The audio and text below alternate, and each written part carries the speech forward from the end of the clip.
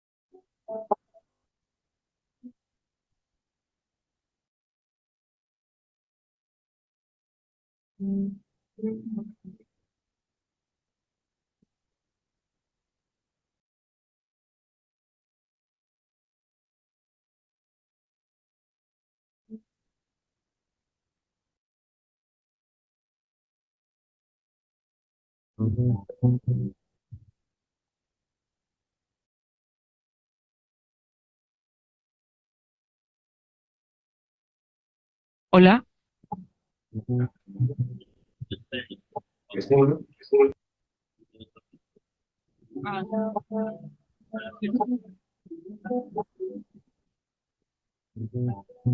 Hola.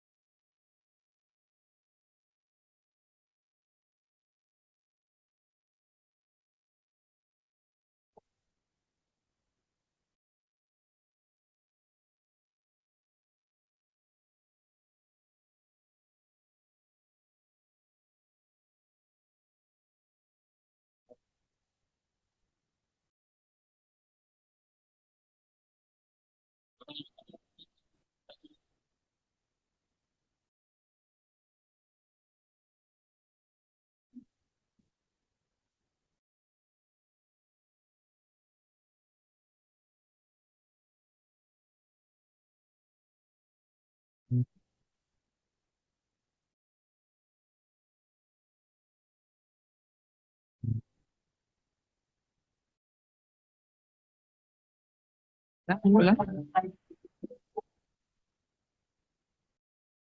Hola, vale, perdona.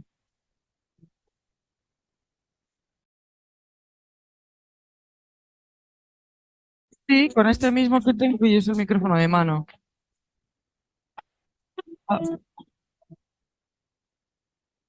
sí, puede ser que la música que no entre muy guay porque aquí está bajita.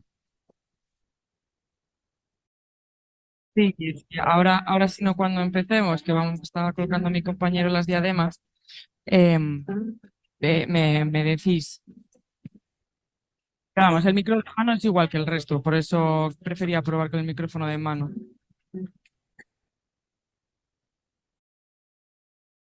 Vale, sí, pues luego si no me avisáis y recuperamos todo bien.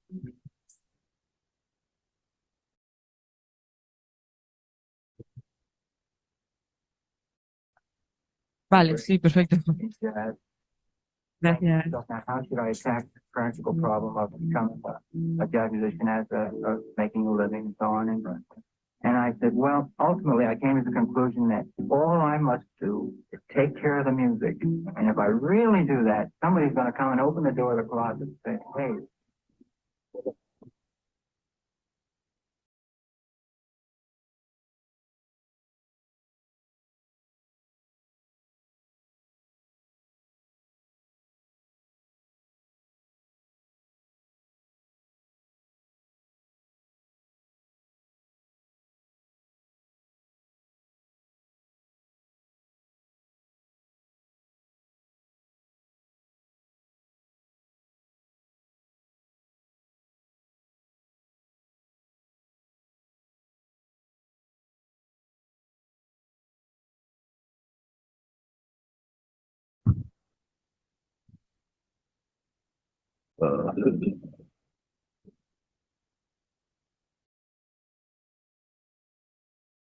Bien, buenos días.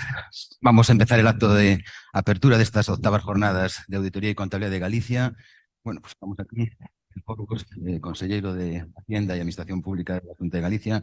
Muchas gracias, Miguel, por acompañarnos un año más.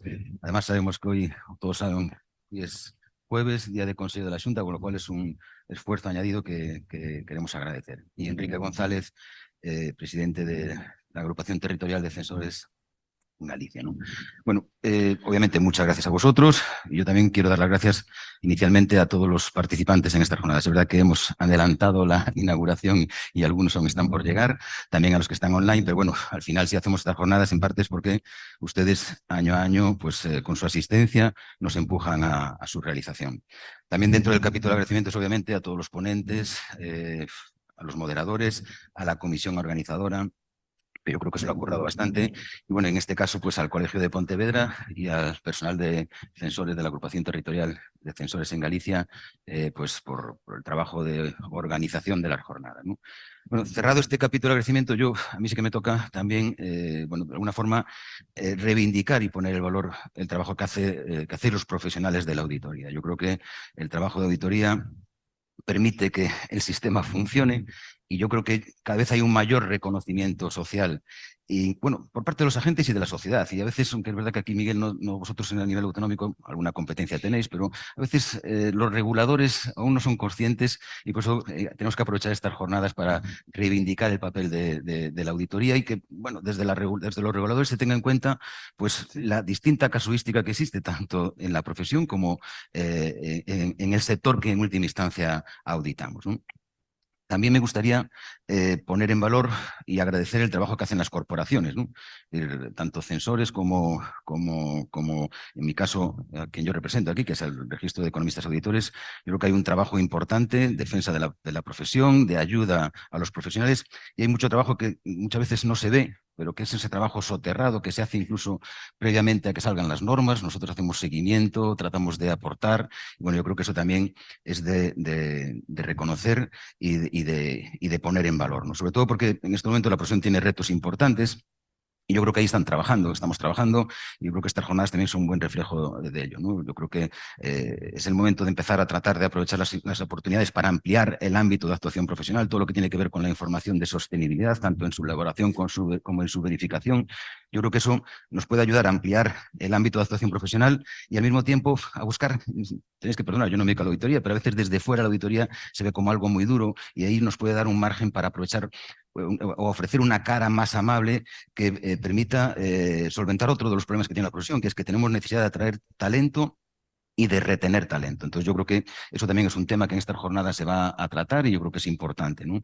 Y con esa finalidad se organizan estas jornadas. Yo creo que siempre de una doble perspectiva, ¿no? Que es, por un lado, analizar, reflexionar, evaluar las normas que son de aplicación y que, por tanto, que tenemos que aplicar con la finalidad de, bueno, pues de conformar una opinión que luego nosotros trasladamos al regulador o los reguladores, que incluso los involucramos en ese análisis, en esa reflexión. Luego, obviamente, también hay un apartado de formación, de reciclaje. Estamos en un mundo cambiante, no solo por las normas que hay que aplicar, sino por la realidad a la que se aplican esas normas.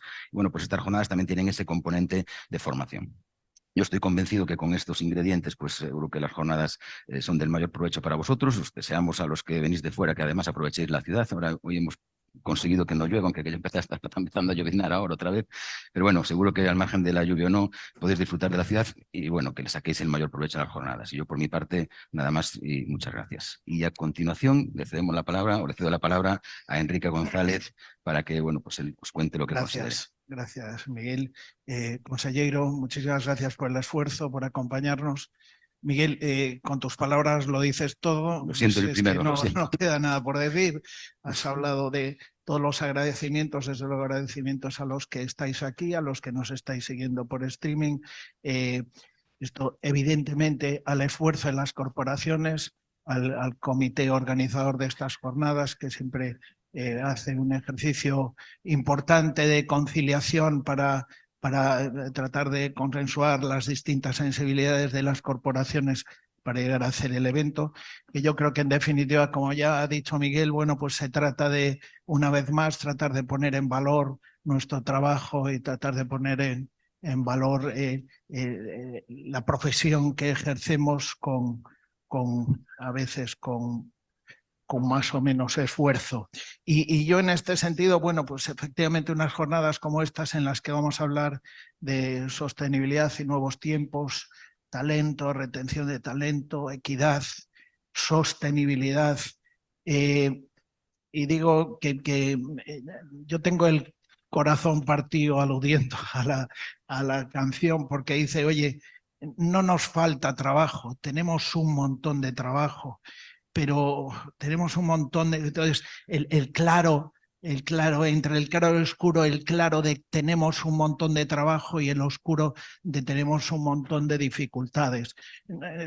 Quizás como presidente de censores tendría solo que hablar de lo bueno y de lo bien que va nuestra profesión, que efectivamente a nivel de trabajo va bien. Han subido en Galicia el número de informes de auditoría, han subido el número de informes de verificación de sostenibilidad. Es decir, la profesión va bien, tenemos un montón de trabajo, pero tenemos un montón de dificultades y yo creo que en ese sentido también unas jornadas en las que no solo hablemos de técnica, de contabilidad y auditoría técnica, sino que reflexionemos sobre las dificultades de la profesión y el futuro de la profesión, es una oportunidad que tenemos que aprovechar. Y en este punto, y probablemente no siendo políticamente adecuado, sí que quiero hacer una reflexión. Es decir, tenemos temas importantes como la equidad, como sostenibilidad, retención de talento. Y en esta retención de talento yo hago una única reflexión. Si nosotros tenemos que adaptarnos a lo que demandan los nuevos profesionales que necesitamos incorporar en nuestras firmas, tenemos que reflexionar sobre esto. No se trata de que hagan lo que nosotros hicimos de dedicación, de trabajo. Se trata de que nosotros nos adaptemos a sus nuevas necesidades. Y en este sentido, algo sobre lo que hablamos muchísimo, si nosotros tenemos que trabajar en la línea de mejorar las condiciones de trabajo de nuestros nuevos profesionales para hacer más atractiva nuestra profesión, no nos queda más remedio que cobrar lo que tenemos que cobrar por el trabajo que hacemos. Si no cobramos lo que tenemos que cobrar por nuestro trabajo, por la técnica que tenemos, por los años de experiencia, por la responsabilidad que ponemos en nuestro trabajo, si no podemos cobrar lo que tenemos que cobrar, no podremos pagar lo que debemos de pagar a los buenos profesionales que tienen que estar con nosotros. Entonces esto, yo invito a esta reflexión, fuera de lo que es técnica y fuera de lo que, sino a esta reflexión de que, señores, firmamos unos documentos que llevan encima un trabajo, una experiencia y una responsabilidad que no podemos permitirnos regalar eso, porque para hacerlo necesitamos tener a nuestro lado a los mejores profesionales, y los mejores profesionales, aparte de tener que ofrecerle unas condiciones de trabajo adecuadas al momento que vivimos, tienen que poder ganar el dinero que necesitan ganar adecuadamente para hacer una vida digna y un nivel y una calidad de vida como requieren los profesionales que se dediquen a nuestra profesión. Bueno, con esta reflexión que me vengo arriba, perdonadme, porque sí que es un problema que llevamos hablando muchísimo tiempo, pero el talento, si queremos retenerlo, hay que pagarlo. En fin, cierro aquí mis palabras esperando que próximamente se apruebe el proyecto de sostenibilidad, que yo creo que abre una línea también importantísima de negocio de incorporación de nuevos profesionales. Pues eso, sostenibilidad, tecnología, equidad, normativa contable. Bueno, pues espero que sigamos avanzando de forma conjunta en nuestra profesión, que es el presente que vivimos y sin duda pues imprescindible nuestro trabajo para el futuro. Gracias, cedo la palabra al consejero. Bueno, espera, Gracias. antes vamos a aplaudirte, Enrique, ¿no? Porque, No. si no... No, gracias. Miguel, cuando quieras. Bueno, pues ahora me toca a mí. Muy buenos días a todos, tantos los que habéis madrugado a esta primera sesión de la mañana, aquí en presencial, como los que nos estáis siguiendo desde vuestra casa, vuestros lugares de trabajo. Evidentemente, como es obligado, lo primero es agradecer la amable invitación para inaugurar estas jornadas de auditoría y contabilidad en Galicia, que son unas unas sesiones que ya tienen una cierta solera, ¿no? Que acoge una vez más Santiago de Compostela en su 8ª edición y que da muestras de que ya son unas jornadas no solo consolidadas, sino que esto se está convirtiendo en un foro de referencia. Y por tanto también les comentaba antes a los organizadores que hay que ver la forma de poner en valor este tipo de jornadas que son algo más que formación, porque es debate y es futuro de la profesión, y que el simple conteo de las horas de formación, ¿no? Que se le vea el plus de calidad que tienen estas jornadas frente a otras.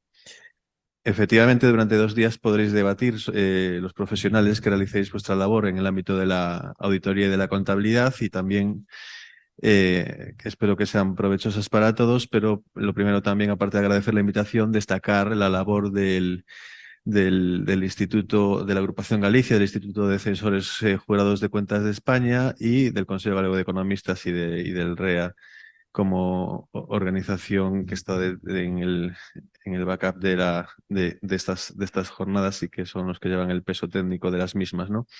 Y también felicitar a los organizadores ya más concretos de las jornadas, porque han elegido temas de plena actualidad, como se acaba de poner de manifiesto, relevantes para la calidad de la información a rendir y también relevantes para la calidad de los trabajos de auditoría en general. Y una vez realizada esta introducción, pues me gustaría contaros un poquito lo que estamos haciendo en la Junta en relación con algunas de estas materias. Subrayar la importancia de la sostenibilidad, que es una de las temáticas principales de estas jornadas, de la presentación de informes de sostenibilidad, no solo en el sector privado, sino también para el sector público, ¿no? Y creemos que es importante en el sector público porque fomenta la transparencia y permite rendir cuentas del impacto de las actuaciones realizadas, además de contribuir a mejorar la calidad de las decisiones que se toman, ¿no? En ambos ámbitos, ¿no? En el público y en el privado. En este sentido, resulta interesante recordar que el propio Banco Mundial, en su informe del año 22, es decir, del año pasado, que se llama Sovereign Climate and Nature Reporting, impulsa la necesidad de promover la presentación de informes de sostenibilidad en el sector público. Y esta propuesta ya ha sido aceptada por la International Public Sector Accounting Standards Board, IPSA en el futuro, porque volverá a hablar de ella, que inició procesos de consulta y divulgación en materia de información de sostenibilidad. De hecho, ya ha publicado 2 documentos en los que se recogen recomendaciones de buenas prácticas hasta ahora relativas a la sostenibilidad en la información financiera que se ha de rendir por parte de los agentes públicos. El primero hace referencia a la sostenibilidad a largo plazo de las finanzas y de las entidades públicas, y el segundo a la información del desempeño, es decir, sobre la eficacia y la eficiencia de su actuación. Y en nuestra comunidad autónoma en Galicia ya venimos trabajando en estos ámbitos desde hace tiempo. Si hacemos referencia a la sostenibilidad a largo plazo de las finanzas públicas, fuimos pioneros con la Ley de Disciplina Presupuestaria y Sostenibilidad Financiera en el año 2/2000, la Ley 2/2011, en el año 11, que después sirvió de referencia en el año 12 para lo que fue la Ley Orgánica de Estabilidad Presupuestaria y Sostenibilidad Financiera de todo el Estado. En ambos cuerpos legislativos se define el concepto de sostenibilidad a largo plazo, de forma que cualquier decisión de gasto debe ser evaluada desde una dimensión plurianual y garantizar la existencia de recursos con los que atender a los mencionados gastos. Del mismo modo, cuando cualquier gestor de una entidad del sector público incurre en desequilibrios financieros, debe elaborar un plan plurianual de actuación en el que se reflejen las medidas que se han de adoptar para garantizar la sostenibilidad a medio plazo. Este era el espíritu de la ley, aunque hoy en día estamos viendo a nivel político algunas decisiones que desvirtúan el objetivo final de esta ley, que era la sostenibilidad per se de las finanzas públicas, ¿no? Sin necesidad de acudir a rescates o condonaciones. Un paso más allá lo hemos garantizado a través de los planes estratégicos de gobierno que prevén un marco financiero de toda la actividad pública. Fuimos pioneros también en el año 10, aprobando el primer plan estratégico de la comunidad autónoma global, y ya hemos aprobado el tercero con un marco temporal que abarca la presente década, dura hasta el año 30, hasta el año 2030, el plan estratégico de Galicia actual. Y una de las fortalezas es que presenta un marco financiero que facilita la visión de cómo no solo la actividad del sector público gallego, sino la acción de gobierno es sostenible en este periodo temporal diseñado. Es decir, no solo se dice cuál es la estrategia, qué queremos ser y qué tenemos que hacer para ser así dentro de 10 años, sino que también se le pone por detrás ese trastorno de realidad que también se ponen los auditores, ¿no? Que es decir, y para esto tenemos una senda financiera que garantiza las inversiones que deben soportar estas actuaciones para alcanzar esos objetivos, ¿no? Y de este modo, y en relación con la segunda buena práctica formulada por la IPSA, relativa a dar cuenta de la eficacia y de la eficiencia de la gestión pública, porque los planes estratégicos deben estar ahí. Si no sabemos a dónde vamos, qué queremos ser y a dónde vamos a ir, pues y lo conseguimos, pues va a ser de casualidad, no va a ser derivado de un plan, pero luego hay que ejecutarlos, ¿no? Y hay que rendir cuentas de cómo se ejecutan. Pues los planes estratégicos que hemos aprobado incluyen un sistema de indicadores y de objetivos que nos permiten evaluar los resultados de cada ejercicio y el grado de avance en el cumplimiento de esos objetivos perseguidos. En este sentido, si bien ya es un trabajo empezado y que año a año intentamos mejorar, porque la definición de los objetivos sí que es un proceso de mejora continuada, somos conscientes de que tenemos que seguir trabajando y permitir que la información contable y la información que acompaña la rendición de cuentas integre este tipo de información más cualitativa de objetivos, ¿no? de cómo se logran los resultados pretendidos, que permita evaluar la sostenibilidad de las finanzas a medio plazo y valorar el desempeño de la función pública, de la gestión pública, perdón. Para ello estamos inmersos ya en un proceso de reforma contable que nos permitirá integrar todos estos aspectos. Otro ámbito donde la sostenibilidad es una realidad es en las fuentes de financiación de mercado, las emisiones sostenibles, que supongo que también les sonarán, vinculando la financiación específica para actuaciones que buscan frenar el cambio climático o la promoción social. Y como ejemplo les puedo citar las emisiones de bonos verdes, destinados, como digo, a la financiación de políticas y actuaciones que frenen el cambio climático. Y la relevancia es que se establece una clara vinculación entre la financiación y el gasto público, de forma que los tenedores de este tipo de bonos están dispuestos a recibir una retribución inferior a la media en la medida en que estos recursos se destinan a financiar actuaciones medioambientales. Igualmente, este compromiso exige por parte de las entidades financiadas la necesidad de hacer un seguimiento e informar a los financiadores del impacto ambiental generado por las inversiones financiadas.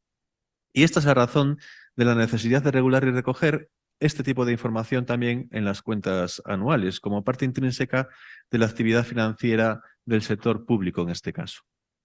También me gustaría resaltar que la Xunta de Galicia cuenta ya desde el año 19 con un marco de financiación sostenible, con el que se vincula su financiación y la política de endeudamiento con unas finanzas e inversiones socialmente responsables. Bajo este marco, Galicia fue una de las primeras comunidades autónomas en emitir en los mercados financieros bonos sostenibles. Ya llevamos 2 emisiones, lo que nos ha permitido no solo de diversificar e incrementar los potenciales inversores, sino destinar estos fondos íntegramente a inversiones sociales y medioambientales en el marco de la Agenda 2030. Y si hablamos de sostenibilidad y al margen de la información financiera de las cuentas, podemos referirnos también a cómo la actuación pública impacta en el medio ambiente. Y es que las administraciones públicas evaluamos el impacto medioambiental de nuestras actuaciones. Sí, y también desde el punto de vista financiero. Y para muestra un botón, la gestión del mecanismo de recuperación y resiliencia tiene como uno de sus principios que las decisiones de gasto formuladas por los gestores evalúen de forma consciente si la actuación va a causar un daño significativo en el medio ambiente. Lo que en ese inglés tan particular que tienen en la Comisión Europea se llama principio do not significant harm. Por otra parte, y dado que es uno de los asuntos que de estas jornadas, me quiero referir al uso de las nuevas tecnologías ya para terminar. El uso de las nuevas tecnologías en el desarrollo, por supuesto, de las actuaciones de control, un asunto relevante al que las administraciones nos estamos adaptando quizás a marchas forzadas. La inteligencia artificial ha revolucionado numerosas industrias y sectores y la auditoría no es una excepción.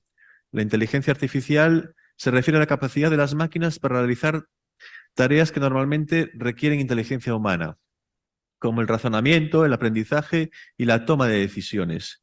Y en el campo de la auditoría, la inteligencia artificial ha demostrado ser una herramienta muy valiosa para mejorar la eficiencia y la precisión de los procesos de auditoría. Una de las áreas en las que la inteligencia artificial ha tenido un impacto significativo es, por tanto, la auditoría y el control financiero en el para el análisis de datos. La cantidad de datos generados por las organizaciones ha aumentado exponencialmente en los últimos años, lo que dificulta su análisis manual. La inteligencia artificial puede ayudar a los auditores a analizar grandes volúmenes de datos de manera más rápida y precisa, identificando patrones y anomalías que podrían pasar desapercibidos para los humanos. Esto permite a los auditores centrarse en las áreas de mayor riesgo y priorizar sus esfuerzos en estas áreas. Además de la detección de áreas de riesgos y de forma complementaria, la inteligencia artificial nos permitiría automatizar procedimientos repetitivos en los que los riesgos de irregularidad son bajos, permitiendo de esta forma un mejor aprovechamiento de esos recursos humanos escasos y darles más valor añadido a los que nos referíamos antes. En esta línea, la Administración Autonómica avanza en sistemas que permitan aumentar la eficacia de la actividad de control, centrando el trabajo en los técnicos de los técnicos de auditoría y control en cuestiones relevantes y automatizando los trabajos más rutinarios. Para ello, la Ley de Acompañamiento de los Presupuestos de este mismo año, para el año 24, va a facilitar que la Intervención General de la Comunidad Autónoma fije sistemas automáticos de control, aprovechando la experiencia de la función interventora, con tecnologías como el data mining o el web scraping, que permiten a los sistemas de control leer documentos y valorar su contenido, así como una valoración de riesgos de incorrección en base al historial de cada órgano controlado. Otro de los ejemplos de uso de estas tecnologías que facilita el análisis del fraude es la verificación de ausencia de conflictos de interés. En este caso, la Agencia Estatal de Administración Tributaria, en coordinación con la IGAE, con la Intervención General de la Administración del Estado, y empleando también técnicas de minería de datos, ha desarrollado una aplicación que permite valorar si entre los órganos de contratación y los licitadores, o bien entre el órgano de concesión y el beneficiario de las ayudas, existe una relación que comprometa su independencia. Antes de finalizar, quiero señalar que en un entorno de vuelta a las reglas fiscales, estamos trabajando en la Intervención General de la Comunidad Autónoma en sistemas que faciliten también las previsiones de cierre, con el uso de algoritmos no supervisados. Estos desarrollos tienen un doble objetivo. Por un lado, facilitar la determinación de necesidades presupuestarias de algunos gestores, que independientemente del algoritmo, más o menos ya os digo que más o menos siempre son los mismos los que necesitan, los que tienen desviaciones de financiación, y que nos permiten hacer un seguimiento de los diferentes niveles de ejecución. Y por otro lado, cerrar los controles de seguimiento presupuestario en aquellos gestores que exceden las previsiones y el presupuesto autorizado. En este momento está en fase de implantación en el sector sanitario. En definitiva, una serie de proyectos en los que estamos trabajando desde la Consejería de Facenda y Administración Pública, conscientes de que, como todos los cambios, tendremos que superar las dificultades que vamos encontrando en el camino ante este cambio de paradigma y de forma de trabajar. Por último, señalar que a pesar de los beneficios potenciales de la inteligencia artificial en auditoría, esta también plantea desafíos y preocupaciones. Uno de los desafíos es garantizar que la calidad y la integridad de los datos utilizados por los algoritmos de la inteligencia artificial es adecuada. Los auditores deben asegurarse de que los datos son precisos, completos y representativos antes de utilizarlos en su análisis. Además, los algoritmos de la inteligencia artificial pueden ser difíciles de interpretar y explicar, lo que puede plantear problemas en términos de transparencia y de responsabilidad. Recordar que los datos manejados de forma masiva y algorítmica requieren ausencia de sesgos para que los resultados no generen un efecto discriminatorio sobre los ciudadanos. Y por otro lado, los ciudadanos tienen derecho a conocer los parámetros en base a los cuales una administración, de forma automatizada, toma sus decisiones, y los algoritmos más avanzados dificultan el conocimiento de las variables más representativas para la toma de decisiones. Por lo tanto, este es un campo en el que tenemos antes que definir y que dar mucha información antes de emplearlos de forma masiva. En este sentido, señalar que la Comunidad Autónoma ha creado un comité de expertos en el pasado Consejo de la Xunta que asesoran en materia de ética en el empleo de la inteligencia artificial, con el objetivo último de que el empleo de estas tecnologías sea lo más transparente y responsable posible.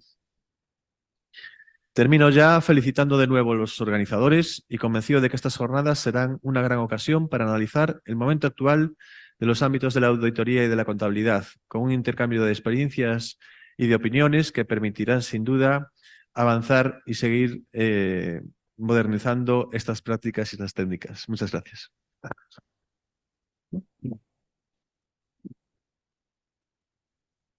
Bien, muchas gracias, Miguel. Levantamos esta acto de apertura y continuamos ya con la primera sesión. Bien, muchas gracias.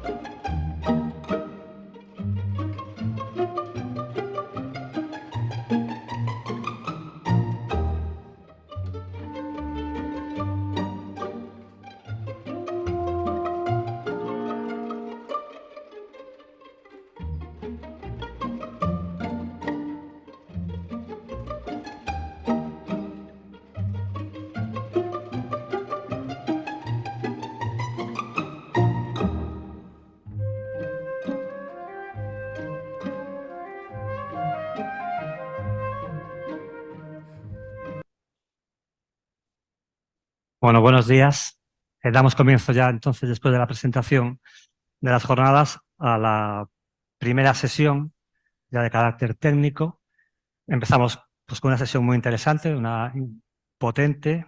De hecho, es una de las sesiones que da nombre a las jornadas sobre sostenibilidad. De hecho, yo creo que ha sido probablemente el nombre o la sesión más importante de todas las jornadas de auditoría que han tenido lugar en España durante este año. Probablemente el año que viene también, y probablemente no solo en España, sino que en el resto de Europa. Vamos a hablar sobre sostenibilidad, tanto desde el ámbito de la confección o elaboración de los informes de sostenibilidad como de su propia verificación.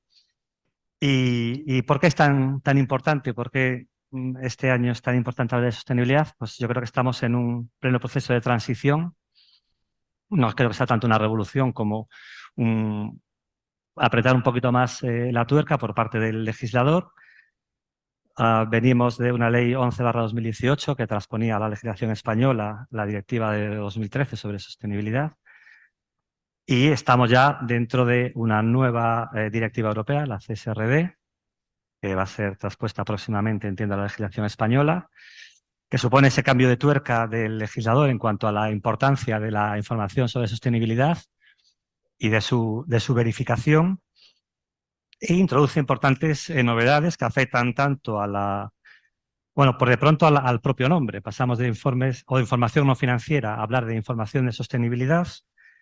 Cambia los sujetos obligados, introduce modificaciones en cuanto a la propia información sobre sostenibilidad, con novedades pues, tan significativas como el concepto de la doble materialidad. Cambian también las normas sobre las cuales se debe o tenemos que utilizar para elaborar la información, con las nuevas SRS. Cambia también incluso el formato de presentación dentro del informe de gestión. Y yo creo que lo que más nos importa a los auditores es que cambia en cuanto a la exigencia de verificación. Es verdad que ya se incluía en la directiva anterior, que creo que daba voluntad a los estados para incorporarlo o no. España, en la ley 11/2018, se incorporó la obligatoriedad de esa verificación, pero ahora lo que se da en esa vuelta de tuerca, pues es primero que ya se considera una cuestión obligatoria, pero además se trata de equiparar la labor de la verificación, digamos, de la información sobre sostenibilidad a la información propia de la financiera de las cuentas anuales. Por tanto, verificarán no solo los auditores, que jugaremos un papel importante, sino también se abre la puerta o se sigue manteniendo abierta para que existan otros actores en la verificación, pero sí es verdad que se dota a ese trabajo de una actividad similar a la auditoría de cuentas en cuanto a las exigencias de formación, de acceso, de confidencialidad, también del control de calidad, ética, independencia, y en ese sentido pues igualarlo al propio trabajo de la auditoría de cuentas, en ese deseo del regulador de que la importancia de la información sobre sostenibilidad pues alcance o se ponga en ese mismo nivel que la propia información financiera.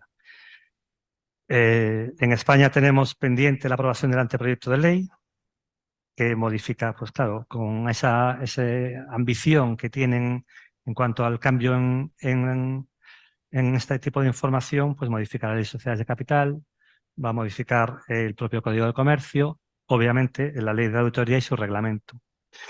Y además también tenemos en pleno proceso la sustitución de la norma ISAE 3000, que es la que hemos venido utilizando en la verificación de los estados de información no financiera, en este caso pues tanto dentro de la guía de actuación del instituto, que la regula, como entiendo también en la guía de actuación del REA, y vamos hacia una guía 5000, entiendo, o parece que más hecha para las cuestiones de sostenibilidad. En fin, múltiples cambios, y para ello pues tenemos a dos ponentes de lujo, diría yo, y cada uno pues con un gran expertise en campos complementarios, creo. Por un lado tenemos a Silvana Alfaya. Silvana es directora de KPMG en Galicia, es licenciada en Ingeniería Química por la Universidad de Santiago de Compostela y máster en Dirección y Administración de Empresas por la EOI. Cuenta con más de 17 años de experiencia en el ámbito del desarrollo sostenible, participando en proyectos de verificación, tanto de informes de responsabilidad social corporativa como de los propios estados de información no financiera, y también en la propia elaboración de estos informes, y especialmente pues, en estudios de materialidad, también con la incorporación del reglamento de taxonomía. Se ha especializado, ha participado en proyectos de asesoramiento en el cálculo del grado de elegibilidad y el alineamiento de las actividades de una compañía respecto a la taxonomía sostenible de la Unión Europea. Y su desarrollo práctico en el terreno pues, le ha llevado a trabajar para proyectos en empresas tan importantes como Iberdrola, Inditex, Abanca, Profam y la propia Hijos de Rivera, la corporación Hijos de Rivera, que tanto hace para la sostenibilidad del auditor fuera del horario laboral, ¿verdad? Además, es miembro de la Comisión de Sostenibilidad del Instituto de Defensores Juzgados de Cuenta de España. Muchas gracias y bienvenida, Silvana. Muchas gracias, Joaquín. Y también contamos con Salvador Marín. Bueno, Salvador Marín yo creo que ya lo conocéis todos porque ya estuvo entre nosotros el año pasado, creo recordar. Bueno, tiene un currículum muy extenso, con una dilatada carrera profesional. Yo destacaría, por un lado, el ámbito académico, como doctor en Ciencias Económicas y Empresariales, premio extraordinario de doctorado, profesor de la universidad, profesor visitante en escuelas de negocio y universidades de Latinoamérica y de Estados Unidos, autor de más de 100 libros y artículos sobre información financiera y no financiera, haciendo también una importante actividad investigadora que le ha llevado a recibir diversos premios y galardones. También, bueno, ya dentro de su ámbito, digamos, profesional, destaca su experiencia en la gestión pública de alto nivel. Yo destacaría pues, el hecho de que haya sido presidente de Cofides y vicepresidente de los fondos FIEX y FONPYME, así como consejero de varias compañías importantes. Y es presidente de la European Federation of Accountants and Auditors for Small and Medium Entities. Es director del Servicio de Estudios del Consejo General de Economistas de España y principalmente, o a los efectos por el cual lo tenemos hoy aquí, es miembro de la Sustainability Reporting Pillar Board del EFRAG, que es la European Financial Reporting Advisory Group. Muchas gracias también por tu asistencia, Salvador, y bienvenido. Gracias. Y ya sin más, damos paso a Silvana. Adelante. No sé si están...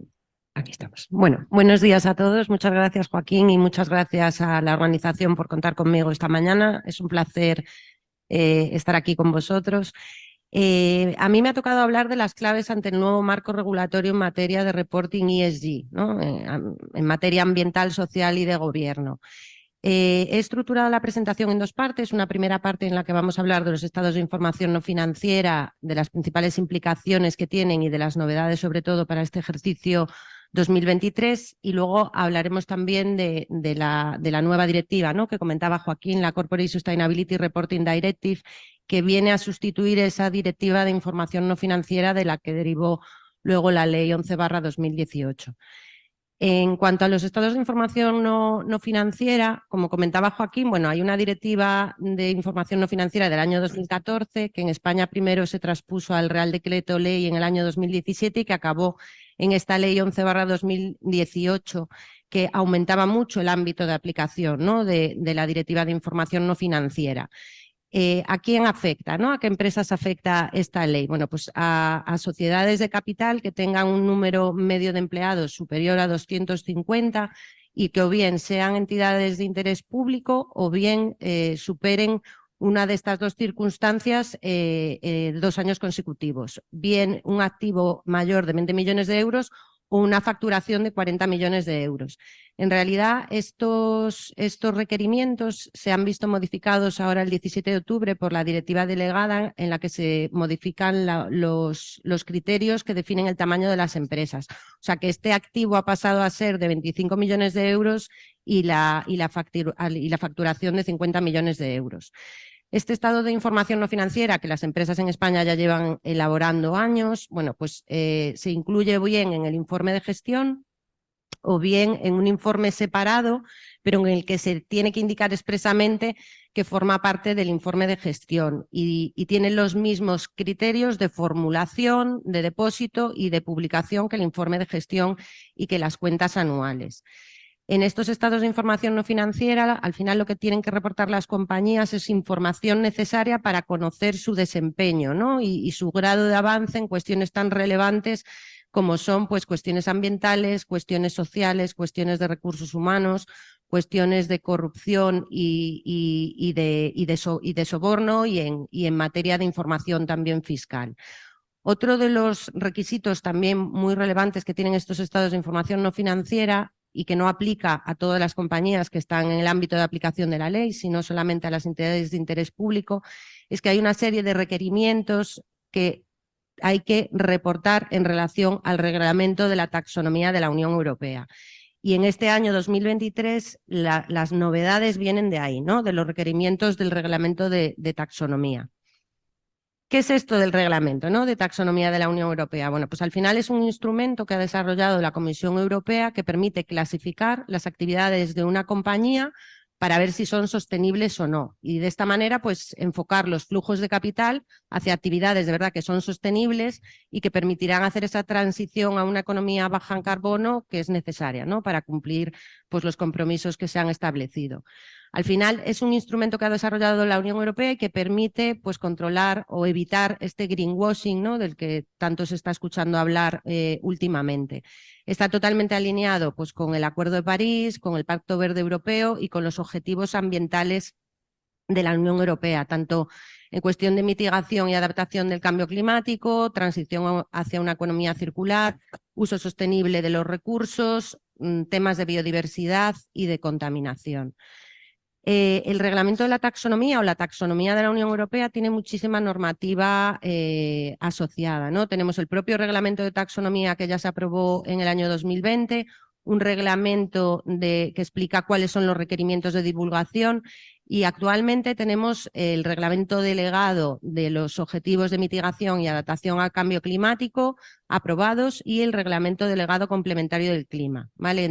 Que esto fue cuando se decidió que de manera temporal se iba a introducir tanto las actividades de gas como de generación nuclear dentro de la taxonomía ambiental. Actualmente ya se han adoptado por parte de la Comisión Europea los reglamentos delegados de los otros 4 objetivos ambientales que comentábamos: economía circular, biodiversidad, agua y contaminación. Y estamos un poco a la espera de pues, que se publique en el Diario Oficial de la Unión Europea, porque en realidad ya van a aplicar en el ejercicio 2024 para reportar sobre la información de 2023. Este reglamento de la taxonomía europea, como decíamos, no aplica a todas las compañías que están dentro del ámbito de aplicación de la ley. Por ahora, solamente las entidades de interés público, pues cotizadas, entidades financieras y de seguros son las que tienen que enfrentarse a estos requerimientos que la verdad llevamos muchos años ya desde que se tuvieron que enfrentar al primer ejercicio y son unos requerimientos muy complejos que están dando muchos quebraderos de cabeza no solo a las compañías, sino también a los verificadores o a los consultores, ¿no? que les apoyan en el cálculo de esta información. Este verano se publicó por parte de la Comisión, ya adoptó este nuevo acto delegado que, como decíamos, incluye ya los criterios técnicos y la descripción de las actividades de estos 4 objetivos que nos faltaban, pero no solo eso. Este acto delegado que se adoptó el 27 de junio, incluye modificaciones en relación a las actividades para los objetivos de clima, pues por ejemplo, la fabricación de componentes de automoción no estaba recogido dentro de los reglamentos delegados de mitigación de cambio climático y ahora sí que está recogido. O sea que incluye novedades y además también incluye novedades en relación al reglamento de divulgación, en relación a cómo se tienen que reportar esas tablas, ¿no? En donde se tiene que dar respuesta a los requerimientos.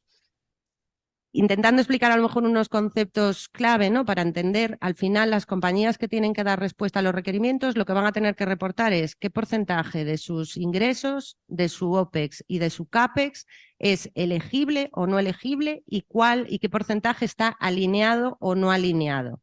¿Esto qué quiere decir? Bueno, pues para que una actividad sea elegible basta con que la actividad esté descrita dentro del reglamento delegado, ¿vale? O sea, si hay una empresa que se dedica a la fabricación de componentes de automoción, va a ser elegible, ¿vale? Va a tener un porcentaje de revenue y un porcentaje de CAPEX y de OPEX que sea elegible. Pero esto no quiere decir que sea sostenible. Para poder afirmar que es sostenible, tiene que estar alineada su actividad. ¿Y esto qué quiere decir? Bueno, pues tiene que cumplir una serie de criterios técnicos que están recogidos en estos reglamentos delegados. Por un lado, tiene que cumplir unos criterios técnicos de contribución sustancial al menos a uno de los objetivos, ¿no? De los 6 que hablábamos de la Unión Europea. Esto no es nada sencillo, son unos criterios técnicos muy exigentes. Hablábamos a nivel del grupo de trabajo que tenemos en KPMG de que, por ejemplo, de los coches eléctricos, ¿vale?, que hay ahora mismo en el mercado, para ver cuáles son los que cumplen los criterios técnicos que exige el reglamento de taxonomía, hay muy poquitas marcas, muy poquitos modelos. Luego, además de cumplir estos criterios técnicos de contribución sustancial, para afirmar que una actividad está alineada, tienes que cumplir también unos criterios de no causar un daño significativo al resto de los objetivos. Por ejemplo, una actividad de generación nuclear, evidentemente, contribuye a la mitigación del cambio climático, ¿vale? Porque no emite emisiones de gases de efecto invernadero, pero no tendría ningún sentido no evaluar que si esta actividad de generación nuclear no causa un impacto muy significativo para la contaminación si no gestiona bien sus residuos, ¿no? Este es el ejemplo más extremo. Pero hay que evaluar eso, que contribuye sustancialmente y que además no causas ningún perjuicio significativo al resto de los objetivos. Y por último, hay un tercer criterio para considerar que una actividad está alineada y es que se lleva a cabo cumpliendo unas salvaguardas mínimas sociales. ¿Esto qué quiere decir? Bueno, pues hay que evaluar que en realidad no existen sanciones a nivel de derechos humanos, a nivel de corrupción, a nivel competencia o a nivel incluso transparencia fiscal o tema de impuestos, ¿no? Al final, las organizaciones tienen que ser capaces de evidenciar pues, que han evaluado sus riesgos en relación a estos aspectos, derechos humanos, corrupción, competencia e impuestos, que tienen un mecanismo disponible de denuncias y un mecanismo disponible para dar respuesta a esas renuncias que se reciben, y luego, pues eso, de evidenciar que no tiene sanciones. En caso de que una compañía sea elegible porque su actividad está descrita en el reglamento y considere que puede estar alineada porque contribuye sustancialmente, es decir, cumple esos criterios técnicos específicos para cada una de las actividades, ya les dije que como decíamos, son muy exigentes, y es capaz de evidenciar que no causa un perjuicio significativo al resto de los objetivos, pero a lo mejor en alguno de los países donde tiene operaciones, tiene denuncias en materia de corrupción, no podría afirmar que su actividad está alineada en ese país. Y en el momento de calcular ese porcentaje de revenue, CAPEX o OPEX alineado, los indicadores de ese país no podrían estar incorporados, tendrían que decir que están no alineados. Otra de las cosas que generó muchas dudas cuando salió el tema del reglamento de taxonomía, y ahora que se han aprobado los nuevos objetivos, muchas organizaciones siguen defendiendo esta postura, pero vamos, la comisión en sus múltiples Q&As que han ido publicando lo ha dejado muy claro, es que si una organización, su actividad principal no está recogida dentro del reglamento de taxonomía, puede afirmar que no es elegible como organización. Y esto no es así. Esto generó mucha confusión en un principio porque se pensaba que funcionaba de esta manera, pero esto no es así. Una organización, si no tiene una actividad en la que desarrolla la compañía recogida como elegible, podrá afirmar que no tiene ningún porcentaje de revenue elegible ni alineado con la taxonomía de la Unión Europea. Pero es posible que esté realizando inversiones o gastos en actividades que sí que estén recogidas en estos reglamentos delegados. Entonces, pues compañías que no tienen para nada una actividad elegible probablemente hagan inversiones o tengan gastos en temas de instalación y mantenimiento de equipos de eficiencia energética, en temas de renovación de edificios para mejorar su eficiencia energética o en construcción de edificios que no estén destinados a venta pero para uso de la organización, o en temas de centros de datos para la organización. Entonces sí que ahí tendría que reportar qué porcentaje de CAPEX y OPEX es elegible y, una vez analizados esos criterios técnicos, qué porcentaje estaría alineado. Al final, muchas organizaciones han tenido que invertir muchísimas horas, ¿no?, de trabajo para llegar a reportar unos indicadores que son bajísimos, ¿no? A lo mejor del 2 o 3% de su OPEX o de su CAPEX está alineado, ¿no?, con la taxonomía de la Unión Europea. En cuanto a las obligaciones de reporte y los plazos, bueno, aquí podéis ver cómo ha ido evolucionando. En el ejercicio 2022, referido a la información de 2021, las cotizadas en España tuvieron que reportar, pues, como el grado de elegibilidad de sus actividades con respecto a los objetivos de clima. Ahí solamente era elegibilidad, es decir, en el Reglamento Delegado de Clima se recogen una serie de actividades que se consideran que, bueno, pues son las responsables de un porcentaje muy alto de las emisiones que hay ahora mismo en Europa, y en ese momento solo tuvieron que decir, pues sí, soy elegible, que eso no quería decir para nada si fueses que eres sostenible o no eres sostenible, ¿vale? Que en aquel momento todas las empresas estaban muy preocupadas de tener ratios muy altos, cuando en realidad eso no evidenciaba nada, evidenciaba que eres uno de los sectores que tiene que trabajar, ¿no?, para conseguir esa transición a una economía baja en carbono. El año pasado, en 2023, referido al ejercicio 2022, estas compañías ya tuvieron que dar su grado de alineamiento con respecto a los objetivos de clima. Ahí sí que ya tuvieron que analizar si cumplían esos criterios de contribución sustancial, el do no significant harm, ¿no?, de que no causaban ningún daño significativo al resto de los objetivos y que lo hacían cumpliendo unas salvaguardas mínimas sociales. En febrero del año pasado sí que las cotizadas ya tuvieron que dar un porcentaje de su revenue, CAPEX y OPEX que se considera sostenible, ¿vale?, que está alineado con los objetivos de la Unión Europea. Este ejercicio, la novedad es que vamos a tener que reportar cuál es el porcentaje de elegibilidad, ¿no?, el grado de elegibilidad para ya los 6 objetivos ambientales de la Unión Europea. Y solamente alineamiento por ahora para clima, igual que el año pasado. Y en el ejercicio 2025, bueno, pues las cotizadas ya tendrán que reportar su grado de elegibilidad y alineamiento para todos los objetivos. Es importante, ¿no?, que nos demos cuenta que al final las empresas cotizadas, que se supone que, bueno, que tienen más recursos, que son más maduras, ¿no?, en cuestiones de reporte de información no financiera, han tenido 4 años para adaptarse a este proceso, ¿no?, para adaptar sus sistemas, y aún así con mucho sufrimiento, ¿no?, porque es una normativa muy confusa, que es muchas veces los criterios son muy subjetivos, que hay que definir muchas veces criterios por parte de los administradores. Bueno, 4 años que cuando entre en vigor la CSRD, probablemente las empresas, por ahora no se ha dicho lo contrario, van a tener 1 año para reportar todo lo que las cotizadas han tenido 4 años para adaptarse. Esto de la taxonomía, hasta ahora, todo lo que he estado comentando está mucho más dirigido a entidad no financiera, ¿vale? Pero las entidades financieras, con su rol clave también en la transición hacia una economía baja en carbono, por supuesto, también están afectadas por el reglamento de la taxonomía europea. Pero ellas, evidentemente, no tienen que reportar su porcentaje de revenue, CAPEX o OPEX.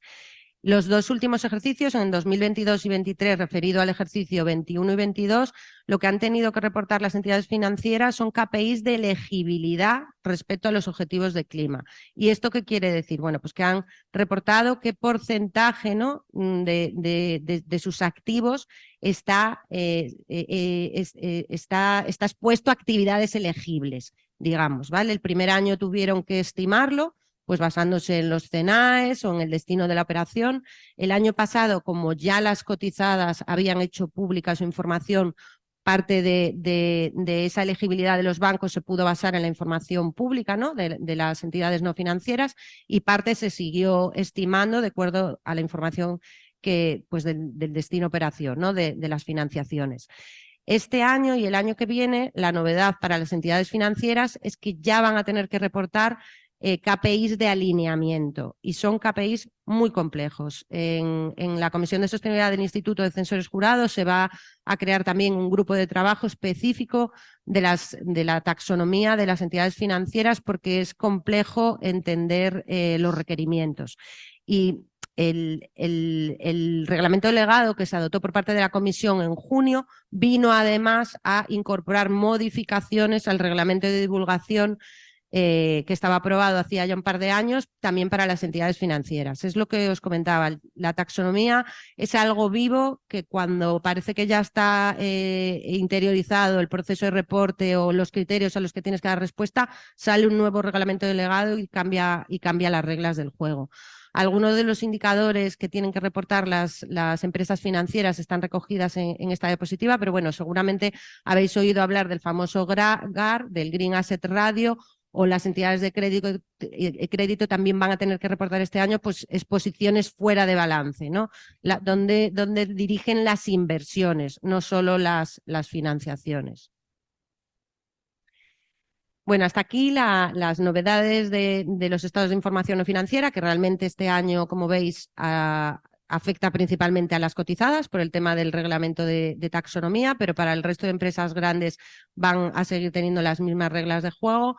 Otra cosa será cuando llegue esta Corporate Sustainability Reporting Directive, ¿no? Como comentaba Joaquín, viene a sustituir a la Directiva de Información No Financiera, ya está aprobada por parte del Parlamento Europeo en noviembre del año pasado.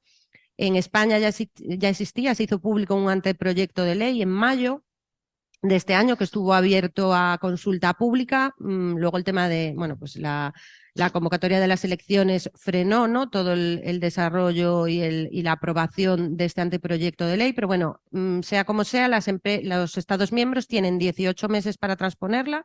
En julio del 2024 debería de estar traspuesta. Y si se mantiene el calendario de aplicación de la CSRD, que en el anteproyecto de ley se mantenía, pues tiene un ámbito, entra en vigor de una manera escalonada.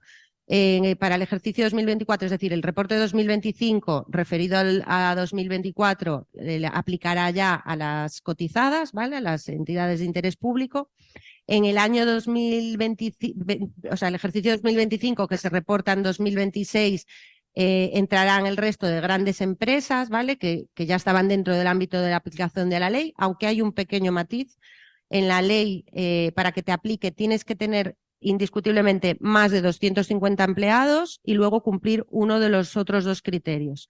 En el caso de la CSRD, tienes que cumplir 2 de los 3 criterios. No es necesario que tengas más de 250 empleados. Tiene que ser 2 o más de 250 o más de 50 millones de facturación o más de 25 millones de activos. O sea, había cotizadas en España que como no cumplían este criterio de 250 empleados, alguna cotizada además gallega, pues no estaba obligada a preparar este estado de información no financiera. Bueno, pues cuando llegue el tema de la CSRD sí que tendrá que reportar, ¿no? Y le aplicarán todos estos requerimientos. Esta CSRD además abre el ámbito de aplicación también a pymes cotizadas, incluso a empresas matrices de fuera de la Unión Europea, pero bueno, esto ya será más de cara al ejercicio 2028. Como en toda la nueva normativa, hay muchísimas dudas, ¿no? Con respecto a cómo va a ser esta aplicación escalonada, porque si en el año 2024 entran las cotizadas, pero en el 2025 entran el resto de grandes empresas, ¿qué pasa en el 2024? ¿Conviven ley y CSRD cuando se transponga pues, probablemente ley de información corporativa en sostenibilidad? Pues habrá que ver qué pasa. O incluso ahora mismo en España, cuando se traspuso la Directiva de Información No Financiera, bueno, fuimos muchísimo más ambiciosos, ¿no? Entonces hay muchos más requerimientos en la ley que en lo que la Directiva de Información No Financiera proponía.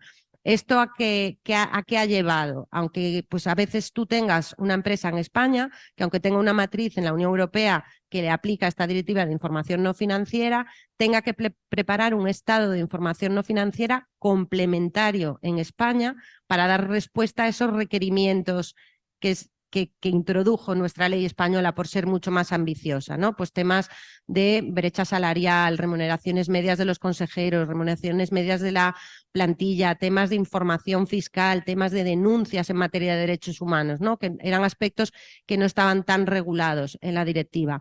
Bueno, pues también hay dudas de qué va a pasar ahora, ¿no? Si tú tienes una sociedad en Europa que tiene que reportar en 2024 conforme a la CSRD, ¿qué pasa con la sociedad española que aún le aplica la ley? ¿Tiene que seguir elaborando este estado de información no financiera complementario o ya se puede acoger a la dispensa de que su matriz está haciendo una labor de preparar ese informe de sostenibilidad a nivel consolidado con muchísimos más requerimientos? Bueno, pues estos son todo dudas que todavía existen en la profesión, que a nivel del Instituto de Censores se están trabajando y se están haciendo consultas al ICAC para ver cómo hay que abordar todas estas cuestiones. ¿Cuáles son las principales implicaciones, ¿no? de esta directiva? Bueno, pues la información obligatoriamente va a tener que estar dentro del informe de gestión. Ya no se puede preparar en un informe separado. Hay ese cambio de terminología que comentaba Joaquín. Ya no vamos a hablar de información no financiera, sino que hablamos de información en sostenibilidad. Pero bueno, que en unos años acabaremos hablando simplemente de información. Da igual que sea de sostenibilidad que financiera. Será información al final. Otro aspecto muy relevante es que la información va a tener que etiquetarse electrónicamente, ¿vale? De acuerdo a los formatos de la Unión Europea, que esto ya aplicaba a las cotizadas en el tema de las cuentas, y además la verificación va a ser obligatoria, ¿vale? En España ya lo era, pero también era un tema que la Directiva de Información No Financiera dejaba en manos de los Estados miembros. Solamente Italia, Francia y España, de toda la Unión Europea, verificamos nuestros estados de información no financiera, pero solamente España verifica la taxonomía de la Unión Europea. Francia e Italia no la estaban verificando. Y esto es un cambio muy significativo, ¿no? Y luego otro de los aspectos y de lo que está hablando todo el mundo y que comentaba también Joaquín, pues son estos estándares europeos, ¿no? de información en materia de sostenibilidad, que era algo que demandaba también mucho la profesión, ¿no? Porque en los estados de información no financiera tú podías utilizar los marcos de reporte reconocidos a nivel internacional que considerases, porque hay muchos requerimientos que sí que son claramente un indicador, pero otros pues eran un poco más ambiguos, y ahora mismo ya no, ya se van a introducir estos estándares europeos que darán homogeneidad y permitirán comparabilidad pues, con la información de todas las empresas de la Unión Europea, incluso las de fuera, cuando tengan que reportar en 2028. Otros aspectos importantes, bueno, esta CSRD va a traer mucho más futuro y menos pasado, ¿no? Se exige mucha más información prospectiva. Las compañías van a tener que reportar mucha información sobre cuáles son sus impactos en el entorno, en las personas, en el medio ambiente, cuáles son los riesgos y las oportunidades que hay en el entorno y que pueden afectar a la organización, ¿no? a que pueden tener un impacto financiero en el corto, en el medio y en el largo plazo. Se pide mucha más información relacionada pues con los objetivos en materia de sostenibilidad que tiene la organización, que se reporte grado de avance en relación a esos objetivos. Otro tema también muy importante es la doble materialidad. Aunque este concepto ya se usaba hace años, ¿no? Cuando tú hablabas de doble materialidad, pues pensabas en esas matrices, ¿no? que analizan qué aspectos son relevantes estratégicamente para la organización frente a la relevancia de esos asuntos para tus grupos de interés. Bueno, pues este concepto de doble materialidad cambia. Ya no estamos hablando de relevancia para mí, relevancia para los grupos de interés. Estamos hablando de una materialidad de impacto en evaluar los impactos positivos, negativos, directos, indirectos, potenciales y reales de mi organización y de mi cadena de valor en el entorno, y de una materialidad financiera, ¿no? De cómo ese contexto, esas megatendencias, esos riesgos y oportunidades del entorno impactan en mi organización. Y al final la materialidad para una compañía, ¿no? que es relevante en materia de sostenibilidad para una compañía, no va a ser la intersección de ambas, de materialidad financiera y materialidad de impacto, sino que va a ser la suma de ambas, ¿no? Si hay algún aspecto que financieramente es muy relevante para la organización, aunque no lo sea porque no causa un impacto en el entorno significativo, también habrá que incluirlo, ¿no? en estos informes de sostenibilidad, y habrá que dar respuesta a los requerimientos de los estándares europeos. Aquí, bueno, no me voy a parar mucho porque creo que Salvador va a darnos una mirada mucho más detallada de estas cuestiones, pero un poco por poneros en contexto. Los estándares europeos son 12, hay unos estándares transversales, pues de principios generales, que hablan de temas de estrategia, gobernanza y evaluación de la materialidad, y luego 3 bloques de ambientales, sociales y de gobierno. Los estándares ambientales están alineados con los objetivos ambientales de la Unión Europea, que hemos ido comentando. Los sociales tienen que ver con plantilla, con cadena de valor, que esto es donde se incrementan muchísimo los requerimientos comparado a lo que tenemos ahora. Tema de comunidades afectadas, de consumidores, y también hay un estándar dentro de gobernanza de conducta empresarial. Estamos hablando de que de los 75 requerimientos aproximadamente que puede tener la Ley 11/2018, pasamos... Hay quien dice que son más de 1000, hay quien dice que son más de 1300. A nivel de análisis, que ya estamos empezando a volcar la información en unos Excel, yo me atrevería a decir que son incluso más de 1500. Es una barbaridad el salto cualitativo y cuantitativo a nivel requerimientos para las organizaciones. Mucha más información de gobierno corporativo, mucha más información de cadena de valor, mucha más información de impactos ambientales, mucha más información de impactos financieros de los impactos ambientales, que esto está, las cotizadas que llevan años trabajando en esto aún están viendo cómo calcular el impacto financiero asociado al cambio climático, y va a exigirse para el resto de los impactos ambientales. Y no solo indicadores, pues temas eso, lo que hablábamos de cómo se gestionan los impactos, los riesgos y las oportunidades, cuál es la estrategia de la organización para abordarlos, cuáles son las políticas y las acciones concretas que se están poniendo en marcha, y sobre todo mucha métrica y objetivo y grado de avance, ¿no? Para que los inversores y la sociedad sepan realmente cuál es el desempeño de una organización. Aquí a nivel resumen, ¿dónde estamos y a dónde vamos?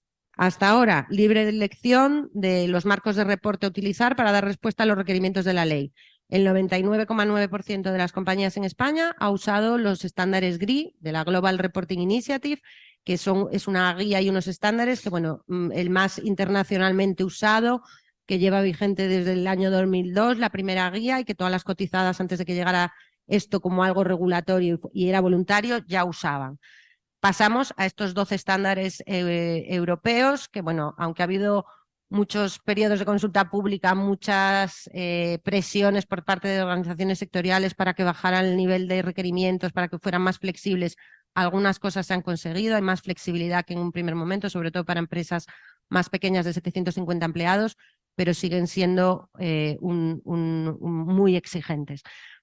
Hasta ahora, libre elección de dónde metíamos esta información, si dentro del informe de gestión o un informe independiente. A partir de la CSRD, dentro del informe de gestión. No había requisitos de aseguramiento, en España sí, pero en el resto de Europa no. A partir de la CSRD ya el aseguramiento limitado será obligatorio, y además ya se deja la puerta abierta a que se podrá imponer un aseguramiento razonable en una etapa posterior. No era obligatoria hasta ahora la evaluación de la doble materialidad, y a partir de la entrada de la CSRD ya será obligatoria, y sobre todo también pues el tema de la taxonomía que os comentaba, ¿no? Que hasta ahora solamente las entidades cotizadas tenían que dar respuesta a estos requerimientos, y cuando entre la CSRD y aplique a las compañías grandes, pues también tendrán que dar respuesta. Poco se habla de este tema de taxonomía. Tú en los foros escuchas a la gente o a las organizaciones porque están preocupadas, y a todo el mundo ya les suena que esto de los SRS es una locura. Pero pocas organizaciones piensan que van a tener que dar respuesta a la taxonomía, y si no cambia lo que se ha dicho hasta ahora, parece que en el 2025, reportándolo en el 2026, tendrán que dar respuesta a toda la elegibilidad y alineamiento de los 6 objetivos, cuando antes comentábamos que las cotizadas han tenido 4 años, ¿no?, para adaptarse a estos requerimientos. Preguntas que deben de hacerse las compañías en este punto, ¿no? Y con respecto a la CSRD, bueno, pues, oye, ¿tengo realmente identificados cuáles son mis impactos? ¿Sé realmente cuáles son los riesgos y las oportunidades en materia de sostenibilidad que pueden afectar a mi organización? tengo que documentar todo esto y empezar a enfocar cómo voy a evaluar esa doble materialidad, esencial en este caso, porque gracias a esa doble materialidad quizás puedas concluir que no tienes que reportar alguno de esos estándares europeos. Y cuando estamos hablando de 1.000, 1.500 requerimientos, pues es clave, ¿no? Poder decir, me voy a enfocar solo a lo que de verdad es material. Siguiente gran pregunta. ¿Estoy preparada para dar respuesta a todos los requerimientos? La respuesta es no. A nivel cotizadas, que bueno, pues llevan eso muchos años ya de ejercicio de reporte, estamos haciendo análisis gap, ¿no? De ver realmente qué información está incluida en el estado de información no financiera, y en casi todo pues tenemos rojos, ¿no? No está.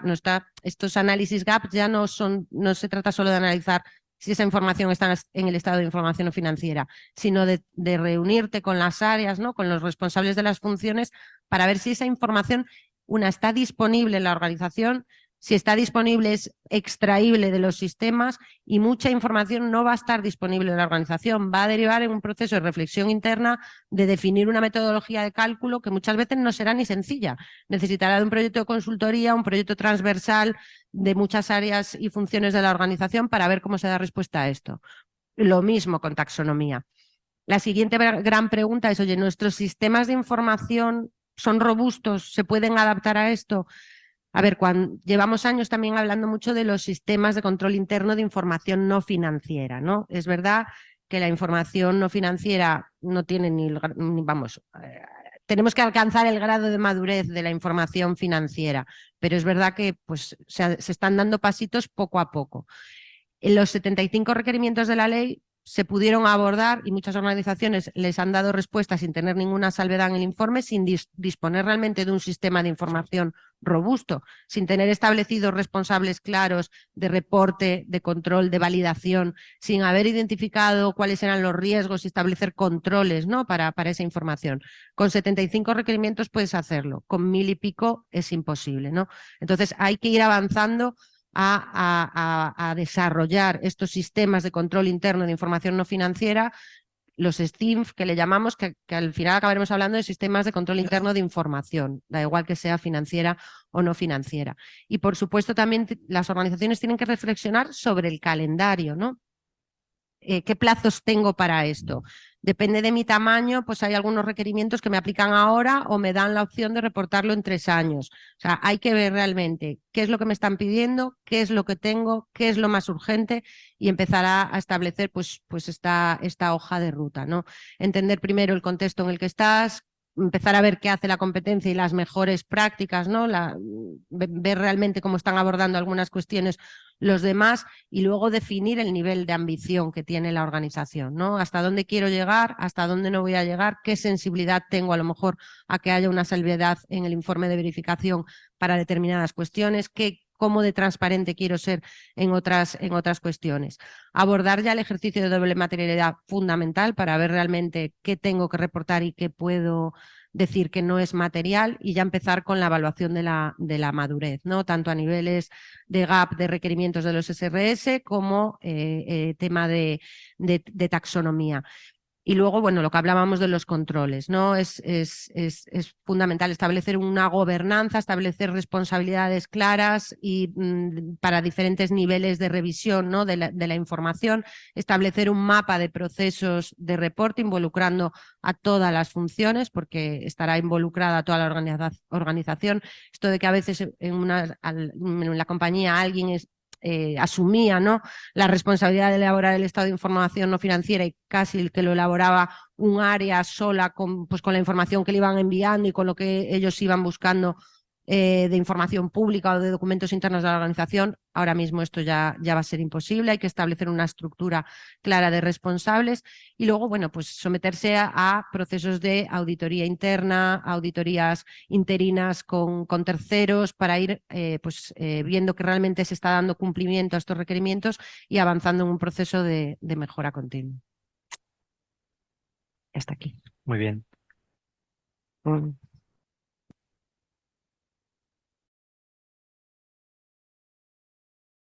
Pues muchas gracias, Silvana. Yo creo que dejamos para después el turno de preguntas, que a mí ya se me ocurren unas cuantas. Y sin más dilación, pues damos paso a Salvador. Vale, Es tu turno. gracias. Me voy a levantar. Quiero estar aquí. Eh, bueno, buenos días. Después de oír a Silvana, creo que ha dicho muchas cosas y muy bien dichas además. Con lo cual, poco voy a aportar adicional. Quizá alguna cosa lo repetiré porque ha dicho cosas muy importantes. Y quizá venga bien contarlas varias veces simplemente para que usted las tenga en cuenta. Um, bueno, en mi parte, yo tenía que dedicarme más al tema de auditoría, ¿no? De verificación, que fue lo que cuando estábamos preparando la ponencia, pues en eso quedamos. ¿Qué tiempo tengo para hablar? Eso es una buena pregunta. Tenemos hasta las 11 menos cuarto. No, 12 menos cuarto. O sea, son las 10:30. Vale, Dejamos un tiempo para preguntas. vale. Eh, Perfecto. No, no, era por saberlo, vale, tranquilo. Bien, bueno, a ver, aunque ya es por enmarcar un poquito el tema, ya sabéis que, bueno, ya ha dicho Silvana que hablaremos de información. Bueno, nosotros nos gusta decir información corporativa. Lógicamente, hasta ahora hemos estado hablando de estados financieros, de información financiera, y bueno, pues hemos pasado de hablar de información no financiera o de sostenibilidad, ¿no? Estas dos capas, estas dos informaciones ya son la información corporativa de las compañías y esto pues ya ha venido para quedarse y ya está aquí con nosotros, ¿no? Claro, en la información que publican las empresas sabéis que la que ha sido la tradicional, entre comillas lo de tradicional, pues es la información financiera, sus cuentas anuales, sujeta a auditoría. Los cajoncitos de la no financiera de sostenibilidad, pues son los cajoncitos que ya se ha hablado aquí, medioambiental, social, trabajadores, derechos humanos, anticorrupción, soborno. Esos cajoncitos, que es lo que se ha conocido siempre, los que nos hemos dedicado muchos años a esto, pues con lo que es la información no financiera o en materia de sostenibilidad, vale, pues también tiene que tener su verificación, su aseguramiento externo. Para eso, pues el EFRAG, que es el organismo asesor de la Comisión Europea, ya lo venía haciendo en la parte de información financiera, en la parte de, para que nos entendamos, de contabilidad, y en un momento dado, después del acuerdo Green Deal europeo del año 19, se pusieron a trabajar rapidísimo y dividieron en dos board. Un board, el EFRA Financial Reporting Board, y otro board es el Sustainability Reporting Board. O sea, con esto ya era un mensaje que se le avanzaba a la profesión. Oiga, los que se están dedicando al tema de la información financiera también se van a dedicar al tema de la información no financiera de sostenibilidad. Porque si el organismo asesor de la Comisión Europea, en donde participa la propia Comisión Europea, participan todos los reguladores de la Unión Europea, entre ellos el ICAC, coge y hace esta división, pues bueno, pues está lanzando un mensaje, ¿no? Está lanzando un mensaje, oiga, que esto, nuestra profesión va a tener muchas cosas que decir.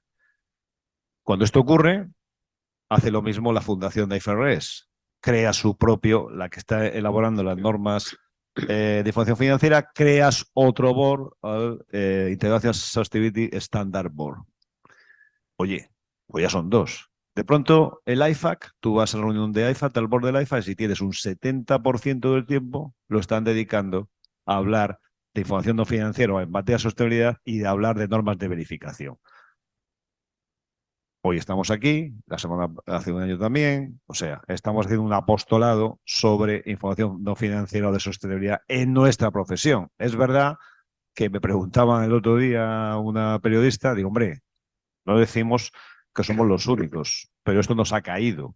Y bueno, lógicamente tendrá que haber equipos multidisciplinares. Si en algún sitio tiene que haber equipos multidisciplinares, va a ser en esta actividad, en la actividad de elaborar por un lado y de verificar por otro.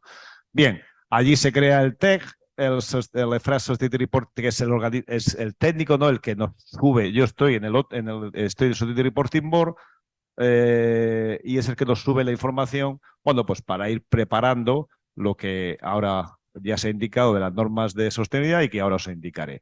Bien, eso está aquí. Simplemente lo he enmarcado para que sepáis que nuestra profesión no es que tenga muchas cosas que decir, sino que sus propios reguladores, sus propios emisores se han puesto a decir lo que tenemos que decir. Con lo cual, me repito, algo tendremos que hacer, algo tenemos que decir y algo estamos haciendo, ¿no? ¿Por qué se reformó la directiva? Mirad, yo cuando la primera vez que lo vi me sorprendió, porque cuando leí el acuerdo marco, o sea, el Green Deal, que es un acuerdo político, de pronto aparecía entre las 10 cosas, de pronto aparecía reforma, así como que el que nos dice que no se presta mucha atención, pues reforma de directiva. Claro, de pronto cuando vimos reforma de directiva, a ver, todos sabemos que cuando una parte de un gobierno, que el gobierno europea, vete algo, no es como ha dicho Silvana, es que va a venir una locura de normativa. Y ya nos pusimos no tensos, pero sí que nos dijimos, oiga, que aquí va a haber un cambio. Porque si en el 2014 había una directiva, la directiva del 14 de información no financiera, que se había traspuesto a España en el año 18 y ya en el 19 había una modificación, es que esto venía en serio. De hecho, el vicepresidente de la Comisión Europea que lo llevaba iba por toda Bruselas y cuando había una comparecencia de él o una reunión, que le dedicaba el 70% también de su tiempo a hablar de forma de sostenibilidad, del acuerdo del Green Deal. Oye, bien, pues ¿qué pasaba? Que la información que publicaban las empresas no es suficiente para inversores y grupos de interés. Los inversores necesitan información sobre el impacto de sus inversiones en personas, ya se ha dicho aquí, en el medio ambiente, así también lo establece el Reglamento de Finanzas Sostenibles. La información no es comparable. Bueno, esto ya pasó con la información financiera. Empezaron los global players, fue hacia abajo, pasa que lo hicimos en muchos años. Esto se ha hecho mucho más rápido. No era comparable. Los que nos hemos dedicado al ámbito internacional muchísimos años, ya veíamos que las empresas internacionalizadas eran las que intentaban, bueno, pues como entraban en otros países, intentaban también dar información de no financiero de sostenibilidad y ya veíamos que usaban barcos muy diferentes o algunas veces no era nada comparable, aunque utilizaran el Global Report Initiative, lo del Pacto Mundial. Y bueno, existía un gas entre empresas que sí emiten esa información de forma fiable y de calidad y otras que no lo hacen. Bien, pues por eso surge todo esto, para intentar quitar esos gaps, ¿vale? Que a lo mejor se ha ido la mano, porque decía Silvana que son 1.500. Bueno, Silvana, es que habían 3.500 o 4.000. Eso sí, una lucha encarnizada para lograr bajar para lograr bajar los requerimientos, porque ahí, claro, hay 22 sillones, cada uno se sube en su sillón y empieza a pedir. Bueno, no saben ustedes lo que hemos tenido algunos miembros de ese board de explicar, oiga, que es que no hay datos, es que estos datos no existen, es que esto no se puede pedir, es que vamos a tener que montar una empresa dentro de la empresa solamente para darle servicios a esa empresa para elaborar esos datos, como usted pida esto. Y se ha bajado muchísimo. Pero, bueno, pues sí, son todos esos que tú dices. Bueno, en un momento dado, también cambia el nombre, porque el concepto anglosajón de sustainability era, pues, el no era como peyorativo, no financiero, no terminaba de gustar, la palabra no. Bien, pues sustainability, que nosotros siempre nos asemejamos más en el ámbito español a medio ambiente, ustedes saben que no, que la sostenibilidad es algo más. Medio ambiente es social, es governance, y bueno, se cambia el nombre, vale, bien, pues ahora se llama información de sostenibilidad o en materia de sostenibilidad. Dicho esto, que aunque aquí está en inglés, pero lo pasaré, ahora tengo un resumen en castellano, ya se ha dicho aquí, ¿no? ¿Qué hace el EFRAG, no? Bueno, pues el EFRAG establece, digamos, unos reporting obligatorios para empresas grandes, más de 250 empleados, y también incluye a las pymes cotizadas, es una de las grandes variaciones,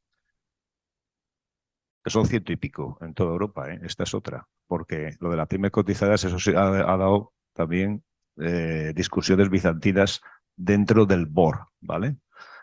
Son pocas. Bueno, va a haber una norma para pymes cotizadas.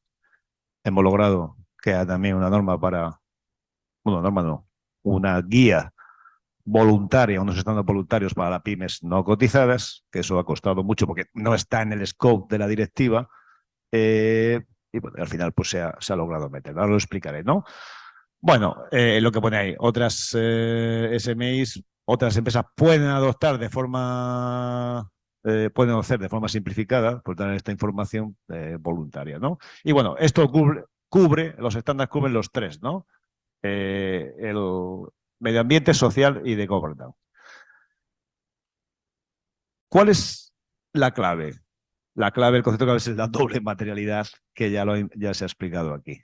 La doble materialidad de impacto, es decir, cómo tú estás impactando hacia el entorno en los temas medioambientales, sociales y económicos, y luego cómo ese impacto, cómo se transforma o impacta internamente, ¿no? De forma financiera en tu entidad. Y sobre todo, de forma prospectiva, ¿vale? O sea, el impacto en muchos años, ¿de acuerdo? Esto, a lo mejor en nuestra profesión, lo podemos entender algunos, lo que hemos hecho, salvando las distancias, por favor, pero bueno, hemos tenido que hacer provisiones y cosas de estas, pues siempre teníamos que calcular los métodos de provisiones, etcétera, y o no te digo nada, los bancos, las entidades financieras con los temas de probabilidad de riesgo, probabilidad de incumplimiento. Aquí, claro, aquí estamos hablando de tres conceptos, de los conceptos medioambientales, de los conceptos sociales y los conceptos de gobernanza. Bien, pero es que ahí donde parte todo. O sea, cuando tú ya determinas tu materialidad, ya tendrás que ver las métricas que tienes que cumplir. O sea, tendrás que ver si de esos 1.500 cuántos te tocan, ¿vale? Y cuántos no te tocan. Por tanto, un kit de la cuestión va a ser esto. Ya os anuncio que la semana que viene, que ya lo habréis visto los borradores, va a haber una guía sobre materialidad, ¿no? Que está costando mucho sacarla desde el EFRAT y esa guía, bueno, pues va a establecer un poco las pautas, ejemplos, métodos para que podáis entre todos valorar cómo se debería hacer esto de la doble materialidad. Bueno, ¿dónde se tiene que localizar? Pues se va a localizar en el informe de gestión, eso ya está claro. Y bueno, y ya se ha dicho que es auditoría obligatoria y luego que está evidentemente tendrá que seguir también un ámbito digital, ¿no? También se ha indicado aquí, ¿no? Esto lo estamos trabajando ahora mismo. La transposición a las leyes nacionales. Bueno, ahí la verdad que el EFRAT ha sido muy light. Dice, probablemente focalizado en algunos puntos específicos, porque la armonización ya es muy alta. Bueno, la ley 1118 desde luego que sí, porque si por algo da gusto alguna vez en este caso, o por otras también, pero en este caso vas por el mundo, por Europa, no, es que España vais muy adelantados. Tenéis una ley estupenda. Y es verdad, vamos muy adelantados, ¿vale? Bueno, pues por dedicarme, esto lo paso. Bueno, sí, a ver, va a haber una digitalización XBRL, ¿no? Para estar bajo la taxonomía, siguiendo, o sea, que sigue todo el tema de taxonomía que ya se ha indicado y bueno, se está trabajando en ello. Vais a tener una información dentro de poco en cuanto al tema del XBRL. Lo de la doble materialidad también se ha explicado, ya lo ha explicado muy bien Silvana. Os recomiendo que habrá que dedicarle mucho tiempo a esto. Ahí mi principal actividad ha sido, por favor, vamos a ver si somos capaces de dar ejemplos y sobre todo de simplificar el lenguaje, porque algunas veces, bueno, lo del lenguaje luego lo contaré un cotilleo, lo del lenguaje ha sido es que ni en el inglés, para los propios angloparlantes, estaban de acuerdo con el lenguaje. Nos hemos parado en cada frase, en una palabra. Pues imaginaros trasladar eso del inglés al castellano y luego en el castellano ver qué quiere decir. Bueno, tenéis que dedicarle un tiempecito a esto, ¿vale? En sustancia, la doble materialidad es la que te va a dar todo el marco, ¿no? Entonces, si yo esto lo paso, mira una cosa que ya se ha dicho. Hay interoperabilidad entre lo que sale del EFRAC y los otros dos cuerpos normativos importantes como son el Global Reporting Authority y el International Sustainability Standard Board. Lo hay, se han firmado acuerdos, se han hecho reuniones y se está intentando que haya cierta alineación. Es verdad que el IASB solamente ha hecho ahora mismo dos IFRS de sostenibilidad, la 1 y la 2.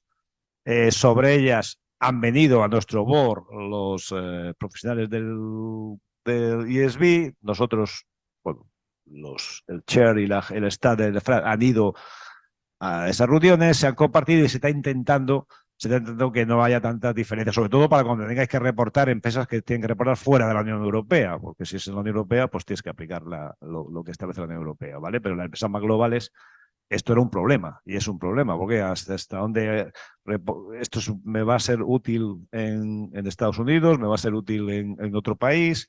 Bueno, yo creo que se está haciendo bien, porque va a haber unas tablitas donde te dice, oiga, pues con esto sí cumple usted el requerimiento, con esto sí lo tiene el ISB y no lo tiene la del EFRAG, pero aquí sí lo podemos ver, sí podemos ver la diferencia concreta, ¿no? Vamos a ver las diferencias concretas. O sea, yo creo que esto lo están haciendo bien. Y el Global Reporting Initiative, lo mismo.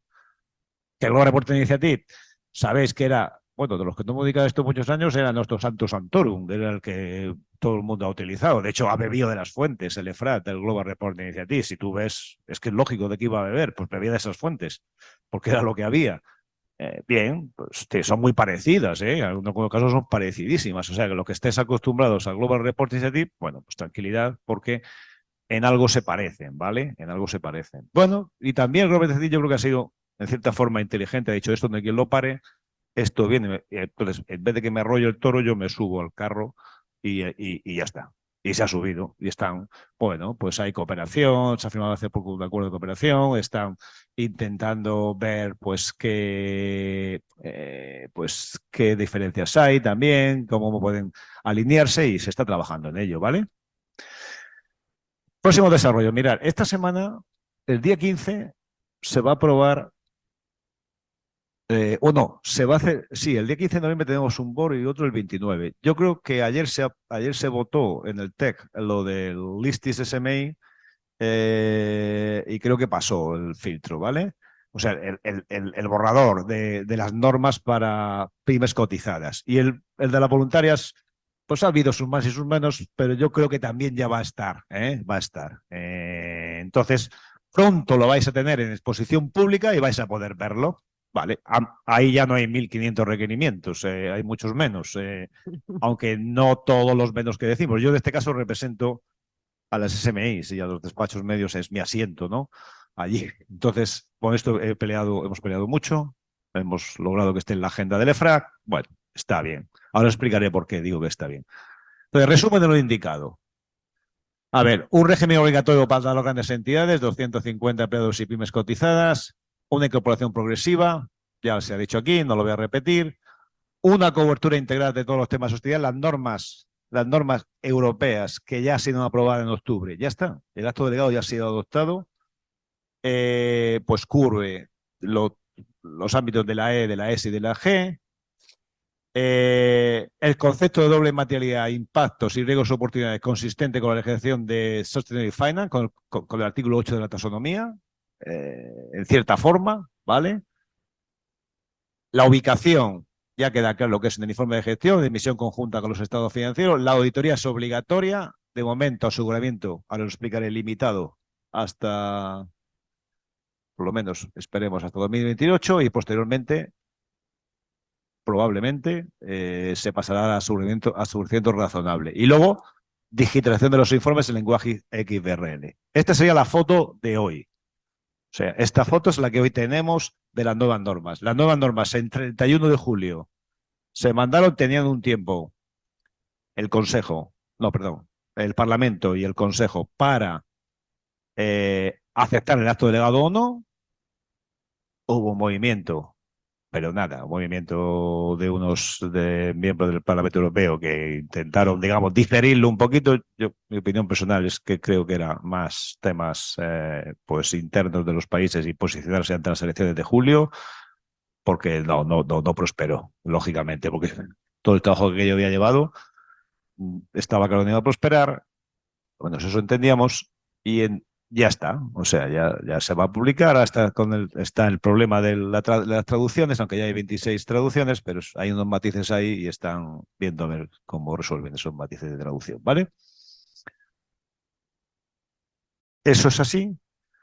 Y estas son las normas que La primera norma se llama, hay un sector, le llamamos sector agnóstico, luego están los sectores y luego está algunas entidades específicas, ¿vale? Agnóstico es porque es para cualquier tipo de empresa, o sea, para cualquier tipo de cualquier sector, y hay la palabra agnostic, como bien sabéis, que a lo mejor en nuestro idioma alguien puede pensar esto de agnóstico, ¿qué significa? Porque puede tener otro significado, ¿no? Pero aquí agnóstico significa que lo aplicas a cualquier tipo de empresa. Están por las normas de coste transversal, las generales, la 1, la SRS1 y la ESRS2,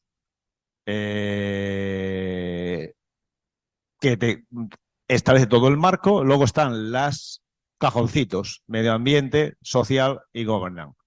Oye, que tú tienes que reportar información sobre cambio climático, tienes que ir a la ESRS E1. Bueno, se le pone la E de Environment, medio ambiente, se le pone la S de Social y se le pone la G de Governance, ¿no? Ahí tienes que reportar sobre agua y recursos marinos, pues a la 3.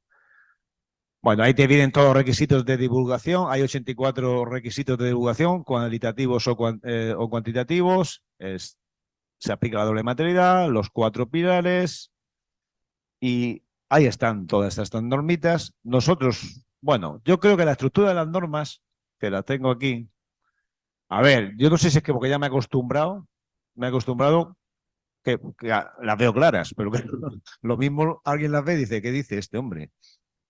Claro, porque, o sea, el primer párrafo el primer párrafo es de cada requerimiento de divulgación, pues la descripción de la información requerida. Tú tienes un primer párrafo en la norma que te dice la descripción de la información requerida. Luego tienes un segundo párrafo que es el objetivo de los requerimientos de divulgación, los principios, ¿no? Los principales criterios que tienes que saber. Y luego ya los siguientes párrafos son los datos, ¿no?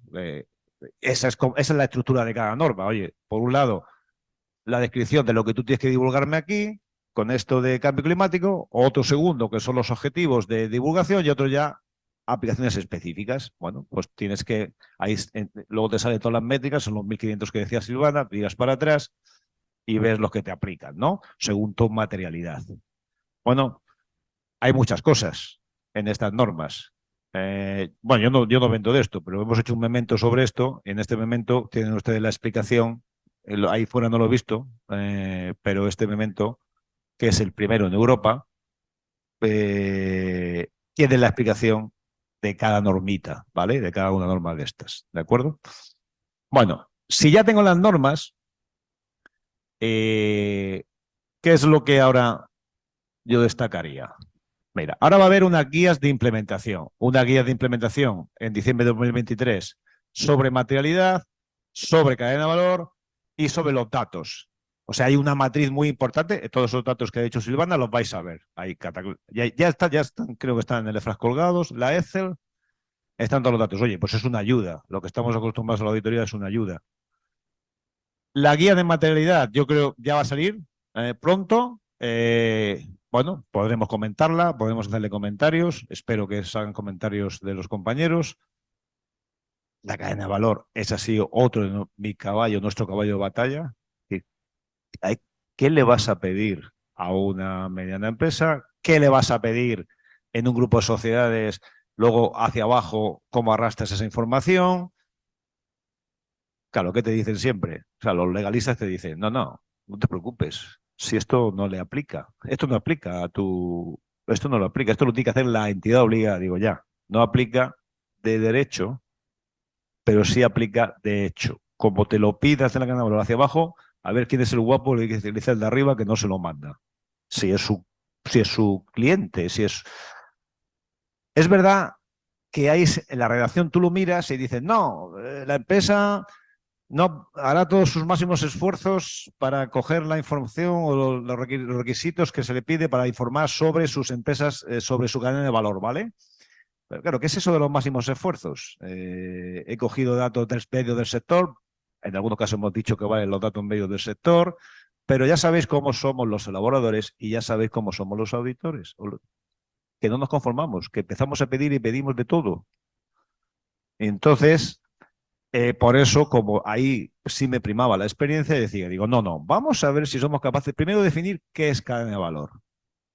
Oiga, ¿qué considero yo cadena de valor y qué no considero? Y segundo, ¿cómo voy a cumplir los requerimientos de lo que son mi cadena de valor? ¿Vale? Bueno, eso es lo que se ha intentado con la segunda, muy importante para las medianas empresas. Algunos dicen, colegas y compañeros, no, es que esto no aplica a las entidades sin ánimo de lucro, no aplica a las fundaciones, no aplica a bueno, salvo que sean cadena de valor. Como sean cadena de valor, lo mismo tienen que empezar a mandar datos o a ver cómo los proveen. Digo yo, se me ocurre ese ejemplo. Bueno, luego hay otra cosa que os recomiendo que lo uséis. Se dio publicada el 24 de octubre. Plataforma de consultas sobre la creación de esta interpretación de las normas generales del set 1, el primer set. Tenéis ahí una plataforma que ya está operativa y podéis hacer consultas. Oiga, que no me entero de nada, pues le contestarán, supongo. O algo, yo pues, espero que pregunte algo más específico. Y luego, bueno, pues habrá unos vídeos tutoriales. Pero yo destacaría ahora mismo para nosotros, grupos de trabajo que se pongan ya manos a la obra, a leer lo de la materialidad, leer lo de la cadena de valor y los data point y a ver cómo podéis sacar, cómo podéis intervenir, cómo podéis preguntar, cómo podéis participar en las consultas públicas, ¿vale? Porque todo lo que no hagamos ahora, luego va a ser más difícil hacerlo, ¿vale? Esas guías están ahí. Y luego, la plataforma de consulta, bueno, pues ahí podéis hacer consultas las que queráis. ¿Qué nos espera 2023-2024? Bueno, ahora en el último trimestre del 23, ya os acabo de decir que sale la guía de implementación de materialidad de cadena de valor y de data points. Se van a publicar para obtener feedback en 30 días, son pocos días, la verdad. Y va a salir la consulta pública en 60 días de XBRL taxonomía digital. Eso desde el EFRAG, ¿vale?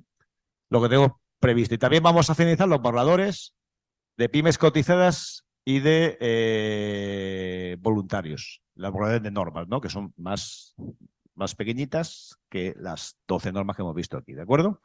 Eso va a salir ya.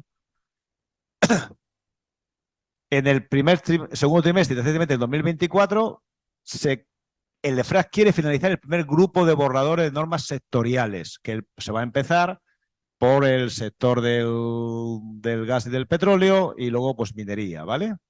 Eso ha sufrido un poco de retraso y ha habido un poco, con esto ha habido un poco de confusión. Se ha retrasado 2 años más, ¿vale? Lo de los sectores. Yo lo veo bien. A ver, porque aquello era una locura. Mira, empezaron a hacer las normas sectoriales. La primera norma sectorial que se empezó a hacer era más larga que la general. Entonces decíamos, vamos a ver, si no hemos empezado a aplicar la general, ¿cómo le vamos a decir al del sector del petróleo o del gas o de la minería que hay un borrador que es mucho más exigente, ahora muchas más cosas que el anterior? Entonces logramos parar las máquinas, muchos, y se dijeron, oye, vamos a diferir un poco, que empiecen la gente a utilizar las normas y cuando cojamos un poco de experiencia vamos sacando las otras. Pues bueno, aprobando. Si nosotros el EFRAG la va a ir sacando, otra cosa que se van a diferir en la aprobación, ¿vale? Pues es lógico. Ha habido cierta duda. Oye, ¿es que esto para lo de las pymes? No. Es que la gente confundía sectores con pymes. Las pymes siguen su recorrido. Las voluntarias para las pymes voluntarias, el estándar, y luego el de las pymes cotizadas. Ese sigue su camino y se van a aprobar al mismo tiempo y deben estar terminadas a final de diciembre del 24, ¿vale? Sigue su camino y el compromiso que hay del EFRAG es que se aprueben conjuntamente. Uno será acto delegado, que es el de las pymes cotizadas, el otro no será acto delegado porque no está en el scope dentro de la directiva, pero bueno, será una guía voluntaria, ¿no? De implementación, ¿correcto? De ayuda, viene bien. Luego, ahí lo ponen, ¿no? Aprobación por el EFRAG al final del 24 y aprobación por el EFRAG de la taxonomía XBRL. Yo cuando estudiaba ya hablaban del XBRL y en algunos casos todavía no está muy implementado todavía el XBRL en algunas compañías, ¿vale? Bueno, pero aquí se va muy rápido y el XBRL de taxonomía va a estar aplicado, ¿de acuerdo? Va a estar terminado. Esta es la foto que nos espera APROS para de aquí al 2024 de la actividad del EFRAG, ¿correcto? Que es el que elabora la normativa para que luego la Comisión Europea decide si la adopta o no la adopta, la coge, le hace algunas modificaciones y es el que la manda a la Comisión al Parlamento y al Consejo. Dicho eso, que es la primera foto, ahora me voy a dedicar un poco a la auditoría. Vale, mirad, la directiva anterior afectaba más o menos a 11.700 empresas. Según la normativa actual, aproximadamente la nueva directiva en Europa va a afectar a 50.000 empresas, aproximadamente, que serán más, ¿vale? Aproximadamente. Bien. La normativa anterior no llevaba verificación, lleva la verificación voluntaria, la directiva anterior, ¿vale? En España decidimos, ya se ha dicho aquí, a optar por verificación obligatoria, ¿de acuerdo? No era así la directiva europea, la CSRD, ya ha adoptado, ahora ya ha dicho que sí, que es verificación obligatoria. Y de momento es limitada. Antes del 1 de octubre de 2018, teóricamente la comisión tiene que pasar razonable, ¿vale? Están trabajando en ello. Las reuniones que tenemos con DigiFisma, que es el regulador, el que elabora, bueno, ya nos ha pedido reporting, ya nos ha pedido información, ya nos ha pedido qué opinamos. Bueno, están trabajando sobre este tema, aunque no lo tienen muy claro, todavía cómo sacar la norma esta. No lo tienen muy claro, ya os lo digo. Pero están trabajando en ello, ¿vale? Luego, algo que ya creo que sabéis, pero le voy a dedicar un minuto. Elaborador y verificador, lógicamente, no pueden coincidir, como ahora mismo, el que hace la contea, este foro es muy fácil de explicarlo, no puede ser el auditor. El auditor lo que tiene que hacer es comprobar que la información no financiera requerida se incluye en el informe de gestión, ¿vale? Eso es el auditor de las cuentas anuales, simplemente que se incluye. Y luego, el verificador o el que da aseguramiento, pues es el que verifica el estado de información no financiera en materia de sostenibilidad, que puede ser un prestador independiente de servicios de verificación, ¿vale? Puede ser. No tiene por qué ser un auditor, pero vamos, en el 90% de los casos es el auditor, ya os lo digo. Pero la norma europea, sabéis que habla del professional agnostic, bueno, pues la directiva incluye que puede haber un prestador, que puede ser un prestador independiente de servicios de verificación que no sea auditor, pero ya la APL, cuando la traslada a España, ya le pone los mismos requerimientos que a un auditor, ¿de acuerdo? Todos los auditores van a entrar, si quieren entrar os lo explicaré. Todos los auditores que sean auditores podrán entrar y luego tendrán que hacer sus cursos, salvo que cambie la APL, que espero que no, tendrán que hacer sus cursos de actualización y luego el que cumpla toda una serie de requisitos también podrá ser verificador, aunque no sea auditor, ¿vale? Pues tendrá que tener experiencia práctica, ahora lo explico, tendrá que hacer cursos teóricos y tendrá que hacer un examen. Y luego tendrá que cumplir los requerimientos que le exija el ICAC, que serán los mismos que al auditor. De momento, ¿la foto cuál es? La foto es que ahora mismo todo el mundo puede verificar si dice que tiene conocimientos, verificar el informe de sostenibilidad. ¿Puede coincidir el verificador y el auditor? Pueden coincidir. Ya sabéis que hay una consulta en el WCAG que así te lo dice. Pueden coincidir el verificador del estado de información financiera y el auditor de las cuentas anuales, ¿vale? ¿Cuáles son los principales aspectos sobre la regulación de la verificación? ¿Sujetos que pueden llevar a cabo la verificación de la información sobre sostenibilidad? Pues ya lo he indicado, lo tengo aquí, me lo he traído aquí para que no se me olvide, pero los sujetos pues son personas con conocimientos adecuados, en este caso el auditor de los estados financieros o un prestador independiente de servicios de verificación.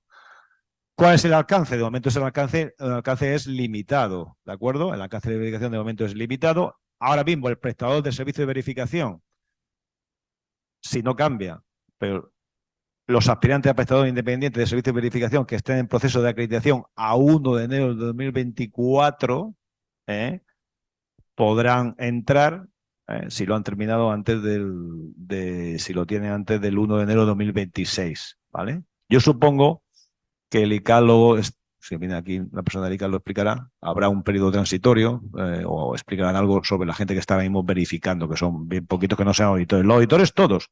El auditor, de manera global, tendrá que decidir, bueno, si solo quiere auditar estado financiero o si quiere verificar también la información sobre sostenibilidad. En este caso deberá obtener la necesaria formación en materia de sostenibilidad a través de la obligación de formación continuada que establezca el ICAC, ¿vale? Pero el auditor es así, entonces tendrá que ver si hace una cosa o las dos cosas y luego su su actividad de formación.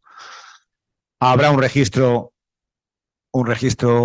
de prestadores independientes de servicios de verificación, lo mismo que un registro en el ROAS con un numerito, habrá un registro dentro del ICAT también, eso es lo que se ha dicho. Y el contenido del informe de verificación, pues sí, ya habréis visto bastantes ya, pero bueno, pues tiene que aparecer la identificación de la entidad, tiene que hacer la fecha y el periodo cubierto, una descripción del alcance de la verificación, la opinión basada en el trabajo realizado, ¿no? El cumplimiento de los requisitos de información sobre sostenibilidad, el proceso de la entidad para preparar la información, el cumplimiento de los requisitos de marcado de información sobre sostenibilidad conforme a la normativa aplicable, en fin. Y luego, pues una opinión con salvedades, denegada o no denegada, como es habitual en la auditoría de las cuentas anuales, ¿no? Bueno, yo creo que las particularidades de la verificación de la información consolidada, ya sabéis que si auditas el consolidado, pues verificas el consolidado. Si forman parte las de abajo, pues el informe sirve del consolidado hacia las de abajo. El auditor, pues, o el verificador, perdón, tendrá que hacer el mismo trabajo que hace con las cuentas anuales consolidadas. Y bueno, otra cosa importante, que es lo que yo siempre he mantenido, aspectos organizativos para el ejercicio de la actividad de verificación. Cuando algunos compañeros me decían, no, es que aquí va a venir mucha gente a ser verificadores, digo, ya, sí, va a haber cola. A ver, ustedes tienen la metodología, tienen el conocimiento, estamos acostumbrados a ver datos, a analizar. Claro, ¿qué tienes que tener? Fíjate, se exige que los auditores y los prestadores de servicios establezcan políticas y procedimientos que aseguren que la actividad de verificación de la información sobre sostenibilidad se lleva a cabo con el cumplimiento de la normativa que resulte aplicable. Tienen que establecer políticas y procedimientos apropiados para asegurar la independencia y la objetividad del verificador. Procedimientos administrativos sólidos, de mecanismos internos de control de calidad, de procedimientos de evaluación de riesgo. Es decir, todo lo que estáis acostumbrados para la actividad de auditoría de cuentas, hay que tenerlo para la actividad de verificación. Es verdad que hay apartados que no serán comunes, que no son comunes, pero vosotros creéis que habrá un gran número de empresas de pronto que aparezcan de diferentes o que no estén, digamos, lideradas por firmas de auditoría. Yo lo veo muy complicado, ¿eh? Ya os lo digo. Entonces, hombre, a ver, las habrá, pero a lo mejor habrá de algunas empresas que ya lo están haciendo, esas verificaciones, y están acostumbradas a esa cultura de todos esos procedimientos, esa cultura de la revisión del ICAC, esa cultura de los papeles de trabajo, esa cultura está aquí. O sea, digamos que la metodología se embulle, aunque luego los temas cambian, que son ESG, son más subjetivos, también se ha dicho aquí, son muchos casos muy subjetivos, y eso es así. Entonces, teniendo claro eso, ahora mismo, ¿qué utilizamos? ¿Qué normativa utilizamos? Ahora mismo, a ver, la normativa de verificación que utilizamos es la norma internacional de encargos de aseguramiento, la NIA 3000, ¿vale? Esa es la que estamos utilizando en general, que sirve para una seguridad limitada y seguridad razonable, te establecen muy claros los términos del encargo, las características del equipo del encargo, la planificación, la materialidad, la obtención de evidencias, las manifestaciones escritas, los hechos posteriores. Claro, un lenguaje muy nuestro, esto. Es un lenguaje muy nuestro, que esto se quejan en el IFAC, decían, no, tenemos que hacer un lenguaje que sea professional agnostic. Digo, ya. Pues va a ser difícil que lo entienda el que no esté en este área, por mucho que quieras bajar el lenguaje. Entonces, seguridad limitada está, los términos del encargo, pues bueno, el objeto de la verificación, la responsabilidad de los administradores, la responsabilidad del verificador, la fecha de elección del encargo. O sea, si estáis acostumbrados a la NIA 3000, es una buena NIA. La característica del equipo del encargo. Sabéis también que ambas corporaciones han hecho también sus modelos o sus guías para ayudar en la verificación, ¿vale?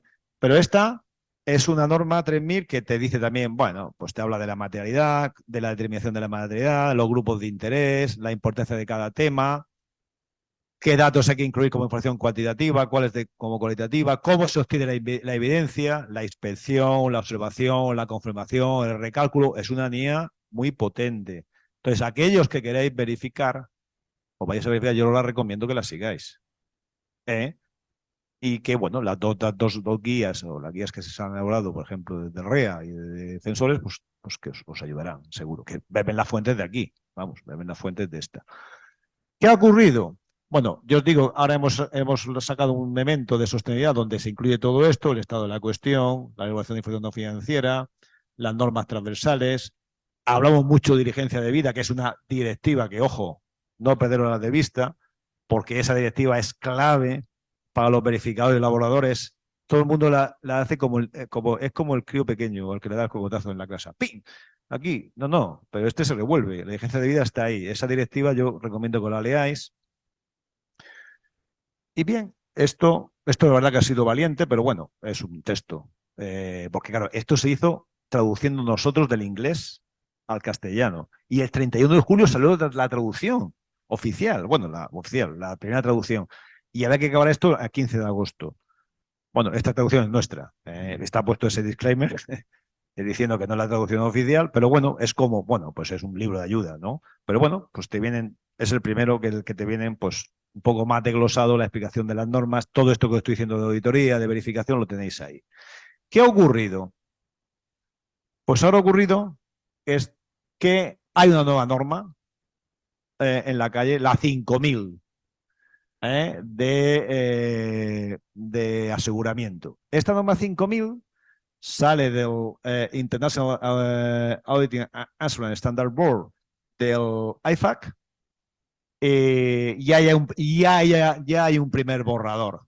Esta norma se aplica, tiene todos los tópicos de sostenibilidad, que nos dijo Silvana, lo dije yo, tiene toda la información incluida, incluye todos los mecanismos de reporting, incluye todos los estándares, o sea, es válido, o sea, tú dices, vale, yo tengo que verificar a alguien que ha hecho un estado usando el GRI, puedes usar esta. Yo tengo que utilizar una que europea, que ha hecho las normas, ha utilizado las normas europeas, puedes utilizar esta. Bien. Y es aplicable a todos los usuarios, a todos los stakeholders. Aunque luego dice que es escalable, ¿no? Porque sabéis que siempre nos gusta, claro, tenemos que decir, oye, ¿cómo esto lo escalamos a nuestra mediana empresa, a otra empresa más pequeñita? Es escalable, ¿no? Incluye tanto la verificación limitada como la razonable para todos los profesionales, practitioners. Cuando esté en la calle, ya será el único. Ya cuando esté aprobada será el único estándar que tendremos, el 5000, standalone que lo ponéis, no se requerirá aplicar lógicamente el 3000 revisado y pues tiene bastante relevancia o le mete bastante relevancia a la gestión de la calidad y a la ética, ¿no? El requerimiento de ética está muy contenido. Esta es la norma 5000. La norma 5000, aquí lo he puesto en castellano, porque estos son los deberes que me pusieron, que me dedicara al tema más de daros una pincelada, pero ahora mismo, por no liaros mucho, o sea, yo con la aplicaría, de momento, la 3000. Ahí está todo el contenido, lo tenéis, lo que os he destacado en la slide anterior. Esto es lo que viene.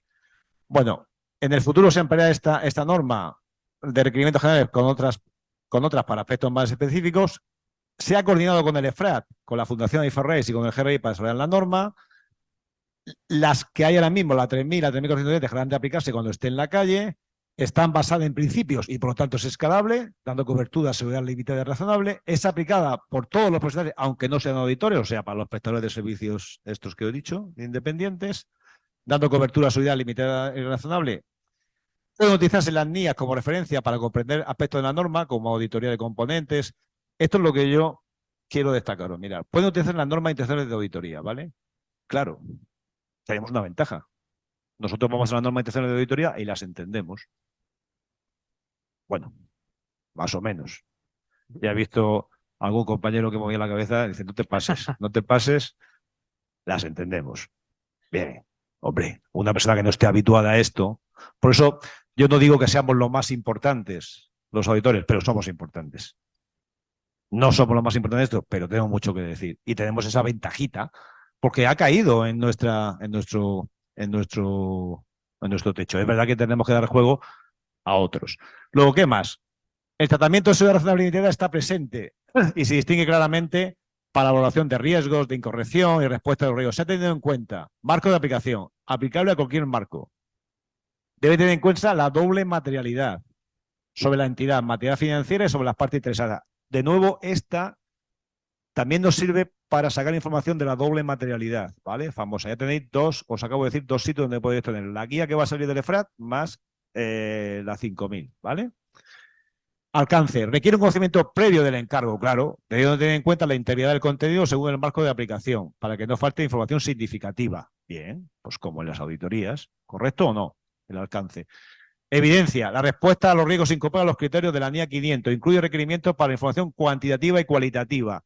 Bueno, aquí en las evidencias cualitativas es donde vamos a tener más problemas, pero tenemos que ver las evidencias que os voy a contar, que no sepáis con las evidencias, ¿vale?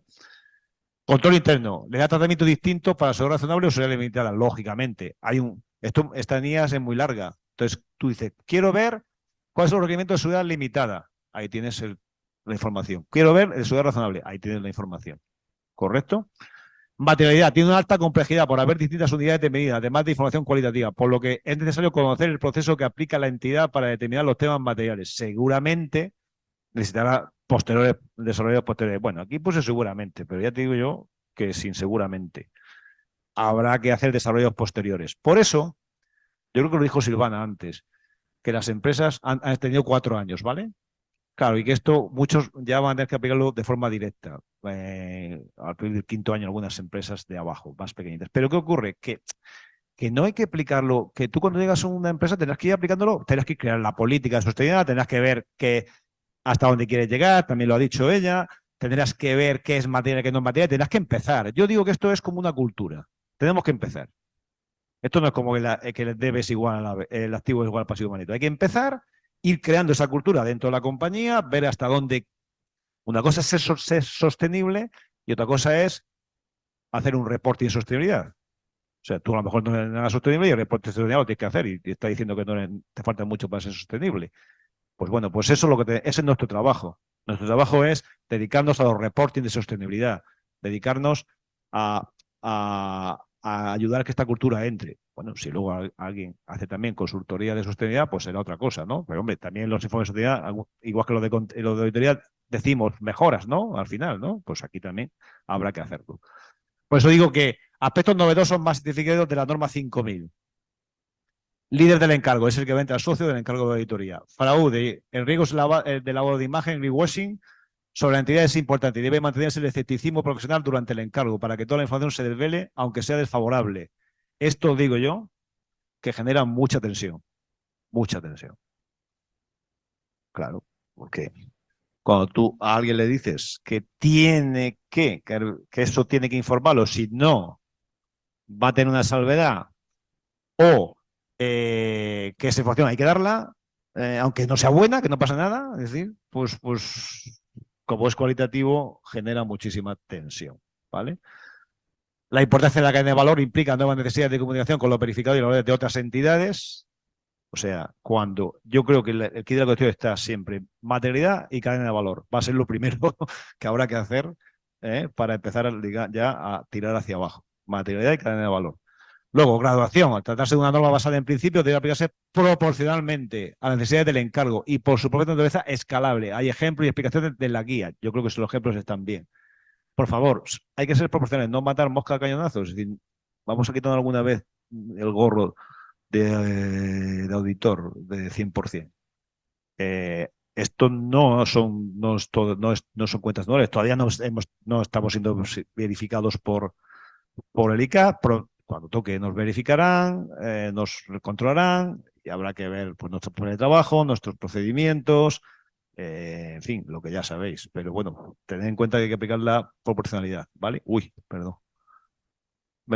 Algo he hecho mal. ¿Me lo puede poner, por favor, otra vez? Vale. No, a ver. Sí, ya acabo, ¿eh?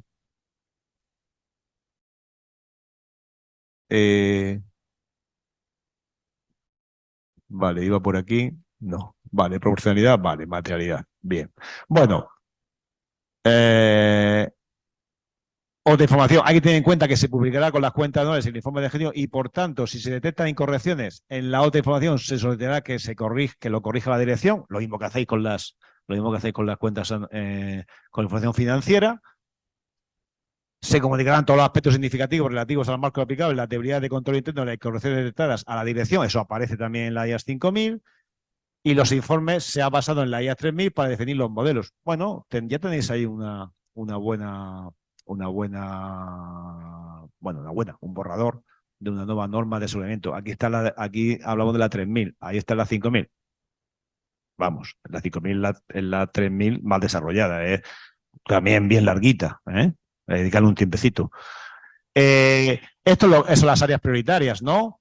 Pues todo el trabajo, ¿no? Aquí está todo el tema de limitada y razonable, los criterios de reporting, ¿no? Evaluación de la sostenibilidad, las características de las diferentes fuentes de los criterios, donde la doble materialidad, el scope, ¿no? O sea, a dónde aplica, qué debo aplicar, la información de sostenibilidad, el tema de la verificación, las evidencias, los sistemas de control interno y de materialidad. Fíjate todos los cajoncitos que me coge esta norma, con lo cual ustedes ahí lo tienen todo para obtener la información.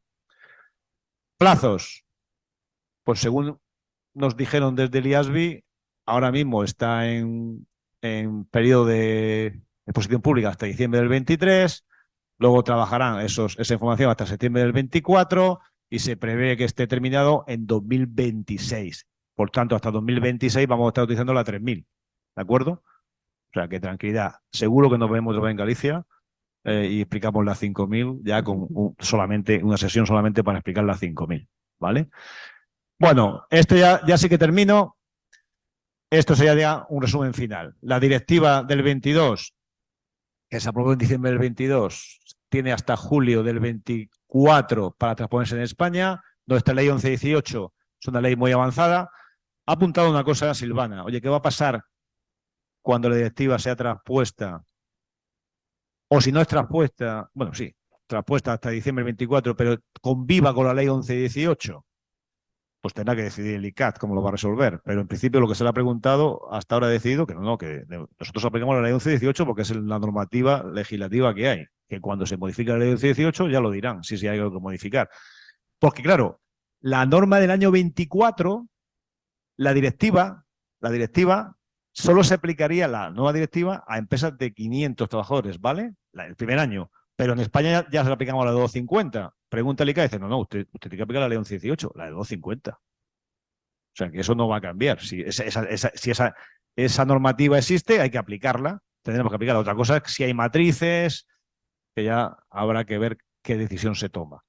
Bueno, el primer set de norma ya está en la calle, se aprobó en octubre del 23, el acto delegado ya es efectivo, va a haber dos guías, como os he dicho, la de materialidad y cadena de valor, y va a haber normas específicas para pymes, y el tema de la verificación, de momento es limitada, el acto de momento es limitada, ampliada razonable, y se espera que las normas de verificación en Europa se adopten también con un acto delegado, ¿vale?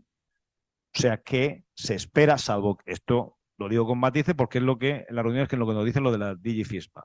Ellos nos han dicho que lo mismo que se ha hecho un acto delegado para las normas europeas de elaboración, va a haber un acto delegado para las normas de verificación, ¿vale?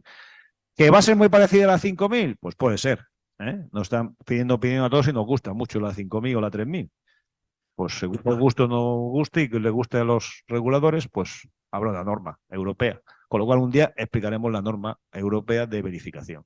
De momento tienen ustedes que explicar la 3000, la 5000 y las guías de las corporaciones, ¿vale? Ya termino. ¿Qué pasa? Esto es como todo en la vida. Esto es como un pelotón de ciclismo. Están por los escapados, que nos ha dicho ya Silvana, ahí los del IBEX van escapados por delante, como siempre, los global players. Luego están los perseguidores, fast forward ahí, a ver si los pillan, van aprendiendo. Luego está el pelotón, el gran pelotón, que está esperando a ver qué pasa. Y luego ya, pues los rezagados, ¿no? Bueno, pues ustedes tendrán clientes de estos, tendrán clientes en los escapados, tendrán clientes en los perseguidores. Hombre, mira a ver lo que hacen los escapados. Y a lo mejor aprenden también para sus pelotón, ¿vale? Dice que no tenemos una profesión atractiva. Incluso en mi organización, el European Federation, dice que no es atractiva. Digo, hombre, poco SESAPIL tenemos, no mucho, pero luego ese appeal tenemos. Hombre, pero es que la contabilidad nunca ha tenido ese appeal. Si tiene que competir con la auditoría, pero resulta que hay algunos que compitan lo contrario. El Financial Times dice que los nuevos activistas seremos los accountants. Accountant en términos anglosajón, incluiría a los auditores y los contables. Dice, ¿quién es el mejor situado para intentar cambiar el mundo? En las décadas pasadas, pues eran los políticos, los activistas. Bueno, no sé si era tanto. Dice, no obstante, ahora la tribu entera es los accountants. Dice, ¿really? ¿Seguro? Dice, sí, sí. Los accountants. Estos días, Ayolas de iniciativa están viendo todas las ideas de sostenibilidad dentro de las compañías, las medidas, los 1.500 que ha dicho Silvana, las 12 normas que os he dicho yo, la verificación. Oye, pues es un revulsivo para la actividad, ¿no? O sea, los warriors accountants y los guerreros accountants. O sea, somos los bomberos, ahí están. Hemos quedado el bosque subterráneo en el incendio global, el libro del artículo ahí del Peter. Yo no hablo bien este idioma, Peter Sloterdijk, el bombero, los accountants. O sea que frente a lo que no se tiene tanto appeal, bueno, pues aquí hay unos que opinan que esto es una puerta, una ventana nueva de aire fresco, que algunos lo ven como una carga, otros lo ven como un cargo y otros lo vemos como una oportunidad. Bien, pues yo sé que ustedes son unos guerreros estupendos y van a estar a la altura de las circunstancias. De momento estamos intentando ayudándoles aquí, intentando trasladar. Hemos trasladado certezas, también dudas, porque es legislación, pero ojo, que las normas estándar eran el triple de contenido y se han bajado. Yo tengo los borradores, los tengo guardados para, no sé, cuando me jubile, ya sea, tenga nietos, le diré, mira, esas eran las normas, 4.000, y hemos logrado bajarla en 1.500. Pues ya está, muchas gracias. Este es mi email por si necesitan algo y estamos a su disposición.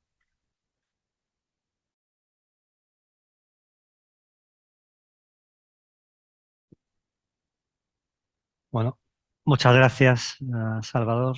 La verdad es que ha sido súper interesante. Abrimos un turno de preguntas. Allá al fondo veo una mano levantada. Ahora. Hola, buenas. Bueno, mi pregunta es para Silvana. Bueno, lo primero, felicidades por la exposición, porque la verdad es que ha sido muy, muy clarificadora y bueno, es de agradecer. Mira, yo quería hacer un comentario sobre un informe que emitisteis en KPMG el pasado mes de julio sobre el rol de Bitcoin en los ESG. ¿De acuerdo? Un poco destacabais pues la eficacia y la eficiencia energética respecto a un soporte a un sistema financiero global, ¿no? Que podría apoyar a la bancarización también de más de 1.400 millones de personas que están desbancarizadas porque no tienen acceso a la banca convencional. Y bueno, no sé si esto ya también indicáis que es bastante innovador, que todavía no está muy implementado, pero no sé si en vuestra experiencia pues ya hay casos que se está implementando el grado de avance de esto, ¿no? Y si ya empieza a haber casos de uso reales o todavía es una cuestión de laboratorio y muy teórica. Muchas gracias. A ver, realmente el informe no se ha elaborado desde el área a la que pertenezco yo. Lo que sí que puedo a lo mejor es luego hablar contigo, que me quedo con tu contacto y te facilito a lo mejor conexión con el equipo que ha desarrollado este informe.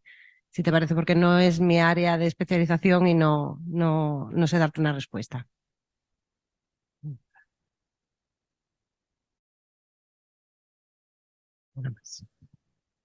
¿Alguien alguna pregunta? Yo sé que tengo alguna que me gustaría. Bueno, la primera es una reflexión que hago a los dos.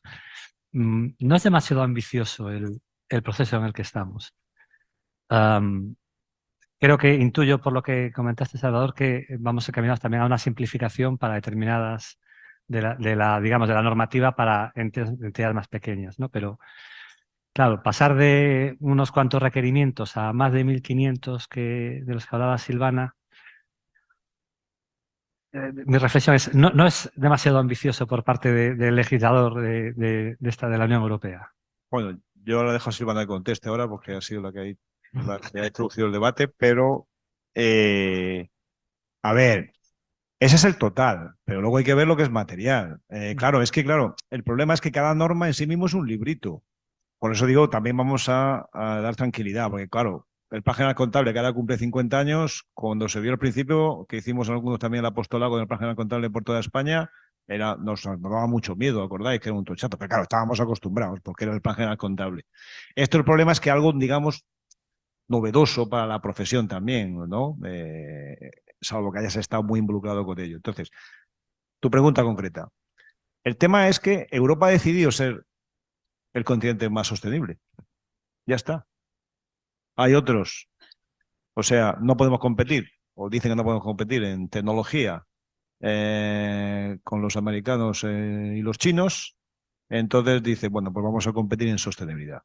Te puede gustar más, te puede gustar menos, pero eso lo han decidido, es una decisión política. O sea, ya está. Europa, y luego ya llegan los lobbies y dicen, no, pero entonces China y puede vender aquí los subproductos y te van a tener menos requerimientos y los americanos tienen menos requerimientos hacia afuera, pero no hacia adentro de la empresa. Bueno, bien, eso está muy bien, pero aquí se ha decidido esa bandera. Y por tanto, eso necesita ser reportado.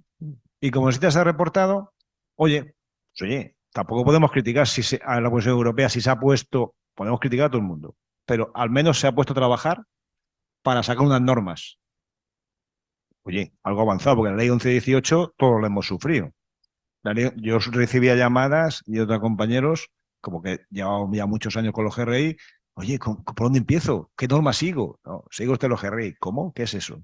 Tenías que explicar lo que eran los Global Reports Initiative, lo que eran el Pacto Mundial, los principios del Pacto Mundial, luego si miraban los del Sustainability Accounting, los de americanos, en fin. Ahora ya tenemos un marco, ¿vale? ¿Que son 1.500? Sí, pero habrá que ver lo que es material o no. ¿Que es muy ambicioso? Es rápido, sí, ha sido rápido. A ver, a mí me parece un gustazo poder escuchar a alguien que ha estado sentado allí desarrollando todos estos requerimientos. Pero yo estaba a la defensiva, ¿eh? La percepción de Salvador, si pasamos de 4.000 requerimientos a 1.500, lógicamente dice que no es tan ambicioso, porque lo fue más. A ver, yo teniendo en cuenta el nivel de madurez que hay hoy en reporte de información no financiera, yo sí creo que es muy ambicioso. O sea, las sociedades cotizadas están más preparadas y aún así están temblando para ver cómo van a dar respuesta, ¿no?, a todos esos requerimientos.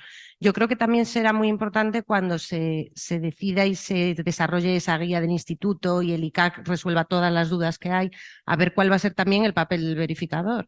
Porque de entrada decimos, joder, es que si no dan respuesta a un montón de cosas porque no van a estar preparados, vamos a tener que poner salvedad a todo. ¿Se va a transformar el informe de opinión en una opinión negativa? ¿O va a imperar el principio de cumple o responde o explica? Entonces, ahí hay muchas dudas todavía que se irán resolviendo en los próximos meses, que aclarará un poco cómo van a ser las reglas del juego. Es muy ambicioso, pero desde luego es que es también necesario para cumplir todos esos objetivos climáticos y esos objetivos y compromisos que ha establecido la Unión Europea. Entonces, lo que decía antes Salvador, será un proceso de mejora continua. Hay que empezar.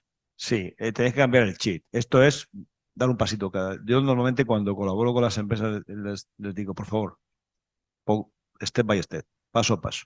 Venga, vamos a hoy. ¿No tenéis política de sostenibilidad? Venga.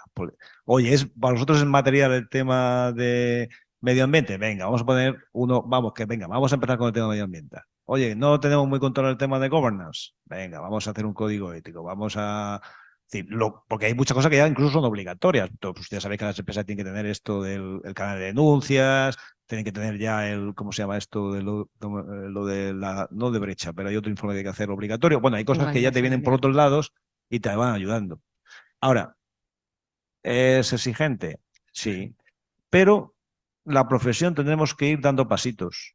Y también tendremos que defendernos. O sea, yo os pido, nosotros estamos intentando defenderos, entre comillas, representaros en estos sitios, pero yo pido a mucha gente que suba, que comente, que comentemos cuando hay periodos de público. Es verdad que a lo mejor no te hacen mucho caso, pero hay que intentarlo. Y luego todo lo que podéis reportarnos, hombre, tenemos la suerte de tener de interlocutores a las personas que tienen que tomar la decisión. Oye, pues todo lo que traslademos. Yo creo que se ha hecho un trabajo de lograr meter todo esto de las medianas empresas, de disminuir. Es verdad que falta mucho. Y sigue, porque por ejemplo la patronal de las empresas SME estaba, yo iba a votar en contra, y al final votó a favor. Bueno, hay que trabajarlo. A ver, yo creo que además lo que dice Salvador es fundamental, o sea, la labor de divulgación que tenemos que hacer nosotros ahora, ¿no? Con nuestros clientes o con potenciales clientes es fundamental. Yo creo que muchas empresas no saben lo que se les viene encima y a lo mejor han escuchado hablar de algo, pero no saben la magnitud ni que van a tener que hacer un proceso de reflexión interna muy importante, definir métodos de cálculo de indicadores de impactos financieros de cosas que no están ni desarrolladas y el tema de la taxonomía también que comentábamos antes, ¿no? Porque muchas compañías ya dicen, joder, hay unos estándares, ¿no? Que tienen muchos requerimientos, pero no se habla tanto de que van a tener que reportar también conforme al reglamento de taxonomía. Entonces, estos años hay que hacer eso, proceso de divulgación, de ayudarles para ver en qué punto están, cuáles son los gaps más grandes que tienen que abarcar, ¿no? Y en base también a los requerimientos y a esos plazos que se han puesto, esa flexibilidad que al final ha dado la Comisión Europea. Ahí hay que ayudarles. Y luego intentar, que lo estamos intentando, que el mercado también o sea, que haya incentivos. Claro, cuando metes todos los incentivos, algún cocotazo me llevo, porque me dice, ¿incentivos? No, hay que ser sostenible.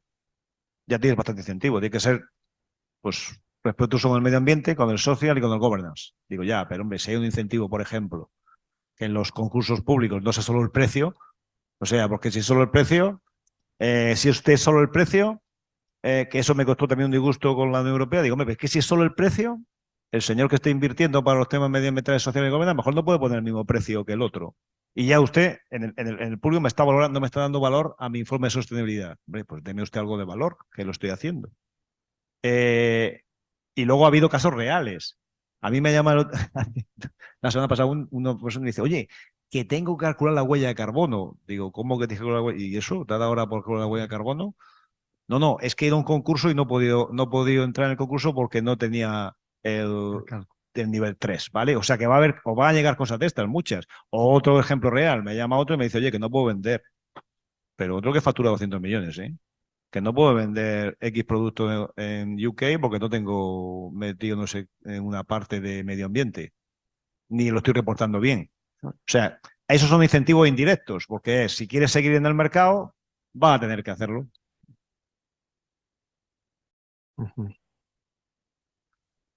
Dicho eso, todos los que hay aquí sois capaces de hacerlo. Bueno, yo creo que vamos a necesitar ayuda importante. Yo cuando oigo hablar del concepto de doble materialidad, se me ponen los pelos como escarpias, pero ya no como elaborador de un informe de sostenibilidad, sino como verificador. Nosotros que estamos acostumbrados a manejar el concepto de importancia relativa desde el punto de vista de la contabilidad financiera y a veces nos cuesta el determinar si un impacto es material o no, o si la suma de varios impactos son materiales o no, cuando estamos sumando cifras homogéneas sobre el activo, sobre el pasivo, sobre el patrimonio. Claro, cuando hablamos de información de sostenibilidad, que hablamos de aspectos cualitativos importantes, Sí. o incluso aspectos cuantitativos, pero que son difícilmente acumulables, porque tienes un error en el consumo de agua o en el consumo energético o en la emisión de gases de efecto invernadero y tienes otro en las horas de formación, digo, bueno, al final esto cómo llegas a acumularlo para determinar si ese principio máximo de que el lector tiene una idea más o menos acertada de la lectura del informe sobre si está teniendo un desempeño correcto en el ámbito de la ESG, a mí me parece tremendamente complejo. Yo ahí lo que veo dos riesgos. Veo por un lado. Yo veo muchos más. No, pero yo lo que veo, en mi opinión, hay dos riesgos. Uno, yo lo que creo que dejar muy claro es las métricas, o sea, cómo se tiene que hacer eso de forma prospectiva, pero muy claro. Lo que no puede ser es que una empresa de un sector diga A y la misma empresa de ese sector diga B. O sea, con un criterio diferente. ¿Por qué? Porque el mercado lo puede castigar en la financiación. Imagínate que yo digo que tengo que hacer que yo soy una empresa de pesca y resulta que estoy viendo que mi actividad, pues no sé qué pasa con los calados y hace que disminuyan los pececitos.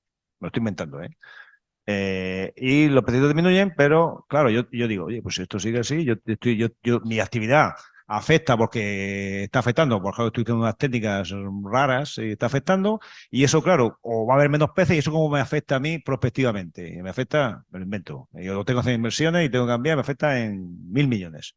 Coño, y la de al lado de pesca no lo dice, los dos cotizamos en bolsa Y a mí me castigan y a ella no, ¿vale? Ese es un riesgo, que a eso la profesión tendrá que dedicarle tiempo y tendremos que pelear para que esas métricas estén claras. Pues eso es el primer riesgo el único es el riesgo que veo. Y luego, hombre, pues los verificadores, a lo mejor tenemos que verificar metodologías y no tanto ir a la cifra. Porque claro, si tienes que ir a la cifra, pues ya sabéis, esas son mis dos opiniones que estoy intentando pelearlas donde tengo capacidad o tengo voz. Básicamente intento aplicar el sentido común y la experiencia, que a lo mejor no tengo mucha de ambas cosas, pero intento aplicarla. Bien, eso es mi opinión. No sé si coincide Silvana conmigo o no. Sí, sí, coincido totalmente. A ver, hay que diferenciar lo que es la materialidad de los contenidos, que ahora este nuevo enfoque metodológico de doble materialidad, tal y como está planteado, que no es que tú partas ya de unos asuntos clave, que es lo que hacen ahora las organizaciones, ¿no? Estos son mis asuntos clave y voy a evaluar cómo me sale de relevante para afuera y para adentro, no. En la materialidad que propone el EFRAG y la Comisión Europea, tienes que analizar no los topics ni los subtopics, los subtopics, que no sé cuántos serán, pero para cada subtopic tienes que analizar cuáles son los impactos directos, indirectos, positivos, negativos, reales y potenciales, y para cada subtopic, que no sé si serán 70 y pico subtopics, los riesgos y las oportunidades que pueden afectar y tener un efecto financiero en tu compañía. O sea, el estudio de materialidad ya en sí mismo, ese proceso de análisis de doble materialidad va a suponer muchos recursos, tiempo y dedicación necesaria por parte de las compañías. Pero es verdad que como está planteado va a ser muy comparable, ¿no? De unas organizaciones a otras, que hasta ahora no pasaba. Eso se ha logrado, sí. Claro, de esto desde el punto de vista de la materialidad de los contenidos. Si ya hablamos de la materialidad desde el punto de vista de la verificación, claro, aquí la cosa ya es diferente. También habrá que ver cuando se desarrollen, el ICAC va a desarrollar una guía, también basada un poco en la ISA 5000, el Instituto de Censores estamos ahora viendo la ISA para dar comentarios antes del 1 de diciembre, pero en la materialidad del verificador, ahí ya tienes que tener en cuenta la materialidad de los contenidos, pero luego analizar otros aspectos como el riesgo de fraude, el riesgo de control, pero por ámbito, por asunto. No es la misma materialidad para las emisiones de gases de efecto invernadero que para los accidentes, por ejemplo, ¿no? Entonces, bueno, habrá que conjugar esas dos cosas. ¿Os imagináis a otras profesiones hablando de materialidad?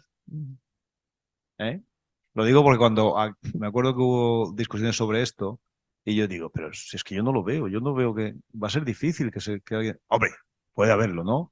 Y bueno, los que se dedican a temas medioambientales pues también tienen sus cosas de materialidad, pero nosotros eso lo tenemos impregnado tenemos muchos años de historia con esto. Muy bien, pues yo creo que ya podemos dar por terminada la sesión. Agradeceros de nuevo la participación. Hemos cubierto de sobra el tiempo que teníamos asignado. Creo que nos merecemos una pausa y un café. Y volvemos a las 12:15 con la siguiente sesión. Muchas gracias por la atención.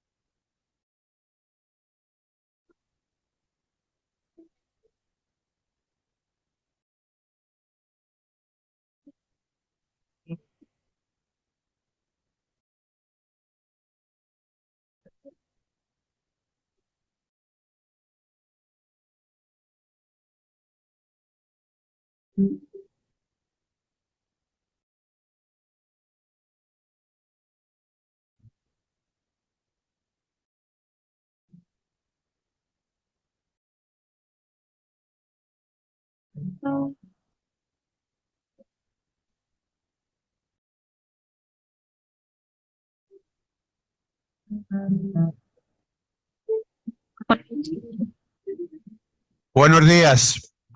Vamos a dar paso a la siguiente ponencia. Con la siguiente ponencia, no, a la siguiente sesión que se compone de 3 ponencias distintas. Para ello contamos con Ana Manzano, a mi derecha, con Joaquín Altafalla, más a mi derecha, y con Miriam Díaz Rebollo, más a la... perdón, que me he equivocado de apellidos. Miriam Rebollo Díaz. Disculpa, Miriam. Bien, vamos a dar paso en primer lugar esta se compone de la NIA,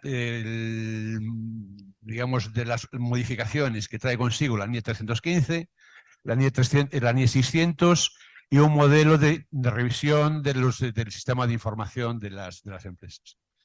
Empezamos por la NIE 600, que va a correr, como decía antes, a cargo de Ana Manzano. En línea con el artículo 7 de la LAC, la NIE 600 revisada refuerza el enfoque basado en riesgos, en la determinación de la clase de auditoría, la supervisión por parte de los auditores, del auditor de la matriz del grupo, de las auditorías de los componentes, y la comunicación bidireccional entre el auditor digamos, de la matriz y de las componentes. Para esta ponencia contamos con Ana Manzano, como ya he dicho, licenciada en Ciencias Económicas y Empresariales por la Universidad Autónoma de Madrid, funcionaria del Cuerpo Superior de Interventores y Auditores del Estado, funcionaria del Cuerpo Técnico de Hacienda y del Cuerpo Técnico de Auditoría y Contabilidad en excedencia en ambos, y trabaja en el Instituto de Contabilidad y Auditoría de Cuentas desde el año 2005. Como jefa de área primero, subdirectora adjunta después y actualmente como subdirectora general de normas técnicas de auditoría. Sin más, la presentación de los siguientes ponentes y de las siguientes ponencias las seguiré haciendo porque, bueno, si no nos vamos a montar un cacao para acordaros de todas las peculiaridades de cada una de las ponencias. Sin más, Ana, pues... Ahí está, pero aquí. Le he dado de más por la prisa. Vale, pues bien, sí, como tú comentabas, yo creo que antes de entrar en el análisis de lo que son los requerimientos de la nueva norma 600 revisada, es necesario poner un poco primero el contexto legal y reglamentario de lo que es una auditoría de grupos, que como bien señalabas, pues básicamente es el artículo 7 de la Ley de Auditoría de Cuentas, que es una fiel transposición del artículo 27 de la Directiva Europea que regula la las auditorías de las cuentas anuales y de las cuentas consolidadas, y luego los artículos 16 a 18 del Reglamento de Desarrollo de la Ley de Auditoría de Cuentas, aprobado mediante el Real Decreto 2/2021 de 12 de enero. El artículo 7 lo primero que establece es la responsabilidad plena del auditor del grupo de la opinión que va a emitir sobre la auditoría de los estados financieros del grupo, los estados financieros consolidados, con independencia de que haya auditores que hayan participado en la realización de la auditoría de los componentes que formen parte de ese grupo.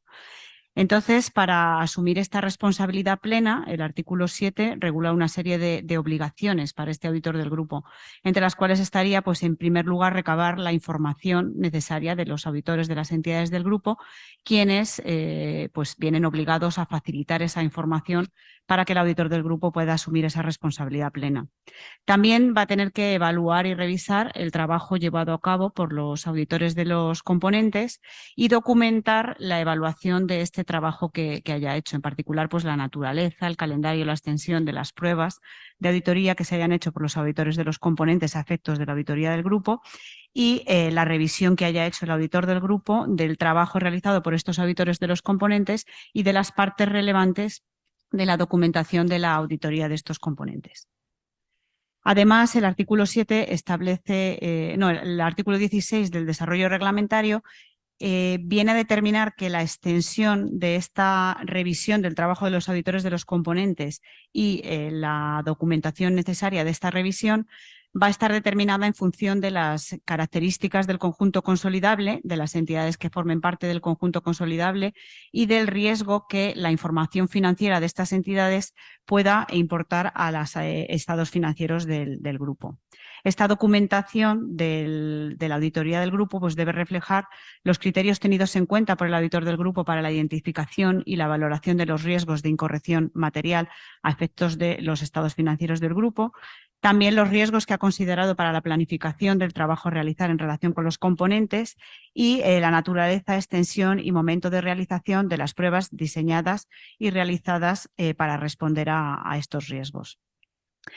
En cuanto a los aspectos concretos de la revisión del trabajo de los componentes, pues deberá determinar la naturaleza y el momento de realización de las pruebas, la información descriptiva de las poblaciones y de los criterios que se han seguido para la selección de las muestras de las pruebas que se van a realizar, los resultados de la realización de estas pruebas, en particular pues, la identificación de las incorrecciones o de las desviaciones que se hayan podido detectar, cómo se han analizado, cómo han determinado la necesidad de llevar a cabo procedimientos de auditoría adicionales y cuál ha sido el efecto en el resultado de la auditoría pues, de estas desviaciones y de estas incorrecciones. Y también las cuestiones concretas que hayan discutido o debatido con los auditores de los componentes y las conclusiones que se hayan alcanzado respecto a los aspectos que sean relevantes o significativos para la auditoría del grupo. El artículo 7 continúa determinando una serie de obligaciones que corresponden al auditor del grupo, como son pues, suscribir un acuerdo con los auditores de los componentes para que estos le transmitan la información necesaria para poder llevar a cabo la supervisión de ese trabajo realizado por los auditores de los componentes de cara a la emisión de la opinión sobre los estados financieros consolidados. Deberá conservar también la documentación suficiente para que el ICAC pueda ejercer sus funciones de supervisión. Si hay una inspección o una investigación por parte del ICAC, pues el auditor del grupo tiene que facilitar la información necesaria de los auditores de los componentes para que el ICAC se satisfaga de que bueno, pues el trabajo de revisión y de supervisión por parte del auditor del grupo de este trabajo de los auditores de los componentes ha sido el necesario y el suficiente para que la opinión emitida esté soportada en el trabajo que hayan llevado a cabo los auditores de los componentes.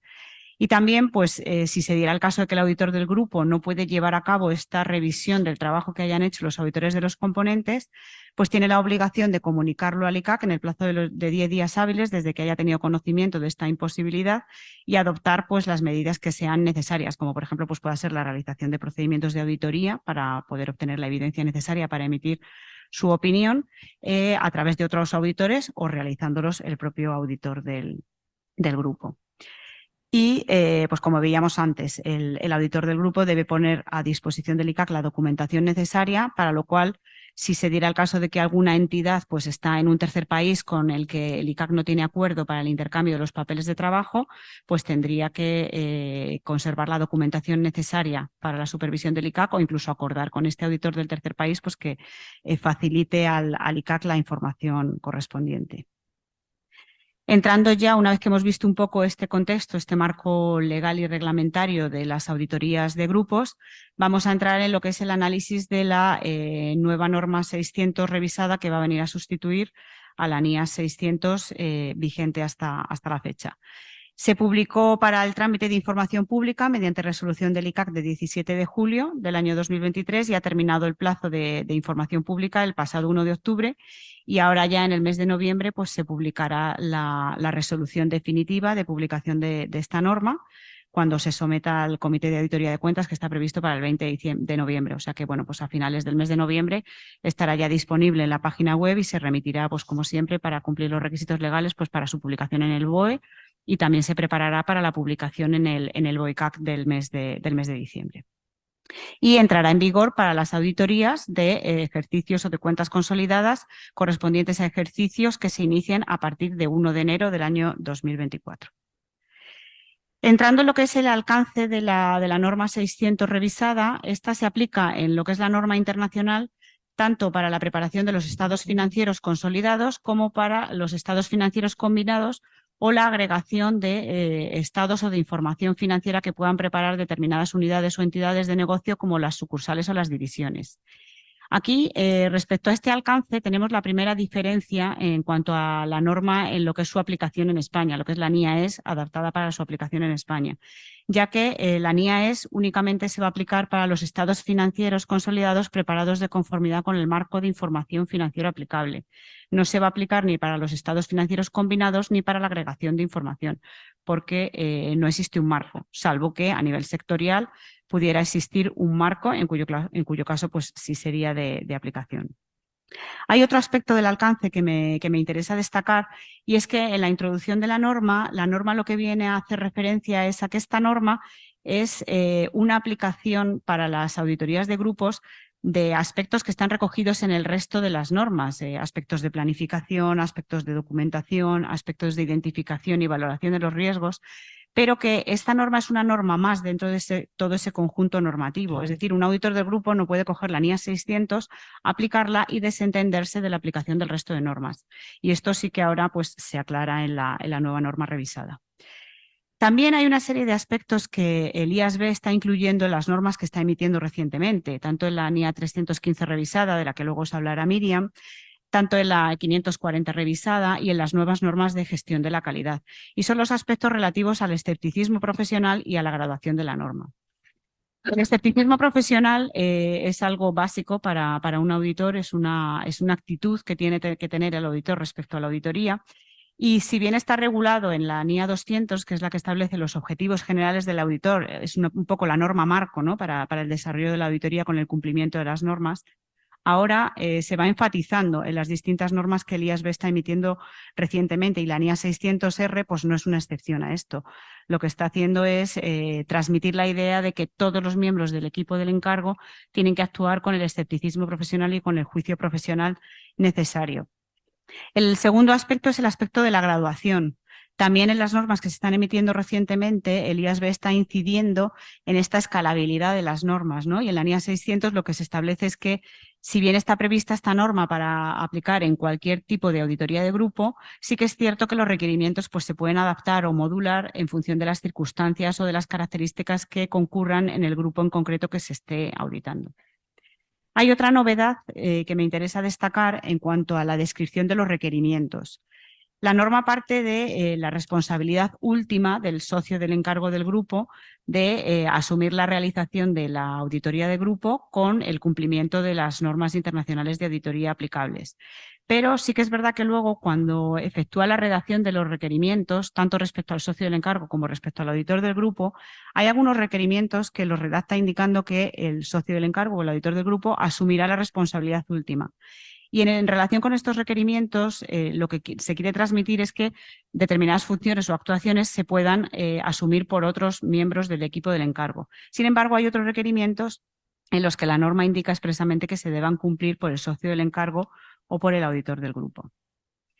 En cuanto al objetivo que se define en la norma, incluye varios aspectos. En relación con la aceptación y la continuidad, el auditor del grupo debe valorar o evaluar si espera razonablemente que va a obtener la evidencia suficiente y adecuada para soportar la opinión sobre la cual, como hemos dicho antes, asume la responsabilidad plena.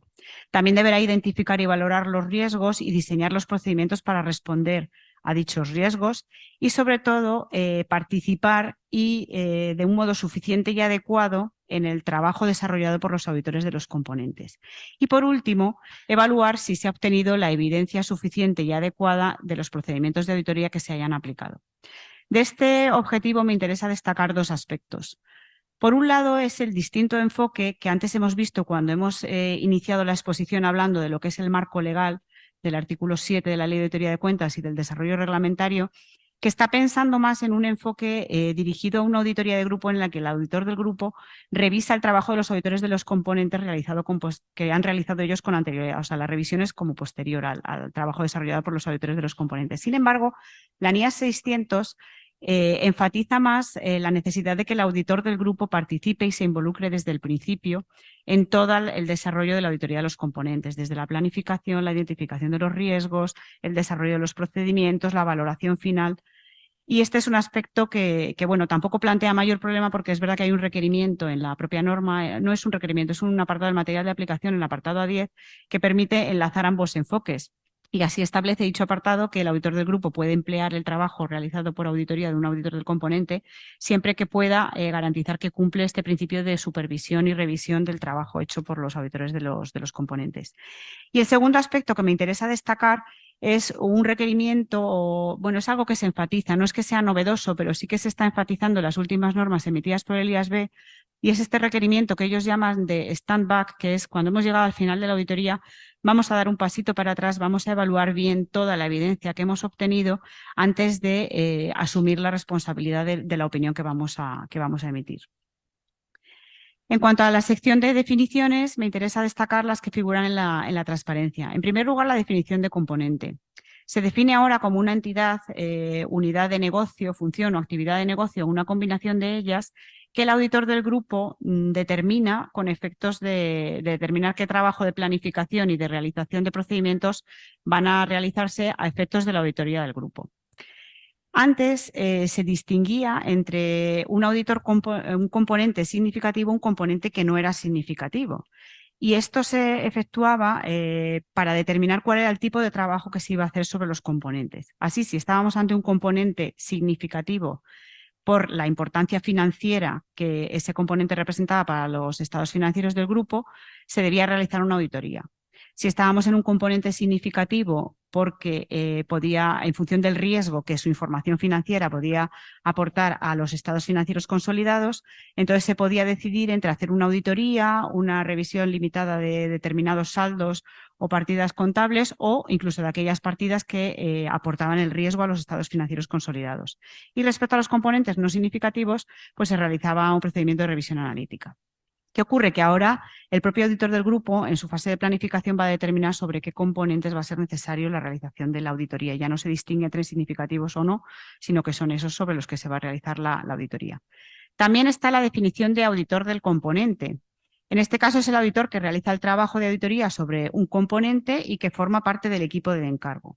Esta última frase es lo que bueno, permite poner en consonancia esta definición del auditor del componente con lo que es la definición de auditor de equipo del encargo recogida en el artículo 3, el apartado 11 de la Ley de Auditoría de Cuentas, que define el equipo del encargo como aquellas personas que realizan trabajo o se encuentran bajo control o bajo supervisión del auditor. Como aquí hemos visto que el auditor del componente va a estar bajo la supervisión del auditor del grupo, a efectos de la auditoría del grupo, pues esta definición de auditor del componente resulta coherente con lo establecido en el artículo 3 de la Ley de Auditoría de Cuentas. El auditor del grupo pues sería también el socio del encargo y los miembros del equipo del encargo distintos de lo que es el auditor del componente. Entrando ya en la sección de requerimientos de la norma, se enfatiza como consecuencia de la aplicación de la aprobación de las nuevas normas de gestión de calidad la idea de que el socio del encargo pues, es el responsable último de garantizar que las auditorías se lleven a cabo siempre con el objetivo de alcanzar la calidad y de garantizar el cumplimiento de la normativa. En la fase de aceptación y de continuidad, pues antes de aceptar el encargo, el socio del encargo determinará si va a poder obtener la evidencia suficiente y adecuada para asumir la responsabilidad de emitir la opinión sobre los estados financieros consolidados. Y en relación a los términos del encargo, pues el auditor del grupo obtendrá la confirmación de la dirección de que ésta asume su responsabilidad respecto a facilitar el acceso al auditor pues a todas las personas de las que considere que el auditor tiene que obtener información para llevar a cabo su auditoría y también pues, de toda la información que sea necesaria o que el auditor le requiera para llevar a cabo la auditoría. Esto es un poco lo que es la premisa de la auditoría. Y en cuanto a las restricciones, pues pueden ser restricciones que pueda tener el auditor en este acceso a las personas o a la información necesaria y que pueden venir tanto derivadas de limitaciones que imponga la propia entidad o como de cuestiones que estén fuera de su alcance. Si son cuestiones que están fuera del alcance de la dirección del grupo, pues entonces el auditor tendrá que valorar cuál es el efecto que tienen para su auditoría. Mientras que si están impuestas por la dirección, la norma internacional lo que establece es que si estás en el proceso de aceptación no deberías aceptar el encargo y si estás en el proceso de continuidad, pues renunciar al encargo siempre que esto sea posible por la legislación de tu jurisdicción. Aquí de nuevo, en el proceso de adaptación de la norma para su aplicación en España, tenemos una diferencia porque lo que se aclara en el cajetín que se incluye en este apartado es que en España las causas por las que uno puede retirarse del encargo están tasadas. Son cuestiones que afecten a la independencia o, por ejemplo, por imposibilidad de llevar a cabo el trabajo pues porque la entidad no te dé las cuentas. Fuera de esos casos, si el auditor se retirara y no cumpliera con su encargo, estaríamos hablando de una situación en la que se puede exigir responsabilidad porque sería una infracción grave o muy grave según se trate de una entidad de interés público. El auditor va a ser responsable de establecer la estrategia global de la auditoría, siendo un aspecto fundamental pues, determinar sobre qué componentes es necesario realizar una auditoría y cuál va a ser el nivel de participación del auditor del grupo para asegurar que existe esa involucración suficiente y adecuada en el trabajo de los componentes. Y además pues, solicitará del auditor del componente que le confirme que va a colaborar con el auditor del grupo. Hay otros aspectos que están relacionados con lo que es la definición de la estrategia global y el plan de auditoría, entre los cuales se encuentra el cumplimiento de los requerimientos de ética. El socio del encargo del grupo será el responsable de garantizar que los auditores de los componentes tienen conocimiento de cuáles son los requerimientos de ética y de independencia que aplican al grupo, que son los que tienen que cumplir, y obtendrá una confirmación de que los auditores de los componentes los conocen y los van a cumplir. Aquí hay otra vez una diferencia respecto a la norma internacional, puesto que la norma internacional, la regulación de la materia de independencia está establecida en el Código de Ética de IESBA, código de ética que en España no es aplicable y entonces lo que se hace es en la norma española pues se hace la aclaración de que estos requerimientos de ética y de independencia serán los que están contenidos en la Ley de Auditoría de Cuentas y su reglamento de desarrollo y en el Reglamento Europeo por el que se establecen los requisitos específicos para las auditorías de entidades de interés público en el caso de que estemos en una auditoría de este tipo de entidades. También el socio del encargo del grupo pues, tendrá que determinar que los auditores de los componentes tienen la competencia y la capacidad necesaria para llevar a cabo el encargo.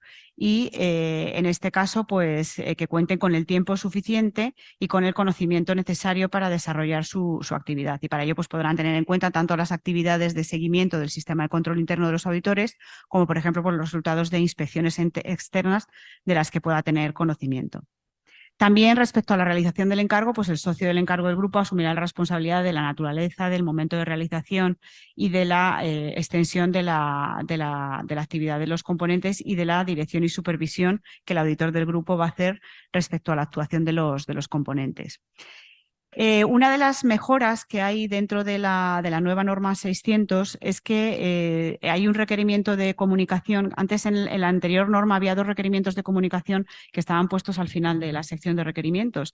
Y ahora el requerimiento que se refería antes a las comunicaciones que el auditor del grupo tenía que hacer a los auditores de los componentes se ha ido distribuyendo a lo largo de los distintos requerimientos de la norma, de manera que con eso se pretende enfatizar esta mayor involucración del auditor del grupo con el auditor de los componentes.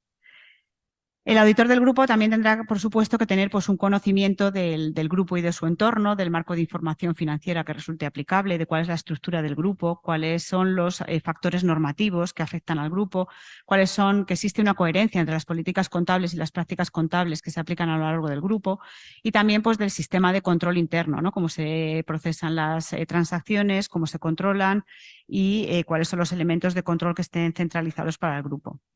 Y otra de las novedades en cuanto a la estructura de la norma es que en cada sección de requerimientos se incluye una subsección con los requerimientos específicos cuando participen los auditores de los componentes, lo que facilita también su aplicación. Y en este caso pues, se incluyen unas obligaciones de comunicación cuando participan estos auditores de los componentes. Una comunicación que es bidireccional, como tú bien antes señalabas. El auditor del grupo tiene que comunicar los aspectos relevantes para la auditoría del componente, como puedan ser por los factores que puedan dar lugar a la identificación de riesgos, aspectos relativos a la identificación de las partes vinculadas y de las transacciones con partes vinculadas, porque estas transacciones pueden generar un mayor riesgo de fraude, así como identificación de aquellos aspectos relativos al principio de empresa en funcionamiento. Y a su vez también el auditor del grupo le solicitará al auditor del componente que le ponga en conocimiento aquellos aspectos de los que el auditor del grupo pues, no pueda tener conocimiento por su visión general del grupo y que puedan ser más específicos del componente. En cuanto a la identificación y valoración de los riesgos, el auditor del grupo tiene que asumir la responsabilidad de la identificación y valoración de los riesgos a efectos de la auditoría de los estados financieros consolidados, y si participan los auditores de los componentes, pues tendrá que evaluar que el trabajo hecho y los procedimientos llevados a cabo por los auditores de los componentes para la identificación de estos riesgos que puedan afectar a los estados financieros consolidados es adecuada para esta auditoría. El auditor fijará también pues, la cifra de importancia relativa para la ejecución del trabajo de los auditores de los componentes, que será menor que la fijada para el grupo, y también el umbral a partir del cual pues, las incorrecciones identificadas tienen que ser notificadas al auditor del grupo y que será también inferior al umbral de las incorrecciones claramente triviales. El auditor también asumirá, el auditor del grupo asumirá la responsabilidad de los procedimientos que se realicen para responder a estos riesgos, y en particular en el proceso de consolidación pues tendrá que evaluar si todas las entidades han sido incorporadas su información a los estados financieros consolidados, ver la integridad, la exactitud y la corrección de los ajustes que se han podido tener que realizar en la información financiera aportada por los componentes, evaluar si los juicios de valor de la dirección pueden ser indicativos de la existencia de sesgo y sobre todo pues responder a los riesgos valorados de incorrección material en los estados financieros del grupo derivados del proceso de consolidación. Cuando ya la auditoría está finalizando, el auditor del grupo lo que tiene que hacer es valorar las comunicaciones que le realiza el auditor del componente de cara a determinar si el trabajo realizado por el auditor del componente puede ser adecuado para la auditoría de los estados financieros del grupo. De este requerimiento de las comunicaciones que el auditor del componente tiene que efectuar al auditor del grupo, no hay muchas novedades. Sí que me interesa destacar dos aspectos pequeños, que son que el auditor del componente tiene que comunicar al auditor del grupo todos los casos de incumplimientos de disposiciones legales y reglamentarias. Antes se exigía que tuviera efecto material en los estados financieros. Y también que ahora se comunican no solo las incorrecciones no corregidas, sino también las que se han corregido. Una vez que el auditor del grupo ha tenido esta comunicación por parte de los auditores de los componentes, tendrá que evaluar, como antes decía, si esa comunicación es adecuada, o tendrá que discutir los aspectos que sean más significativos para determinar pues, si es necesaria la revisión o la evaluación de documentación adicional que haya podido ir preparando el auditor del componente. Para ello, pues evaluará cuáles son la naturaleza, la extensión del trabajo que ha hecho el componente, la competencia y capacidad del auditor del componente y cuál ha sido la supervisión que el auditor del grupo ha hecho de su trabajo. Y si se concluyera que el trabajo del auditor del componente no es adecuado para la auditoría del grupo, pues entonces tendría que decidir qué procedimientos adicionales debería realizar. En cuanto a los hechos posteriores, el auditor del grupo asume la responsabilidad de identificar los hechos posteriores que puedan requerir de un ajuste en los estados financieros o de revelación de información en los estados financieros consolidados, y también solicitará al auditor del componente pues, que le remita información sobre algunos hechos que haya podido determinar que existen y que puedan afectar a los estados financieros consolidados. Por último, pues el auditor, lo que comentábamos antes, ¿no? Tiene que evaluar si con el trabajo que ha hecho directamente y con el trabajo, la revisión del trabajo que ha hecho los auditores de los componentes, tiene la evidencia suficiente para poder emitir su opinión. Este requerimiento, que como antes señalaba, no es novedoso, pero sí que ahora se ha enfatizado, puesto que se incluye tanto desde el principio en la aceptación y continuidad del cliente, como también en el proceso, en el objetivo de la norma. En el informe de auditoría lo que se establece es que el auditor del grupo no debe hacer referencia al auditor del componente como un mecanismo para reducir su responsabilidad, salvo que las disposiciones legales o reglamentarias se lo exigieran. Y si fuera así, tendría que hacer esa cautela de que la referencia al auditor del componente no supone en ningún caso una reducción de su responsabilidad. El requerimiento de comunicación con la dirección y comunicación con los responsables del gobierno no tiene prácticamente modificaciones. Se deben comunicar fundamentalmente pues, cuestiones respecto a la descripción de cuál es el alcance de la auditoría que se va a llevar, incluyendo la actuación de los auditores de los componentes y sobre todo pues, los aspectos de fraude. Y también se establece un requerimiento de comunicación de las debilidades significativas del sistema de control interno del grupo que se hayan podido detectar tanto por el auditor del grupo o que le haya podido comunicar el auditor del componente. Donde sí que me interesa incidir un poco más es en el requerimiento de documentación. Recientemente el IASB está reforzando en las normas que emite el requerimiento de documentación. Así, por ejemplo, en la NIA 600R lo que se establece en la introducción es recoger el principio general de documentación de auditoría de la 230, que es que la documentación debe ser suficiente como para que un auditor que no ha estado vinculado con la auditoría, pero sí tiene los conocimientos necesarios de cómo desarrollar una auditoría, pueda evaluar cuál es el trabajo que se ha hecho para la realización de la auditoría, cuáles son las conclusiones que se han alcanzado respecto a los aspectos más significativos y que la opinión que se ha emitido pues, está soportada por el trabajo que la documentación acredita.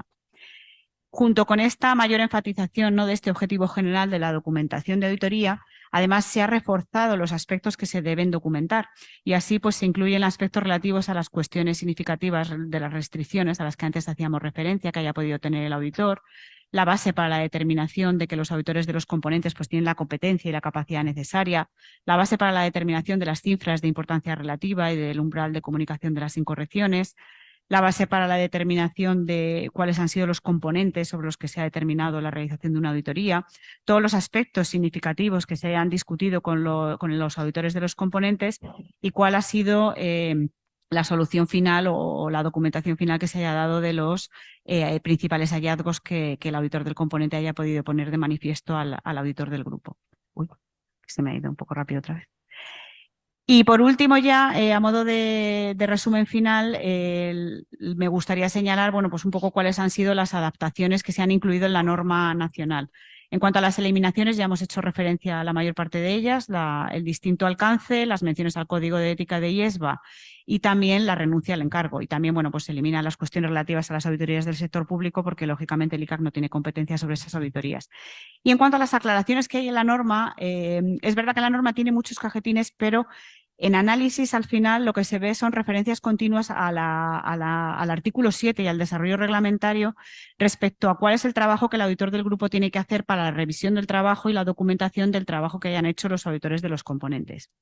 Y por último, ya como conclusión, pues señalar que la norma tiene importantes aspectos de mejora, por ejemplo, la distribución de ese requisito de comunicación a lo largo de toda la norma de auditoría en los distintos requerimientos, que enfatizan esta mayor participación que se exige del auditor del grupo en el trabajo realizado por los auditores de los componentes, así como la inclusión de esta subsección de los requerimientos específicos cuando participan los auditores de los componentes, lo cual facilita su aplicación. Se enfatizan los aspectos que antes hemos señalado respecto al escepticismo profesional, la calidad, la graduación y se refuerza fundamentalmente el aspecto de la documentación. Como diferencias fundamentales respecto al anterior NIA 600 en el plano internacional, la definición del componente, que ya no se distingue entre significativo y no significativo, y en el plano nacional, pues el distinto alcance al que antes hemos hecho referencia, que la norma nacional solo se aplica a los estados financieros consolidados preparados conforme al marco de información financiera aplicable, salvo que existiera alguna regulación sectorial que estableciera por la regulación de los estados financieros combinados o agregados, en cuyo caso también sería de aplicación. Y por mi parte, pues con esto finalizo. Muchísimas gracias por vuestra atención y nada, espero que os haya resultado de utilidad mi presentación.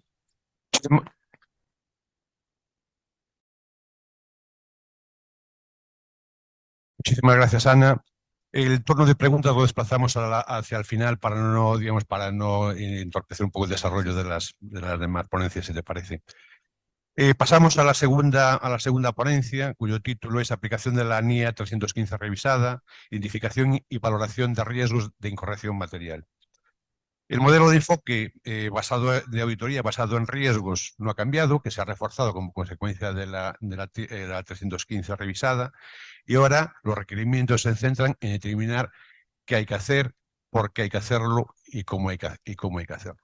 Otro de los aspectos que nos ampliará Miriam es el tema de que cada vez se le presta más al tema de las tecnologías de la información. Es decir, la confiabilidad de los sistemas va a ser una parte fundamental que va a contemplar la NIA 315 revisada. De esa parte, precisamente, Joaquín pues, nos expondrá un modelo elaborado por el REA al respecto. Y bueno, como decía al principio, de esta ponencia se va a encargar Miriam Rebollo Díaz, ahora sí lo digo bien, que es licenciada en Administración y Dirección de Empresas por la Universidad Carlos III de Madrid, pertenece al Cuerpo Superior de Interventores y Auditores del Estado y el Cuerpo Técnico de Auditoría y Contabilidad. Con carácter previo a su entrada a la Administración, trabajó como auditora en Mazars y en Deloitte, y la Administración ha estado destinada a la Intervención Territorial de Tenerife, en la Intervención General de la Administración del Estado, en el Instituto de Control y Auditoría de Cuentas como jefe de equipo, y en el Tribunal de Cuentas primero, y como auditor y posteriormente en el Departamento de Relaciones Internacionales. Desde abril de 2003, es decir, de hace muy poquito, está ocupando el cargo de subdirectora general de Control Técnico en el ICA. Y sin más, Miriam, te cedo la palabra. Muchísimas gracias. Muchísimas gracias por invitarme a estar aquí y a ver si os puedo ilustrar un poco sobre la aplicación de la NIA 315, pues ahora que ya empezamos a tener un poquito de experiencia en ella desde su aplicación, desde su publicación mediante resolución del ICAC del 2021. Esta exposición es un poco distinta a la que ha hecho Ana, porque Ana nos ha venido a contar pues, una norma que está por aprobar, que se va a aprobar ahora en noviembre. En cambio, esta pues ya la hemos estado aplicando y tenemos un poquito de experiencia y un poco de perspectiva.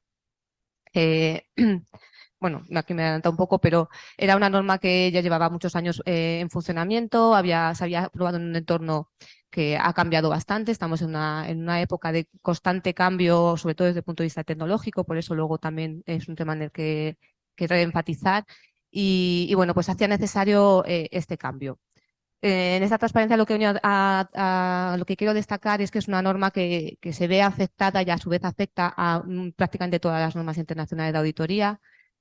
Por supuesto se ve afectada por la NIA 200 porque es una NIA que regula los objetivos que tiene el auditor y entre estos objetivos del auditor pues están los de obtener la evidencia adecuada y suficiente para reducir al mínimo el riesgo de auditoría, entendido como esa función entre el riesgo de incorrección material que se regula en la NIA 315 y el riesgo de detectarlo.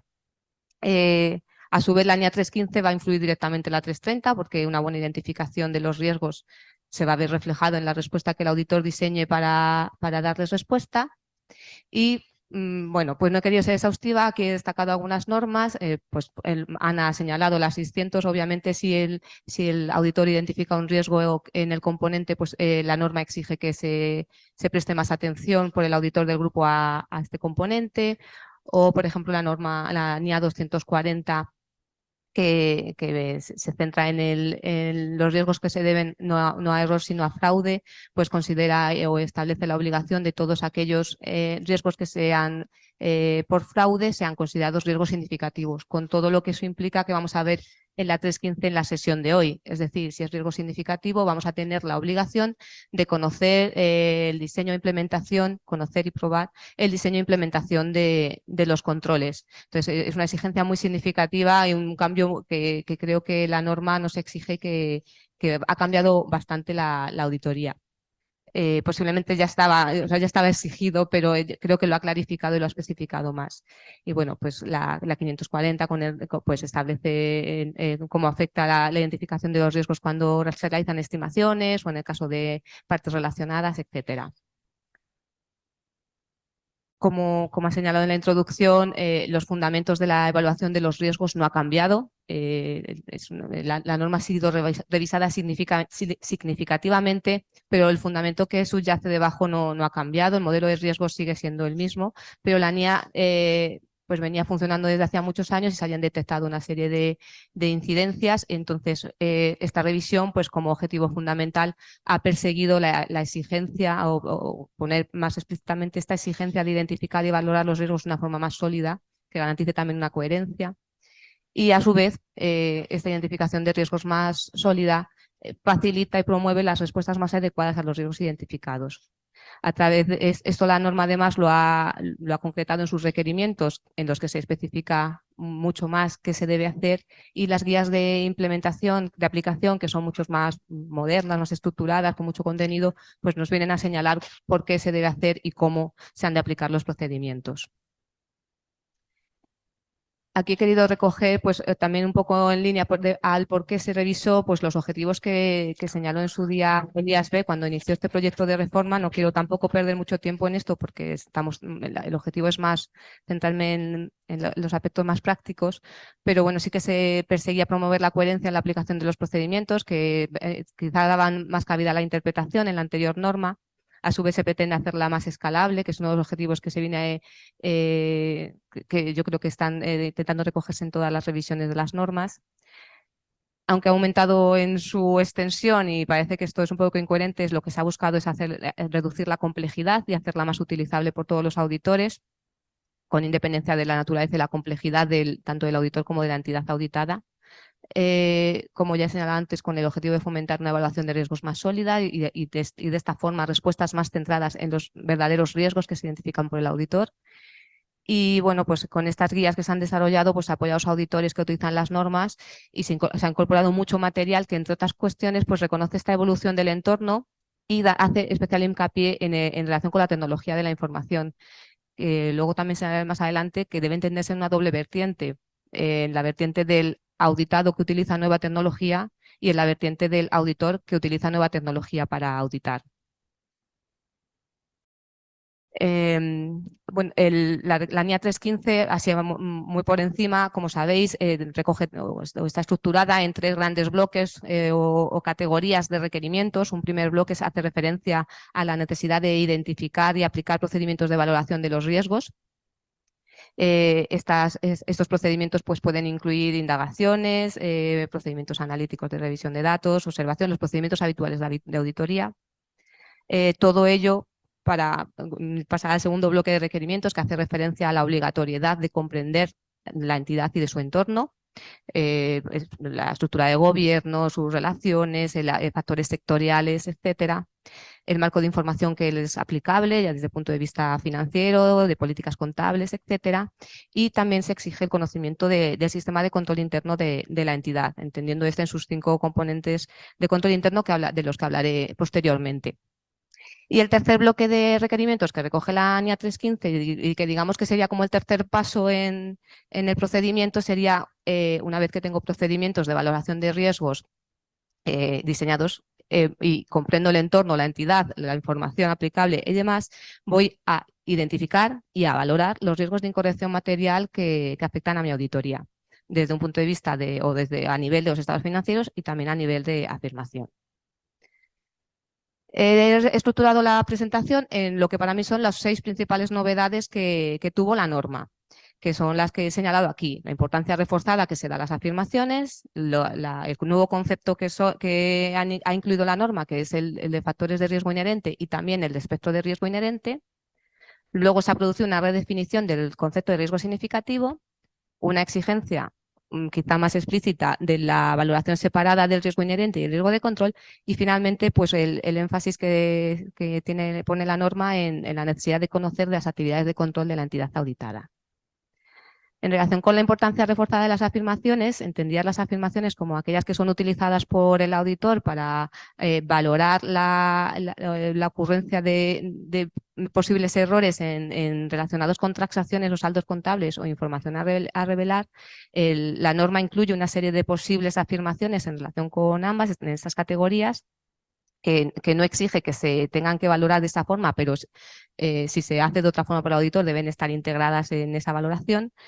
Y la cuestión es que el auditor va a identificar, por ejemplo, el riesgo de que unas provisiones estén a nivel de afirmación tengan un riesgo en integridad y en valoración.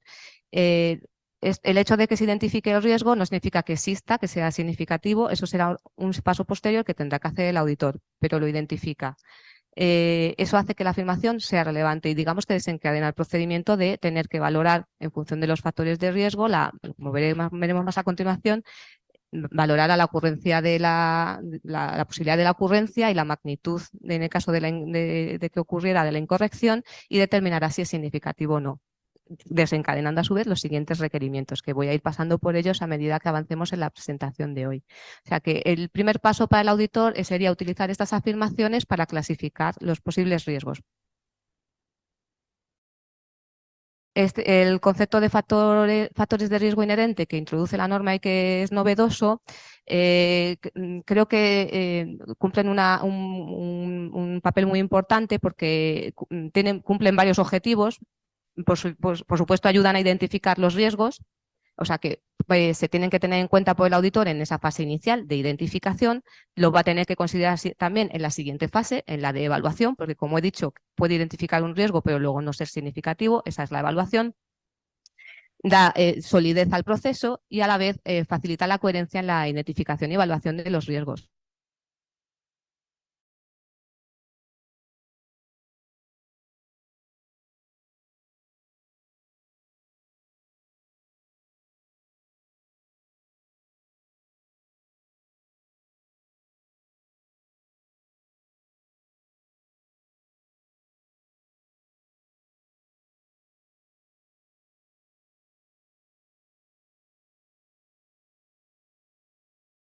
Cuantitativos, quizás.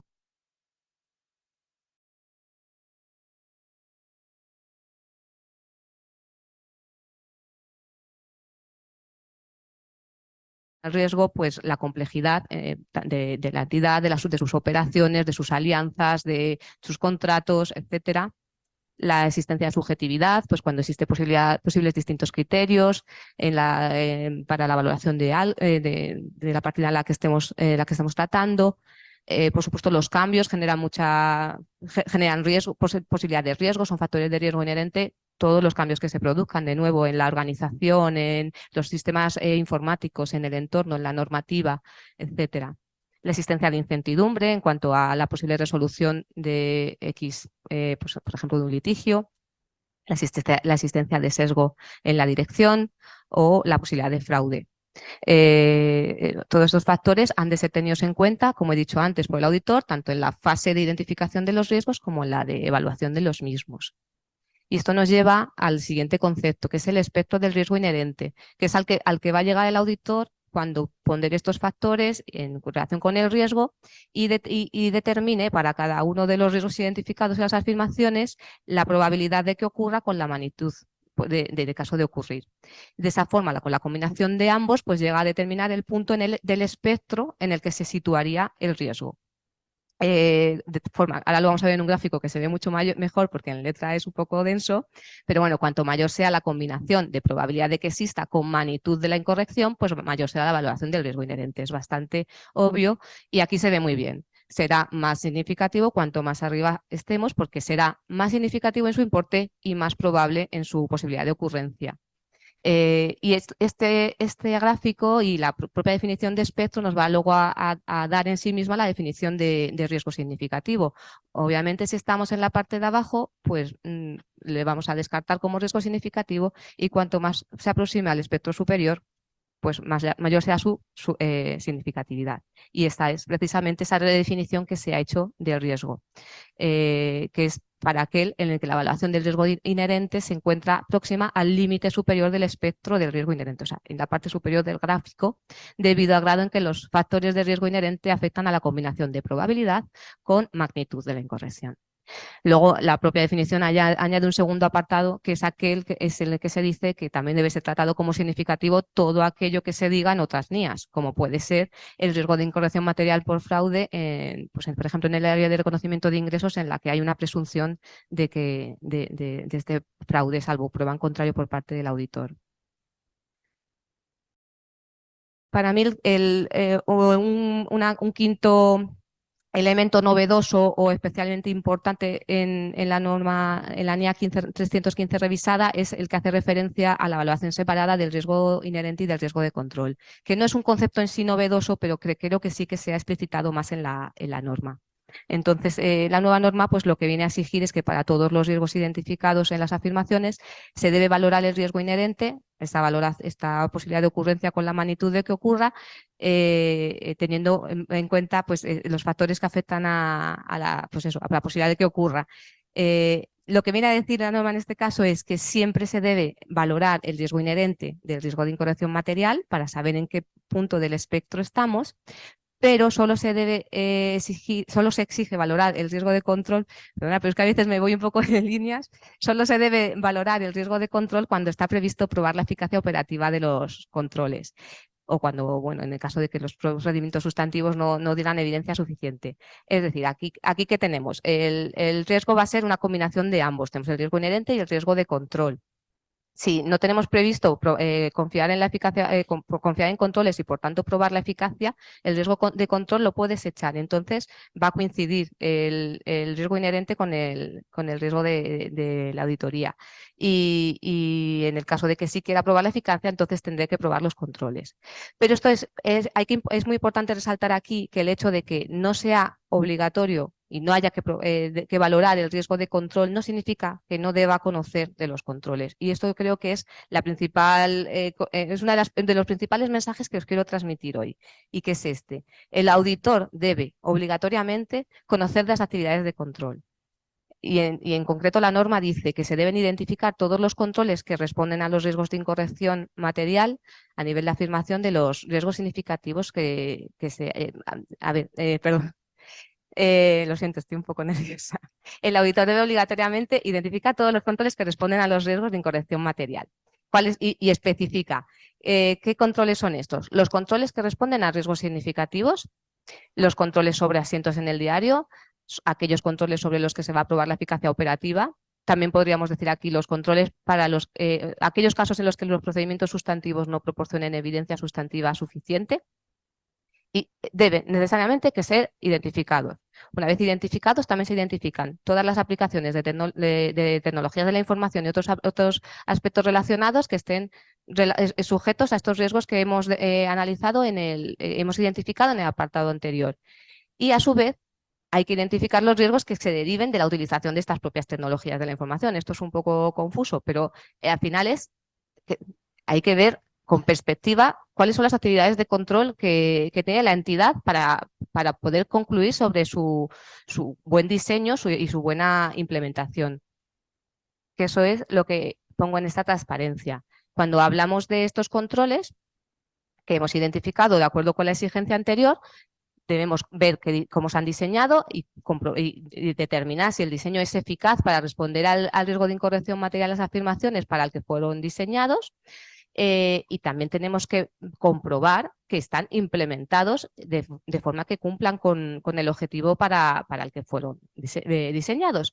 Se exige ambas cosas para todos aquellos riesgos que hemos considerado significativos, más allá de que decidamos que nuestra estrategia va a ser sustantiva y no vayamos a probar la eficacia operativa de los controles. Y creo que esto es un aspecto fundamental, porque creo que todavía estamos fallando en eso. Y entonces hoy quiero resaltarlo especialmente. Y a su vez, este conocimiento se debe de poner por escrito, como también veremos más adelante. El trabajo que se realiza se debe documentar. Entonces, si consideramos, en los papeles de trabajo se tiene que ver perfectamente cómo el auditor ha identificado unos riesgos, los ha valorado, cuál ha sido ese procedimiento de valoración y les ha dado una respuesta.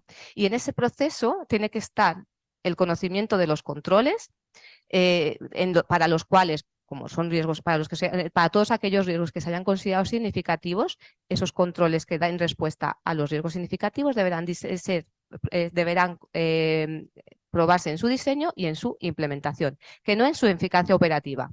Lo que sí nos vamos a encontrar a veces es que para probar la implementación se está probando la eficacia operativa. Entonces el auditor puede considerar que ese trabajo le sirve, pero debe quedar claramente especificado el objetivo y es válido que se utilice el mismo trabajo, pero tiene que quedar claro que el objetivo en un caso es solamente para cumplir con este requerimiento, por así decirlo, y en el otro caso sería porque voy a confiar en controles y necesito probar de la eficacia operativa de los mismos. Y ahora me voy a centrar en el control interno de la entidad que se exige por la normativa que conozcamos en todos sus 5 componentes, que son pues, el entorno de control con carácter general.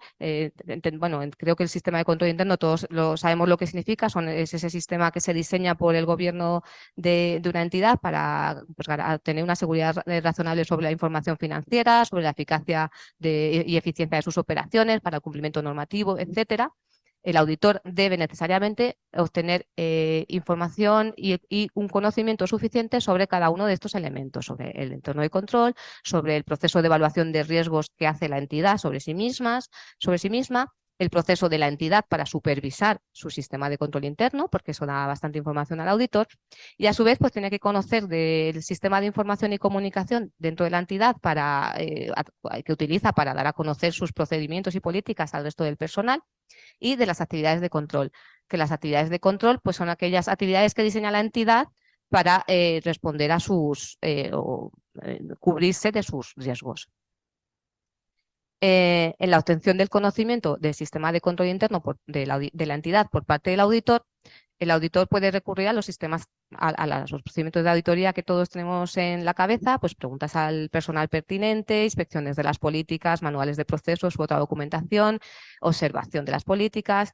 Es de mucha utilidad la elaboración de workthroughs porque facilita mucho el entendimiento tanto al que lo elabora como a cualquier revisor que va a venir después dentro del equipo de trabajo, porque el workthrough que no es tan común hoy en día verlo, todavía no es tan común como quizá debería, pero lo que nos permite es identificar perfectamente el proceso y en qué punto cae cada uno de los controles dentro de ese proceso. ¿Qué nos encontramos? Pues que generalmente en las auditorías cuesta ver que el auditor ha adquirido una comprensión suficiente de todos los componentes de control interno. Es muy frecuente encontrarnos memorándums genéricos que se actualizan o no de un año para otro, muy genéricos y que, pues bueno, los que pues a lo mejor no se recogen, se ve claramente que siguen poniendo que se utiliza un sistema informático de hace 20 años que ya no utiliza la entidad y cosas así.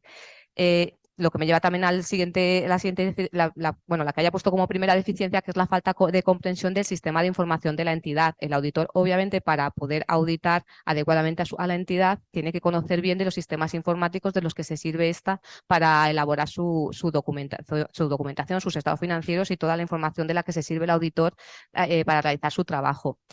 Esto por lo que comentaba al principio, de que estamos en unos tiempos en los que la tecnología evoluciona a un paso pues exponencial, pues puede obligar al auditor a que en ocasiones tenga que recurrir a especialistas en auditoría informática. Y si no se llega a esta necesidad, desde luego lo que sí que exige es al auditor del siglo XXI a tener un conocimiento cada vez más superior de estas nuevas tecnologías, para conocer los sistemas que utiliza la entidad, pero también para utilizar de sistemas propios para obtener un mejor conocimiento de los sistemas que utiliza la entidad.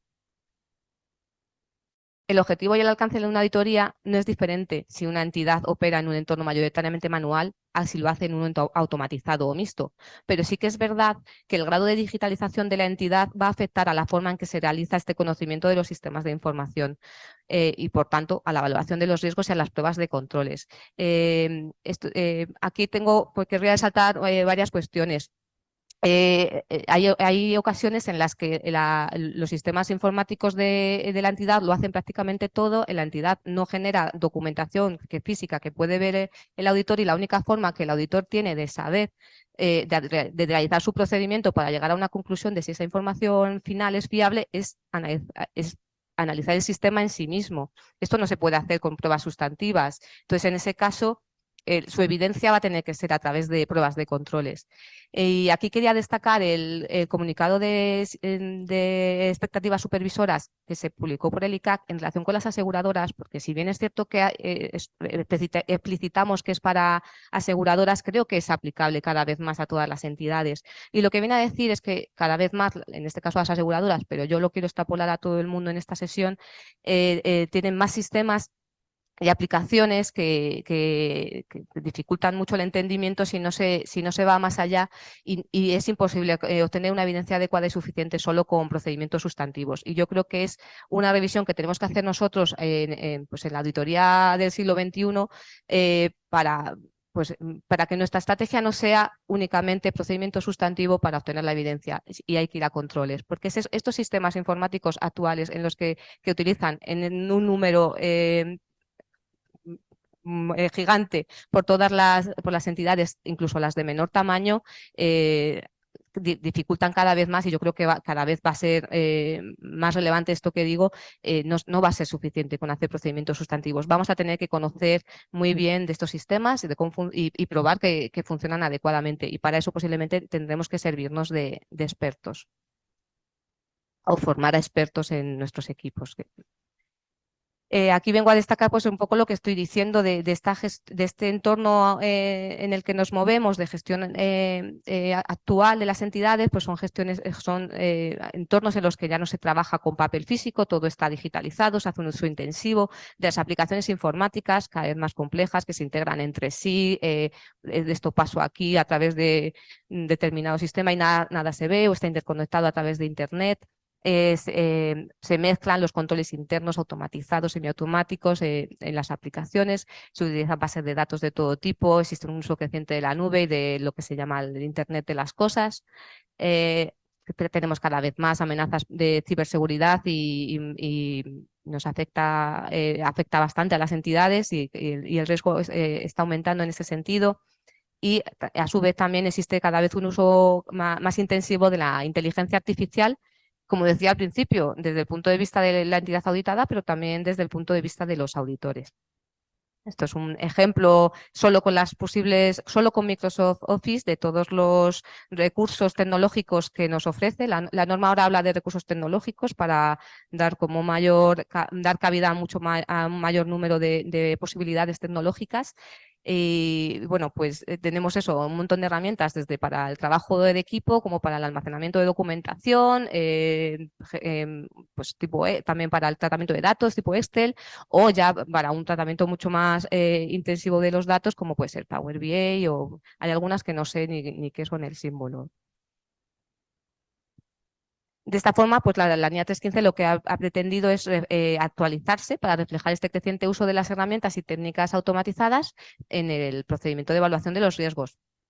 Como os he dicho, ahora se utiliza este término más amplio de herramientas y técnicas automatizadas en lugar del término que se utilizaba anteriormente, que era de análisis de datos, que era lo que había cuando se hizo la 315 original, que teníamos nuestros ordenadores con nuestro Excel y ya hacíamos virguerías.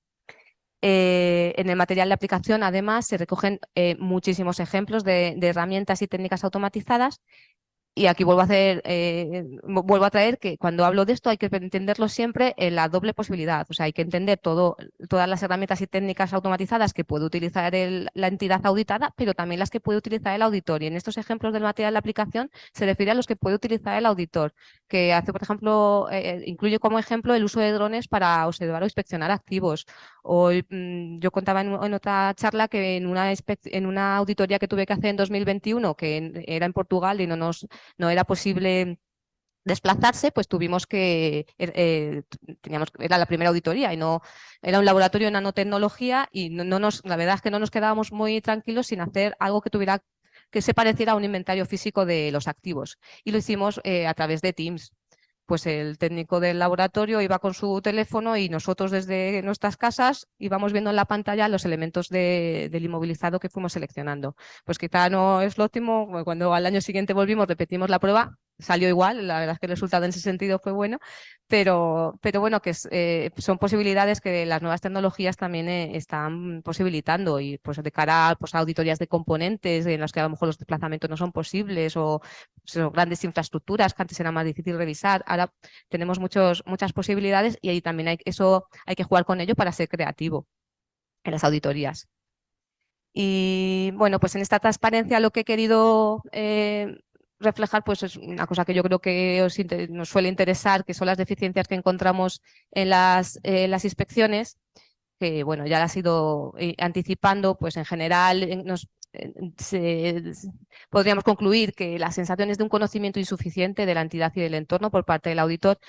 Yo creo que no se trata tanto, o sea, aquí parece que digo que no se obtiene el conocimiento, yo creo que no se trata tanto de que no se obtiene el conocimiento, sino de que no se plasma en papeles de trabajo que se ha obtenido el conocimiento. Con carácter general, los que estáis aquí, tenéis clientes que son recurrentes, tenéis un conocimiento bastante profundo de vuestros clientes, pero precisamente porque lo tenéis, muchas veces pensáis que no hace falta plasmarlo, no sentís la necesidad de plasmarlo. Y eso tiene que estar en los papeles de trabajo, tanto del conocimiento de la entidad y de su entorno, pues como de los componentes de control interno. Quizá eso sí que se ve más claro la necesidad de explicitarlo. Del sistema de información de la entidad, de las tecnologías de la información. Muchas veces cuesta encontrar en papeles de trabajo si hay algún descriptivo del sistema informático que se utiliza, y es básico entender qué sistemas se están utilizando para saber si es fiable, si la información que se obtiene de estos sistemas es confiable para el auditor. También consideramos que a veces no está suficientemente justificado el conocimiento que ha obtenido el auditor en relación con el diseño e implementación de los controles. En general, esto creo que es una asignatura pendiente. Tenemos que hacer mucho trabajo para seguir evolucionando. O sea, creo que no existe aún la costumbre de analizar los controles. Tenemos mucha tendencia al procedimiento sustantivo, que además creo que nos hace dedicar recursos a pruebas y a áreas en las que quizá no hay tanto riesgo. Y si dedicáramos un poco más de tiempo quizá en la planificación, que lo voy a ver más adelante en otra diapositiva, quizá si dedicáramos más tiempo a la planificación, a identificar los riesgos y a conocer de los controles a través de los cuales se da respuesta, pues no tendríamos que hacer determinados procedimientos sustantivos que tenemos como interiorizados y que hacemos de forma automática, y ahorraríamos tiempo. A veces tampoco queda suficientemente plasmado los procedimientos que ha llevado a cabo el auditor para evaluar los riesgos. Cuesta mucho ver la trazabilidad de pues lo que os comentaba al principio. Hay que identificar los posibles riesgos relacionados con las afirmaciones, darles un valor en función de los factores de riesgo inherente y situarlos en ese espectro para determinar si es significativo o no. Esa trazabilidad nos cuesta mucho identificarla en los papeles de trabajo del auditor. Esto ya también lo he señalado ya, el uso inadecuado de procedimientos sustantivos por sí solos como respuesta al riesgo evaluado. Creemos que esto cada vez va a ser más insuficiente. Y bueno, pues en ocasiones pruebas insuficientes a la evaluación del riesgo. Creo que sería lo mismo que la anterior, pero bueno. Todas estas normas, estas revisiones están enfatizando, como ha dicho antes Ana, la necesidad de documentar la auditoría. En este caso, la norma 315 revisada pues, señala de forma explícita que hay que documentar los resultados de la discusión entre los miembros del equipo, hay que documentar los elementos clave del conocimiento del auditor, lo que os estaba señalando, las fuentes de la información que ha obtenido, de dónde ha obtenido el conocimiento del auditor, los procedimientos que ha utilizado para valorar el riesgo, la evaluación del diseño. O sea, lo que os acabo de decir, lo que os he dicho como deficiencia es un requerimiento de la norma, básicamente. Esto es algo que estamos encontrando también en todas las normas que revisamos. Se exige un refuerzo del esteticismo profesional, no hay que dar por sentado nada, o sea, existe el riesgo de que exista una incorrección y así lo tiene que entender el auditor, no buscando documentación corroborativa, sino ejerciendo su esteticismo profesional. Y hay que insistir al equipo de auditoría para que mantengan también ellos como miembros este esteticismo. ¿Y cómo impactaría, cómo se espera, nosotros cómo consideramos que puede impactar la NIA 315 en vosotros? Pues consideramos que es verdad que se va a tener que hacer un esfuerzo en una formación más técnica, sobre todo, bueno, por lo menos en una fase inicial en la que a lo mejor no sea necesario recurrir a especialistas informáticos externos, pero a lo mejor sí que conviene tener a alguien interno en el equipo que tenga esa formación más técnica. Esto va a requerir más inversión por vuestra parte, pero por otra parte, en todos estos elementos que he incluido aquí, en lo que para mí es el impacto de la NIA 315, yo veo que tiene un impacto a veces negativo para vosotros, pero que también tiene oportunidades, porque, por ejemplo, esta necesidad de una formación más técnica a la vez os puede suponer un aliciente para determinados perfiles más jóvenes que tengan un perfil más tecnológico, pues que tengan interés en entrar en una firma de auditoría para adquirir este conocimiento. vosotros como firma pues también vais a tener que realizar posiblemente adaptaciones a vuestra metodología, previendo pues esta incorporación de las tecnologías en la metodología, o adaptar los papeles de trabajo y las plantillas con las que podáis contar a día de hoy, darles una vuelta. Cualquier cambio que hagáis en la metodología, papeles de trabajo, plantillas, etcétera, pues se deberá también ir comunicando, establecer alertas de auditoría con las principales novedades, ahora mismo yo creo que hay que hacer un esfuerzo muy grande con la inteligencia artificial para dar instrucciones al personal de cómo usarla y de cómo no usarla, etcétera. Posible uso de especialistas, será pues, su participación pues, será mayor o menor dependiendo de la complejidad y de los sistemas informáticos de las entidades que auditéis, pero es verdad que es un tema que no se puede descuidar. Me enfatizo el tema de que incluso cuando el enfoque sea prácticamente en su totalidad sustantivo, por lo que os he comentado, porque el simple hecho de conocer de los controles, de su diseño e implementación en todos aquellos riesgos que hayamos considerado significativos, pues ya puede requerirnos de esta especialidad que tienen los expertos en tecnologías de la información. Esto puede suponer a su vez un aumento del tiempo y de los recursos que dedicamos a la fase de planificación, pero como os he dicho antes, esto sí es cierto que vamos a dedicar más tiempo a planificar y a ver bien cuáles son los riesgos y cuáles son las respuestas y que todo sea como mucho más coherente, pero nos va a permitir reducir tiempo en otras cosas. O sea, como os decía antes, hay cosas positivas y cosas negativas en este impacto. La asignación puede implicarnos a lo mejor asignar a empleados con mayor experiencia, cualificaciones específicas en función del sector en el que nos movamos, de la complejidad. También yo creo que un requerimiento una implicación que tienen las nuevas normas es la necesidad de una mayor supervisión o una mayor implicación del supervisor. La comunicación con el cliente, eso no es novedoso, la evaluación de los riesgos va a tener que comunicarse con el cliente y todo este esfuerzo, por así llamarlo, pues puede impactar en los honorarios, pero como os decía, no necesariamente como algo negativo, porque sí que es cierto que a lo mejor vais a tener que invertir en formación o en readaptar la metodología, etcétera, pero a su vez puede haber un ahorro de tiempo porque las personas trabajan de una forma más eficiente con el uso de las tecnologías en la realización de las pruebas de auditoría. Entonces, bueno, es un impacto, pero que no tiene por qué ser necesariamente algo negativo. Y con esto termino, espero que os haya gustado mi presentación. Muchas gracias.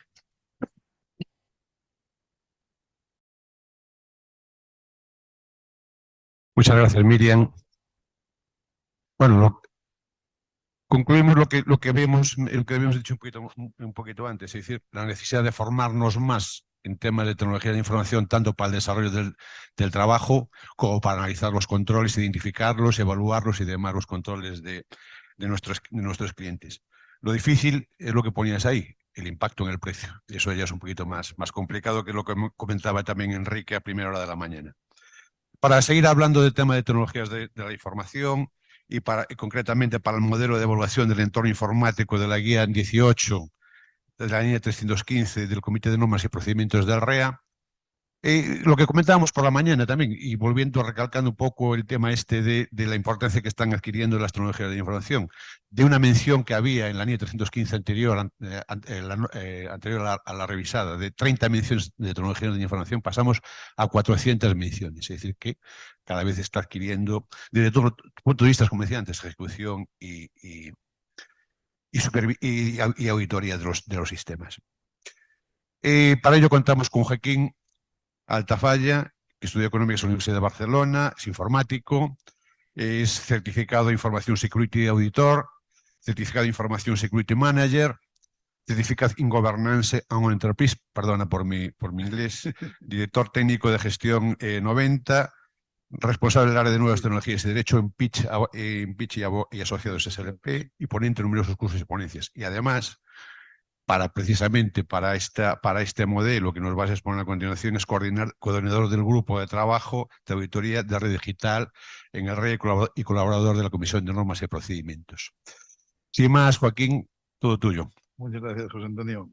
Buenos días.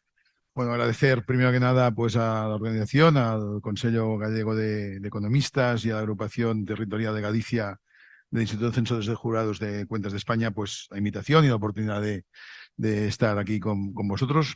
Ya sabéis que a mí me encanta, pues lo poco que sé, intentarlo divulgar, ¿no? Después pediros disculpas por el arranque de todos que me ha cogido, pero la organización diligentemente y sobre todo pues a Ana, que en su intervención, pues la organización diligentemente ha ido a buscar unas pastillitas milagrosas y ha solucionado el problema. No ha cundido el pánico, a ver si esto aguanta hasta las 2, hasta la hora de comer. Bien, al hilo de esa presentación fantástica, ¿no? Tanto de Ana como de Miriam, yo no sé si estaré a la altura, pero porque yo no soy ROAC, yo no soy auditor de cuentas, llevo conviviendo desde hace 29, 30 años con auditores, con lo cual algo se me ha quedado. Soy auditor informático, eso sí, y tengo conocimientos de informática, de control interno, por mi vinculación con el gobierno de la información, ¿no? Del gobierno de los sistemas de información, y con la necesidad, ¿no? Con lo que se encuentra el auditor como auditor de cuentas cuando accede a realizar un trabajo de auditoría del cliente y frente a la norma, ¿no? Frente a, sea NIA, sea de REDAC, sea la ley, da igual, ¿no? Frente a la norma. Y ese enfoque, lo que hemos intentado aquí con este modelo, ¿no? Que abro paréntesis, este modelo es útil para eso que llamamos entidades de pequeña y reducida dimensión, ¿de acuerdo? O sea, este modelo que nadie se le ocurra aplicarlo en una cotizada, ni se vaya a Zara con este modelo, por favor, ¿eh? Esto sería una animalada muy gorda. O sea, que esto está contextualizado para lo que es, esto sirve para lo que sirve y no sirve para más allá que esto, si sirve. Aprovecho para explicar un poco aquello que dice mi libro, ¿no? Mi libro es que pues dentro del Consejo General de Economistas sabéis que hay registros. Yo pertenezco al registro de Redigital. El registro de Redigital es un registro que se crea hace año y medio o 2 para tratar precisamente los temas de digitalización y cómo afectan estos a la profesión de economista en general, ¿no? Tanto a nivel de fiscales como auditores, como Refor, ¿no? Economistas forenses, etcétera, expertos contables. Y Emilio Álvarez, ¿no? El presidente, pues dice, oye, hay que montar un grupo de apoyo, porque teníamos ahí el REDAC, pues a las puertas, ¿no? Donde ya se empezaba a intuir todo esto, a verlo, ¿no? Etcétera. Y hemos montado un grupo de apoyo, ¿no? Tecnológico para los auditores. Y de ahí sale el grupo de trabajo de auditoría, de Red Digital. Fijaros que no es de REA, pero sí que está en REA, o sea, porque realmente es de Red Digital, porque somos tecnólogos, pero nuestro enfoque es suministrar, proporcionar ayuda y colaboración en la emisión de papeles, en la emisión de documentación a los auditores de cuentas. Entonces, bueno, esto explica un poco esto. En este momento hemos sacado 7 fichas, que son estas. Está relacionado al artículo de REDAC, pues que intentan, ¿no? Intentan, pues, aportar documentación. Tenemos estas, están descargables en la página web de Red Digital y en la página web de REA.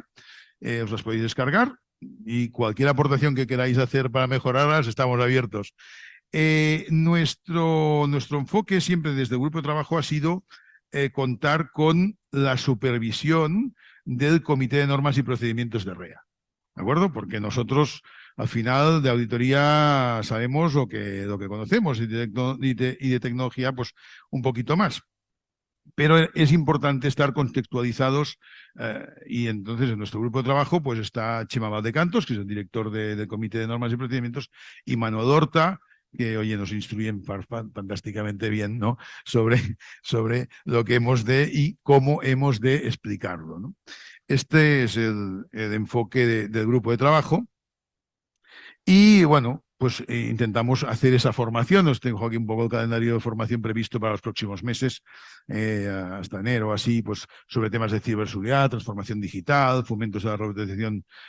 Manuel Ramón, precisamente, lo tenemos por aquí esta tarde a las 4, aunque es ahora un poco de la morriña, ¿no? Pues os va a hacer una interesante exposición de eso, de inteligencia artificial y de robotización de procesos. Hoy en día ya, Hombre, las sustantivas también, ¿no? Pero si cojo todo el diario, me lo cargo en el sistema y a partir de ahí lanzo una serie de pruebas, pues voy a ahorrar tiempo y voy a obtener mucha más información, ¿no? Pues eso, ¿no? El Comité de Normas y Procedimientos de REA, pues en mayo ya envió a la luz este documento, esta guía de aplicación, precisamente de la NIA 315, que lo que busca es explicar, ayudar a la comprensión de la NIA 315 revisada por parte de los auditores, ¿no? Y ese documento, pues, en el momento que el comité trabaja, pues dice, oye, sería bueno, ¿no? Sería bueno que también pudiéramos aproximar, ¿no? La parte tecnológica dentro de esta guía. Y es lo que veréis a continuación, ¿no?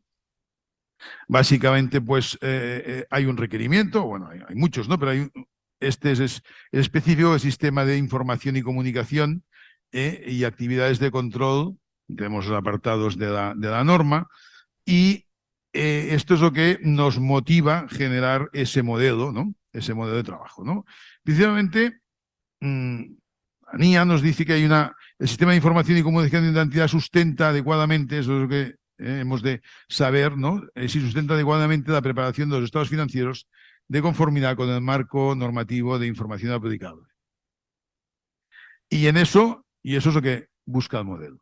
Eso es lo que busca el modelo. Tener cierta, por parte del auditor, ¿no? De auditor de cuentas, tener cierta garantía, ¿no? De que el sistema de información, porque como yo decía ayer en Accountex, que tuve también la oportunidad, tengo la voz así mal porque no llevo 3 días dando charlas, entonces no hay cuello que lo aguante. Ayer les decía en Accountex, mira, pensar que hoy en día, ¿no? Exagero el tema, entenderlo, entender el contexto, ¿no? Pero digo, hoy en día las empresas todas son tecnológicas. Y además, en sus escrituras de constitución, el objeto social dice que hacen otra cosa. Entenderlo, es una exageración, es un concepto, entenderlo. Quiere decir que hoy en día, hoy, 2023, todas las empresas se sustentan en la tecnología.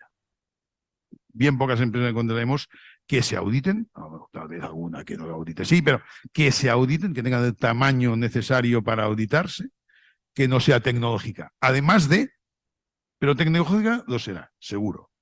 Lo será porque sustenta su sistema de información toda su actividad. Y eso es un riesgo clarísimo para eso que llamamos el principio, ¿no? De empresa en funcionamiento.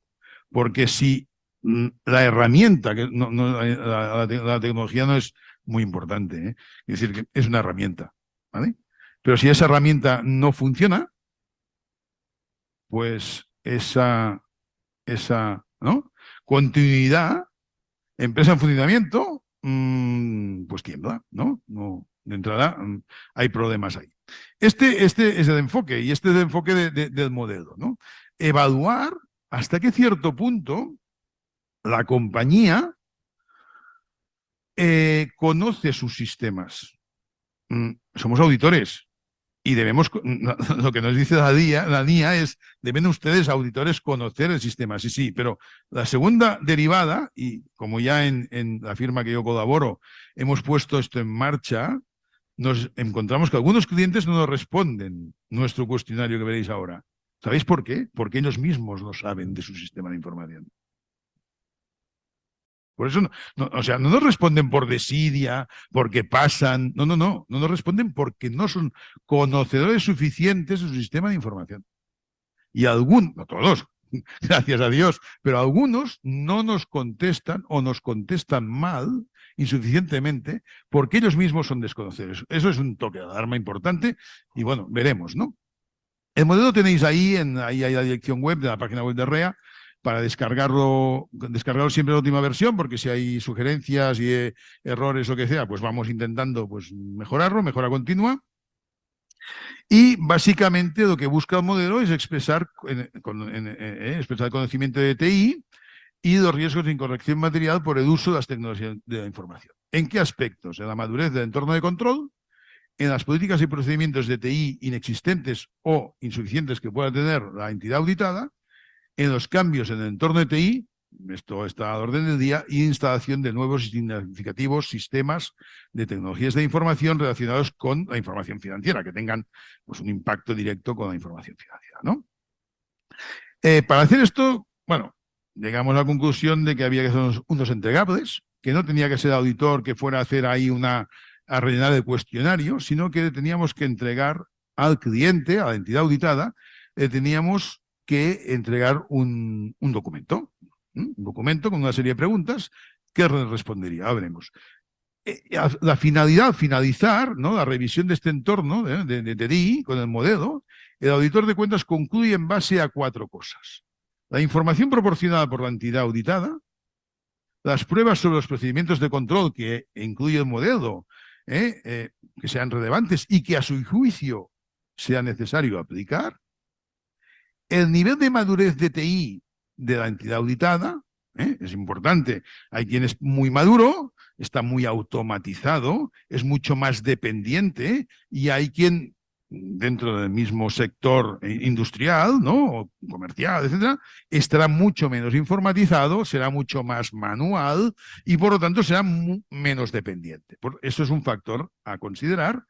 Y después, por último, las deficiencias de control en el sistema de control interno.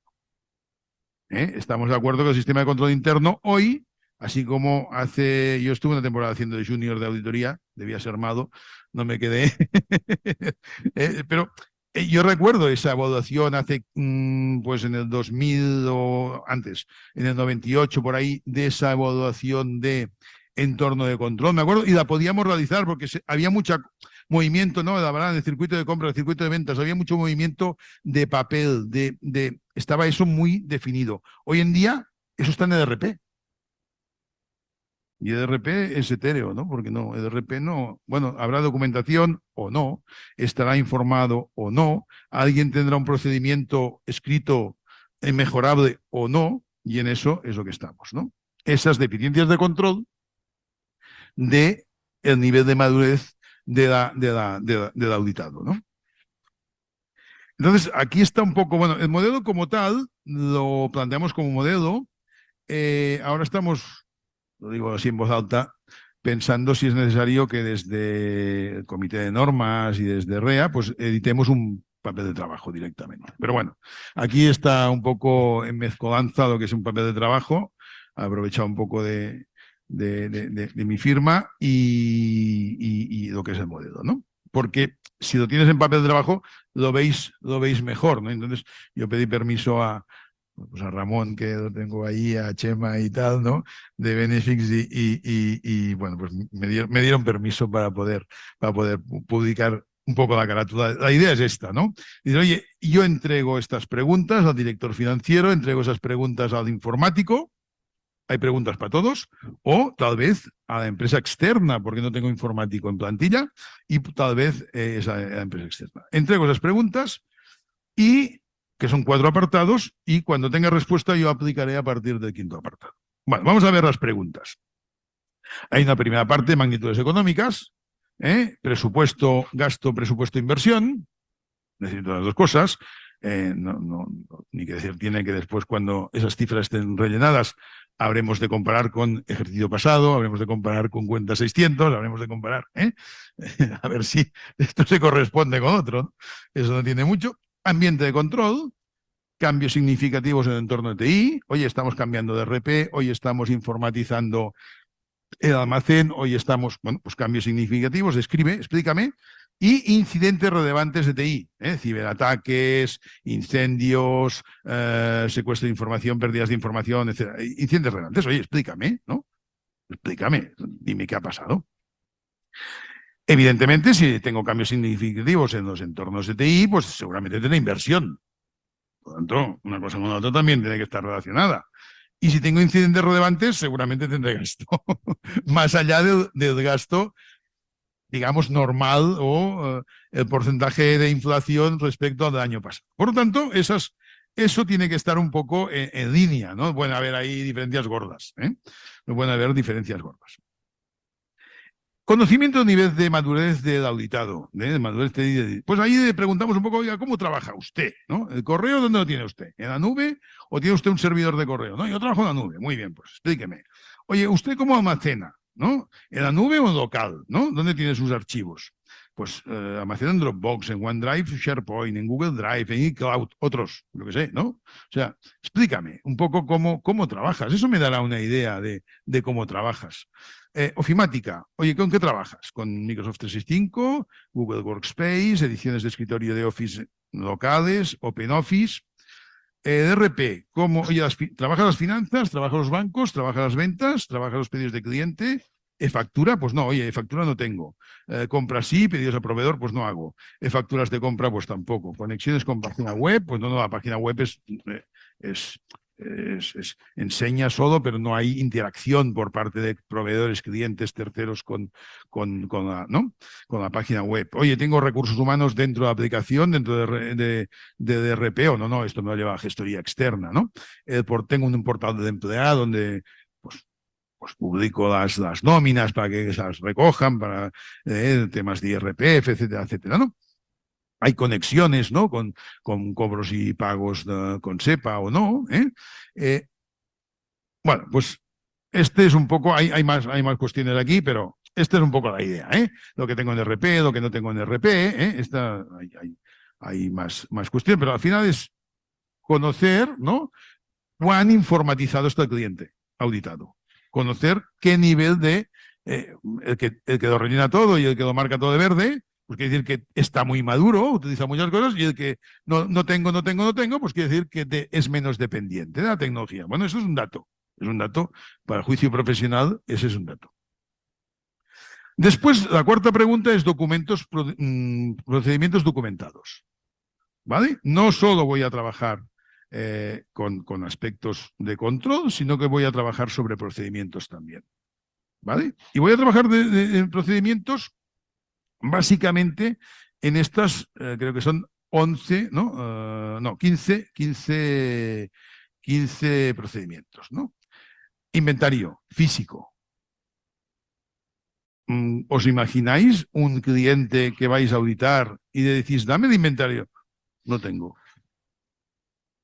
Pues preguntar mañana a un cliente de los que auditáis, pequeño, dame el inventario, no contable, no, eso es seguro, pero el inventario técnico. Tampoco no necesito que me diga mucho, pero solo que me diga cuántos equipos tengo, qué funciones realizan y quién es el propietario, a qué puesto de trabajo o a qué servicio están asignados. Y os tendréis la sorpresa de que os dirán, no tengo, no sé. Primera cuestión, ¿cómo voy a proteger algo que desconozco? Primera alarma. Aquello que no conozco no puedo protegerlo. Por lo tanto, es una alarma. Inventario software, lo mismo, pero en programas, ¿no? Tercer punto.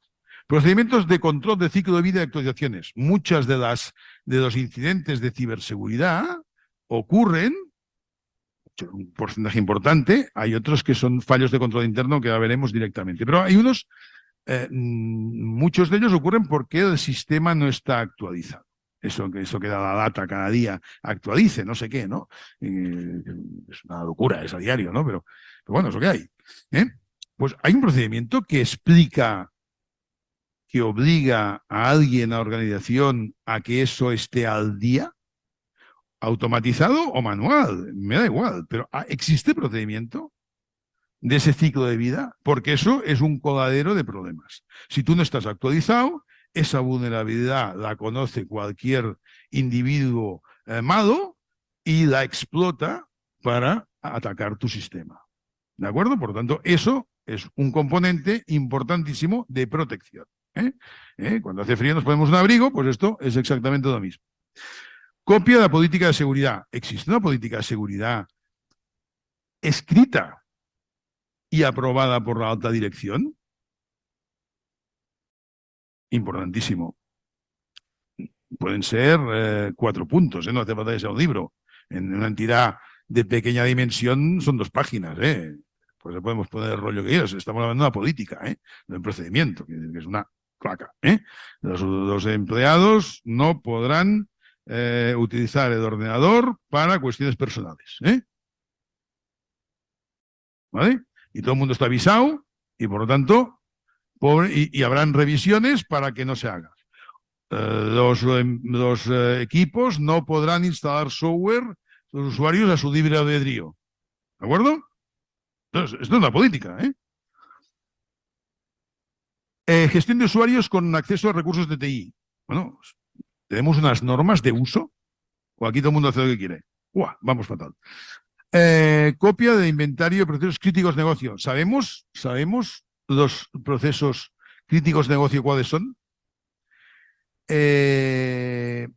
Cambio de las cuentas a cobrar o pagar. Esto es para evitar el fraude, ¿no? El fraude del CEO, ¿no?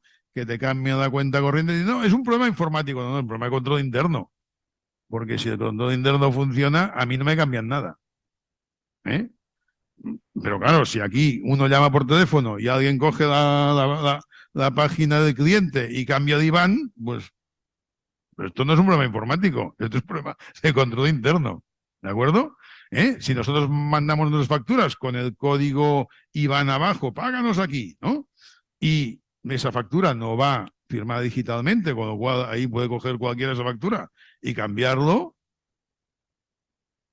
No hemos avisado a nuestros clientes o a nuestros proveedores que la única cuenta válida es esa que les estamos manifestando a través de un certificado de titularidad bancaria firmado digitalmente para que no se modifique.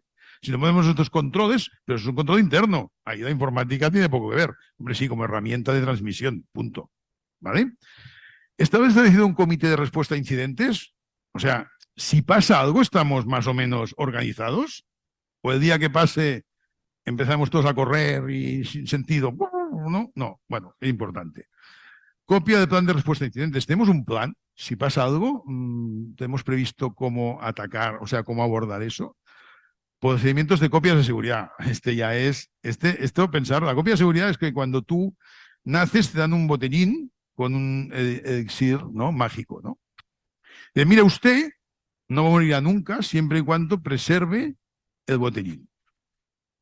Entonces, cada gente por el camino pierde botellín. El otro se cae al suelo y se rompe. El otro se destapa y se evapora. Y entonces la gente va muriendo. Pues esto es lo mismo. O sea, la copia de seguridad, si tú la tienes garantizada, asegurada y cumpliendo lo que debe cumplir, es tu seguro de vida. No morirás nunca.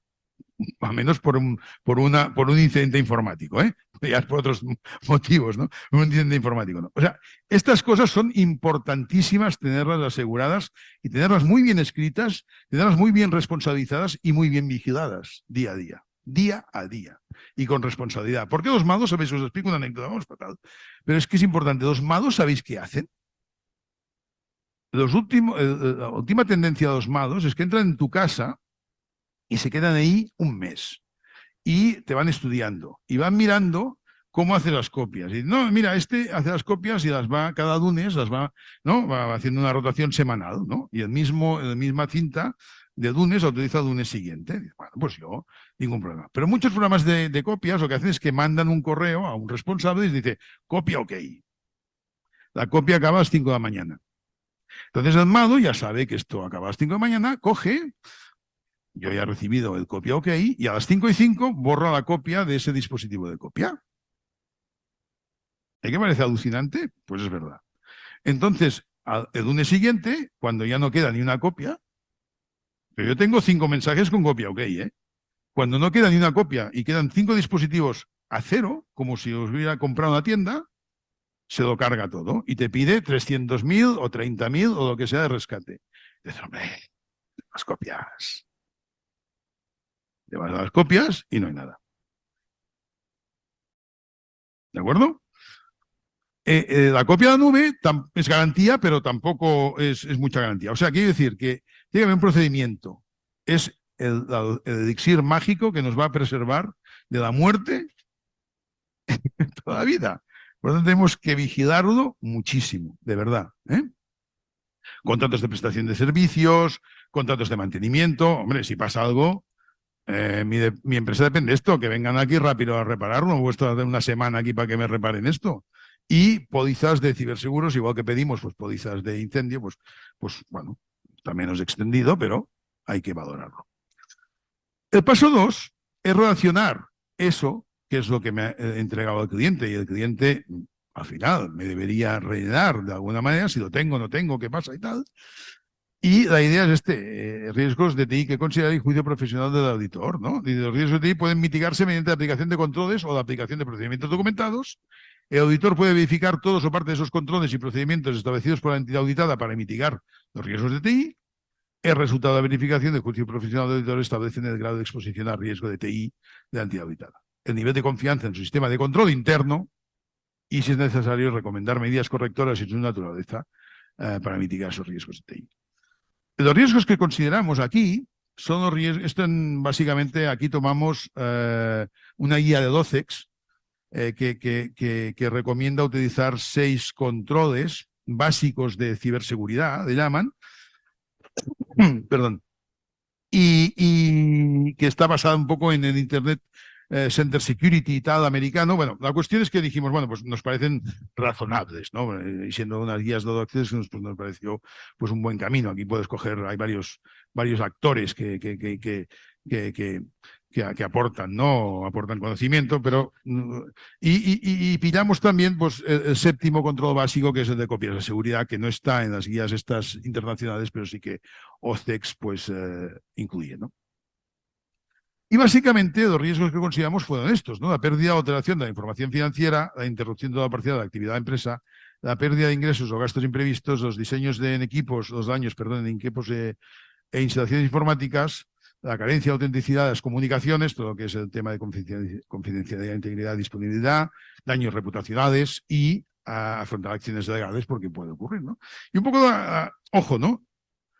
Nos quedamos con estas 2 ideas, ¿no? La deficiencia de control en el sistema de control interno influye en el riesgo de incorrección material de la entidad financiera. Y el bajo nivel de madurez en los controles generales de TI del auditado influyen en el riesgo de incorrección material de los estados financieros. ¿De acuerdo? Y a partir de ahí vamos a la tercera parte. El conocimiento del entorno TI de la entidad auditada por parte del auditor. Validar el presupuesto y el gasto, validar el presupuesto de inversión, validar los cambios significativos, validar los incidentes. Y a mano derecha tenemos controles. Hay 11 controles y 15 pruebas de cumplimiento. ¿Vale? Y están ahí, y si dice el auditor, dice, oye, a mi juicio profesional quiero revisar eso. Bueno, pues ahí tiene una guía en los controles, pruebas de posibles controles, pues aquí tenéis, y tiene una guía, acelero, este es el control 12 de copias de seguridad, y de, oye, pues aquí una copia de seguridad debería tener esto, frecuencia, tipo de copia, almacenamiento, procedimiento, y ahí está explicado. Yo no digo que una aproximación como hoy al modelo sea suficiente para que ya mañana salgáis, ¿no? Pero si hay la necesidad, desde el grupo de trabajo, pues, oye, preparemos formación y sin problema, procedimientos de recuperación, seguridad, etcétera, etcétera. Identificar datos críticos, las herramientas de copia, cómo deben ser, sin nube, sin local. O sea, eso no lo tengo en la nube y ya está. No. Oye, yo tengo en Barcelona, Barcelona hay algunos, pero muy pocos. Gerona, Tarragona y Lérida hay más de 100 despachos profesionales que lo perdieron todo y lo tenían todo en la nube. Y no, todo está fantástico. De la noche a mañana encriptaron la nube. Bueno, no voy más, voy más. Mira, Departamento de Cultura Generalitat de Cataluña tenía, juntamente con el Ayuntamiento de Barcelona, una parte de sus servicios, esto como es público lo puedo explicar, en la nube de MediaPro. ¿Vale? Hace 3 semanas encriptaron la nube de MediaPro. Falta de control por parte de la administración respecto a su proveedor. ¿Vale? Y no funcionan la tira de servicios del Departamento de Cultura de la Generalitat y algún servicio del Ayuntamiento de Barcelona. Y se prevé largo, 2-3 meses. ¿Vale? Pero eso que os explico porque ya os digo, eso, si hablamos de Galicia, si hablamos de Sevilla, si hablamos de... ¿Me entendéis? O sea, esto está al orden del día, no, esto es novedad. Por lo tanto, estos aspectos de copias son importantísimos. Verificar copias incrementales, RTO, tiempo de recuperación, herramientas de copia. Todo esto es, bueno, pues lo que tenéis aquí, ¿no? Y entonces, pues bueno, sería un trabajo por parte del auditor de verificar, ¿no? En aquellos controles que considere interesante. Por último, esos hallazgos que tenga el auditor a partir de los procedimientos de prueba, pues la evaluación del nivel de madurez implica analizar y evaluar la efectividad de los controles en la organización y cómo se alinean con las necesidades del negocio. Esto puede incluir la evaluación de la gestión de riesgos de TI, la seguridad de la información, la gobernanza de TI, la gestión de proyectos de TI, la gestión de cambios, la continuidad del negocio y la capacidad de respuesta ante incidentes. Los 11 procedimientos de control anteriores suponen una aproximación suficiente para obtener una respuesta razonada sobre el grado de madurez de la empresa auditada, y si la mayoría de las respuestas a los 11 procedimientos de control es desfavorable, el grado de madurez de TI de la entidad es muy bajo e indica importantes debilidades en su sistema de control interno. Por el contrario, si las respuestas son favorables, un poco en la línea de esa curva, ¿no?, que planteabas, pues quiere decir que el grado de madurez es aceptable y, por tanto, está definido y su sistema de control interno es adecuado, ¿no? En el juicio profesional del auditor determina el grado de exposición al riesgo de TI de la entidad auditada. Y este es un poco el modelo y... Perfecto. Y esperemos que sea de ayuda. Bueno, muchísimas gracias, Joaquín. Muchísimas gracias, Miriam. Muchísimas gracias, Ana. ¿Alguna pregunta? Micrófono.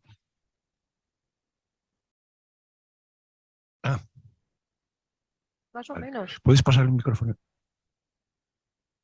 ¿Cuál me dices, por favor? Yo creo que sí se escucha. Esta.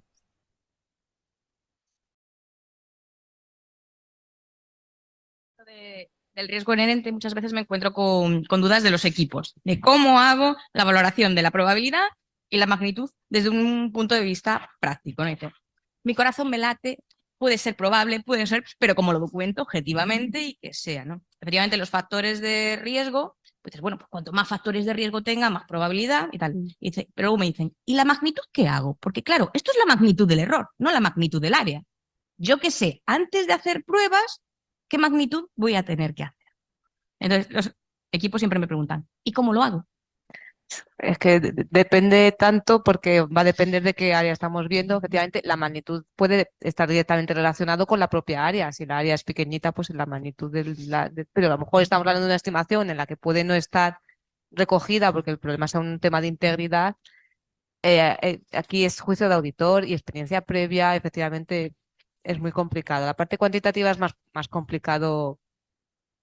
No, pero tiene que estar adecuadamente soportado por el procedimiento de razonamiento que se lleva a cabo. O sea, tiene que haber una ponderación de los factores, en qué estamos hablando y que quede adecuadamente soportado. Pero es muy difícil. No vas a dar una cifra porque no la puedes dar. No hay recetas mágicas, pero hay mucho juicio del auditor, que eso es válido, o sea, es que es necesario, no se puede. Pero sí, efectivamente, lo que tiene que estar es soportado. Tienes que hacer ese análisis, pues a lo mejor tienes experiencias previas de cosas que han venido pasando. Es que va a depender mucho de en qué nos estemos moviendo, en qué ejemplo estemos. Pues sí, a lo mejor si puedes tirar de evidencia anterior, la parte cuantitativa la puedes aproximar. Si es un riesgo nuevo, es que depende mucho. También. Hemos dicho que en los riesgos significativos es obligatorio documentar el diseño y la implementación. Entiendo que si tenemos riesgos que no son significativos, aunque sean altos, no es obligatorio. Pero a veces nos encontramos con riesgos significativos por operaciones no frecuentes, que la sociedad, claro, hace una vez y no tiene establecidos controles. Entonces, nos quedamos con, si valoramos que ese diseño de control interno es insuficiente o innecesario, entiendo que ya no es necesario hacer la segunda parte de la implementación. Porque justificar una implementación de algo malo no tiene sentido. Sí, eso no lo he dicho, efectivamente. Si el diseño ya no pasa, o sea, si el diseño es malo, no hace falta probar la implementación. Eso no lo he dicho. Bien, una pregunta para ti, Ana. Nos dice, ¿qué requerimientos pueden obviarse si el auditor de grupo es el mismo que el de las componentes? A ver, es una pregunta complicada. Todo tiene que quedar documentado desde el punto de vista desde el que se esté actuando. O sea, actúas como auditor del componente, tendrás que documentar unas cosas y tendrás que realizar unos procedimientos y como auditor del grupo tienes que documentar desde el otro punto de vista, de la revisión que has hecho, aunque seas tú mismo. Tienes que documentarlo y tienes que realizarlo desde el punto de vista desde el que estés actuando en cada momento. Mira, más que una pregunta, una reflexión. Vamos a ver, el tema de la auditoría de los componentes cada vez se está endureciendo más.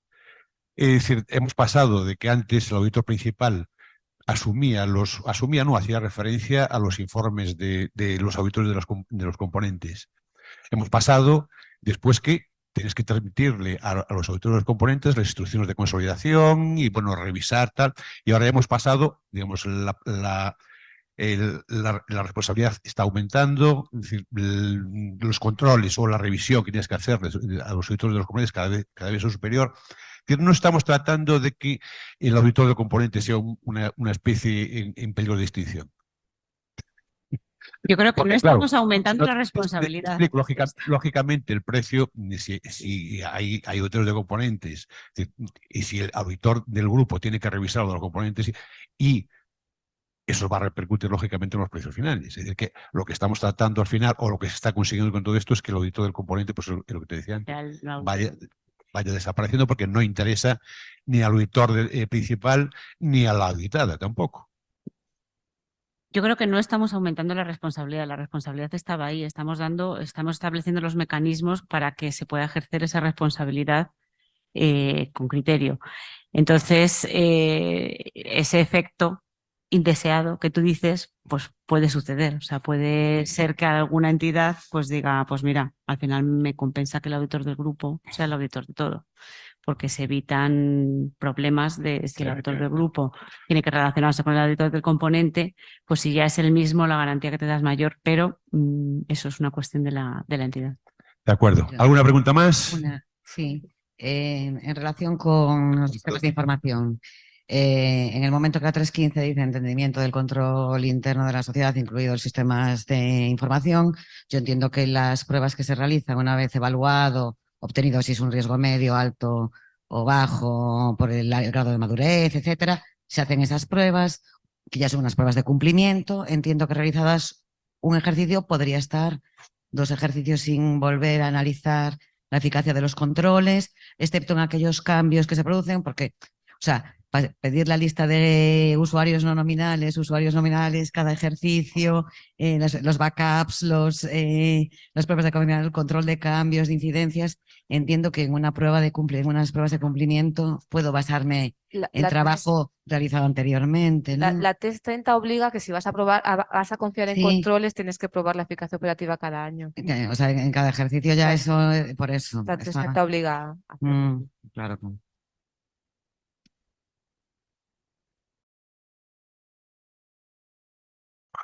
Nada más, ¿no? Bueno, muchísimas gracias. Gracias a A vosotros. la hora de la comida ya la hemos sobrepasado. Venga, gracias.